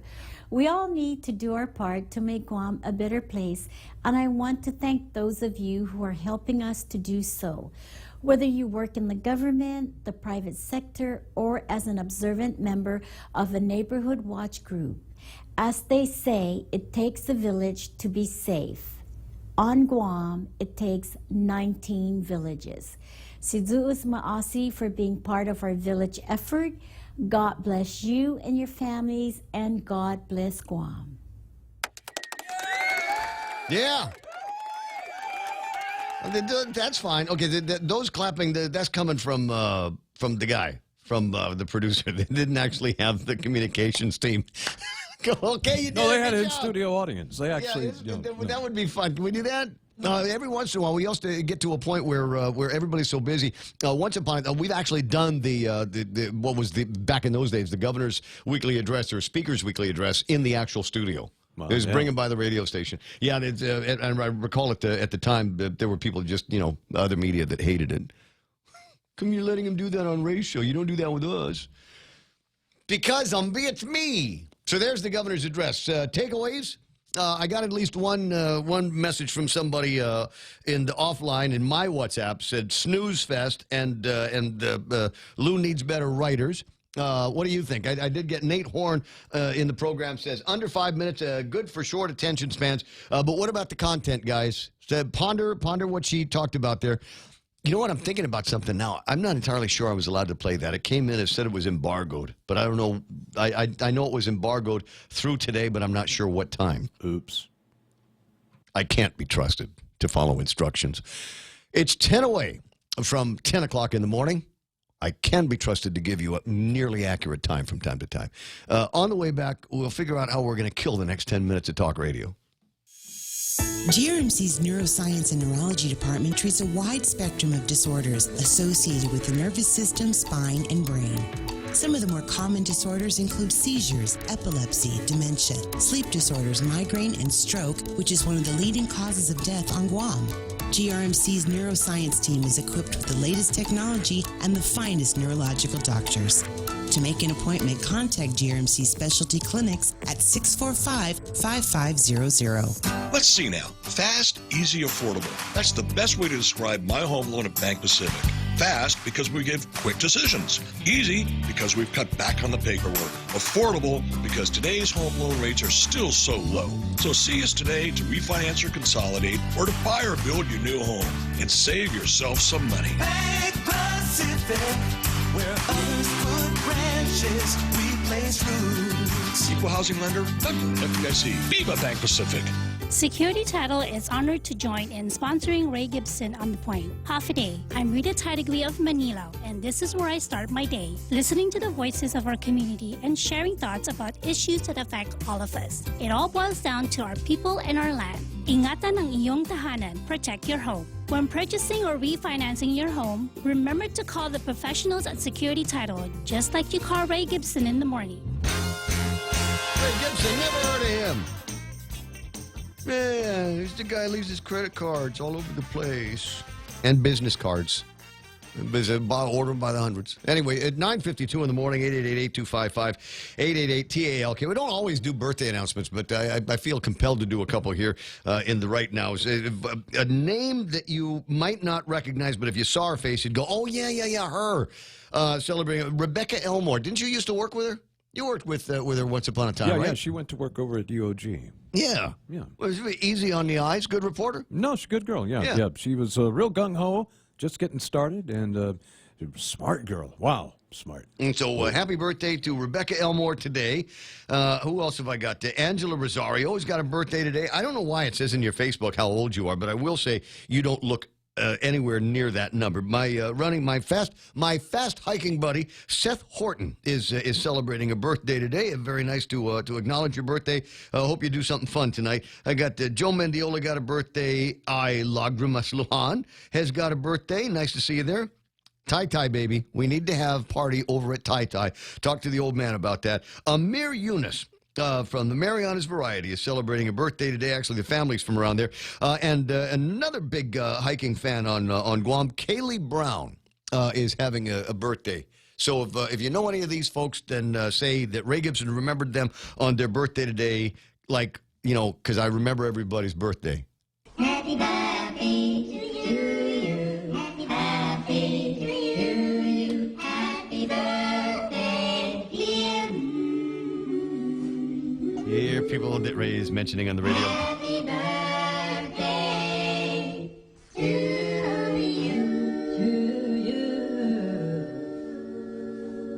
And there's a Brian St. Nicholas got a birthday, not that one, the other one. So keep track of all of that stuff. If you just hit Facebook, usually about 8 o'clock, 9 o'clock, they start putting together the list of people that got birthday in there. All right, so what have I got through on the table of contents? Let me just quickly go from the bottom up, because the stuff on the top I've already talked about. So from the bottom up, GWA to share their 5-year plan. Yes, that's going to be taking place. Where's the email? I have it here. Guam Waterworks Authority and Consolidated Commission on Utilities have released the draft GWA 5-year financial plan and capital improvement projects. So if you want to find out how much this is going to nick your water bill, then you need to be in attendance at one of 3 different town halls that they're having. One tonight at 6 at the Gloria B. Nelson Public Service Building in Manila. Basically, it's the utility compound up there. Tomorrow, Agate Mayor's office at 6. And on the 9th, that's Thursday, they will have another one 6 until 7 at the Jigo Mayor's office. If you want to know a little bit more about what's going to be talked about, I did have Miguel Berdalio on the radio this morning about 6:30 or something like that. And so go through the video on demand and find that, and you'll be able to hear what he had to say about some of that stuff. I mean, there are some new regulatory we were able to ask for set-asides and exemptions over the years, but EPA is saying that they're no longer going to be letting us do that. So guess what? I guess we're going to have to get to our secondary treatment and do all of that stuff. And they're going to be working on their collection system, which I thought it was their collection system from going after people that don't pay for their water bill. But apparently they refer to their collection system as all of the different ways that we get Taki water from your house into GWA. And those of you on the septic systems, you don't have to worry about that. Those of you that are part of the sewer systems, Yeah, you know what that is. What is that? Another $25 a month, $24 a month for the privilege of having a conduit from your toy out to the wastewater treatment plants. That's the collection systems that he was talking about. Anyway, so interesting conversation to the degree that it makes any kind of difference. You know how it is with the utilities. We're going to do a town hall, and we're going to tell you all the work that we're going to be doing, and then we'll show you, working with the PUC over the course of X days, weeks, and months, how much this is going to impact your pocket and your wallet and your purse. And it never impacts it. They very rarely ever say, hey, you know what, we were looking at the numbers, and we figured out how to make the meter go backwards. So not going to cost you so much to have these systems in place. You know that they've already issued their 5-year plan on increased rates. We talked about that a month ago. Of course, everybody forgot that because they got into the brouhaha, the flap over the illegal pay raises. Miguel was also critical of that conversation. He says, dude, you know, it's not like we were trying to do something in secret. We were already in executive session. We should have gabbled out into that, but we didn't, and it's the chairman's fault. It's not like we were trying to hide something. So there. That's what he said about that. I know, the conspiracy theorists abound, saying they wouldn't have said anything. They would not have said anything had they not been caught red-handed. How does that happen? And you know, to a point that Ken LG has made before, yeah, you know what, guys? It ain't going to make that much difference at all. And give you the ones and twos on that because they're going to get together on the 10th, according to Ken Leon Guerrero. And in this meeting that they're going to be having on the 10th, they will resume the conversation, though this time they will do it in a public forum. And any of the raises and the bonuses that they gave out last time that they were told to give back, they're just going to go ahead and re-roll those things. It'll be public, and they'll gavel out, and done is going to be done. I was waiting for, as many people were, because we were told late last week that there was going to be a whole bunch of 2018 checks going out today. That might not be the case. We talked with Daphne. It certainly hasn't happened yet, but it's still early. It's barely 10 o'clock in the morning. So there is the possibility. And if you want to know if it's going to happen, what you do is you download a copy. It's free, of the Guam Daily Post app. And once you get the app in your phone, if there is an alert, like your tax refund check is going to be in the mail today, they'll let you know about it. And one of the great features of that is push messaging is what that's called. And one of the things, we didn't have a chance to really riff on it yet. And frankly, I'm glad we didn't, because I got a link last week to the as-passed version of the rules and regulations for gambling at the House of Cards and at the Games of Chance over at the Carnival. But you know how I am. If it's Friday, after about 10:01 in the morning, I become the laziest guy in the world because I know that I don't have to think until Monday morning at 5:59, and that's what happened. So I didn't get a chance to print that out and you know, read the whole thing chapter and verse. But you know, now that we're back in weekday mode, maybe I could do that here in a couple of minutes at 10:01 on a Monday morning. Hey, Mother's Day's coming up, but even more important than that, Game of Thrones, Season 8, Episode number 4, sometime today. We will not talk about it for a couple of days on the radio, and then after that, the cone of silence will be lifted. Let's see what happens, see if your predictions come true. We're KUSG Agana, headquarters for Fox News Live. It's still Sunday in the mainland, so we got some lightweight weekend kind of programs that we're going to throw in your direction. Right-wing bomb throwers back tomorrow at 10. Here it is, Fox News. A deadly emergency landing. I'm Steve Rappaport, Fox News. Russian officials saying at least 40 people were killed when a plane burst into flames while landing at an airport in Moscow. The fire reportedly broke out when the plane was in the air on its way to the northern city of Murmansk. It was forced to turn around after takeoff and made a hard landing, already on fire. Some initial reports from flight tracking websites that we've confirmed suggest that the pilot looped around once over the airport before attempting to land a second time. 73 passengers and 5 crew members were on board that plane. Fox's Jackie Heinrich. President Trump changing course on the possibility of special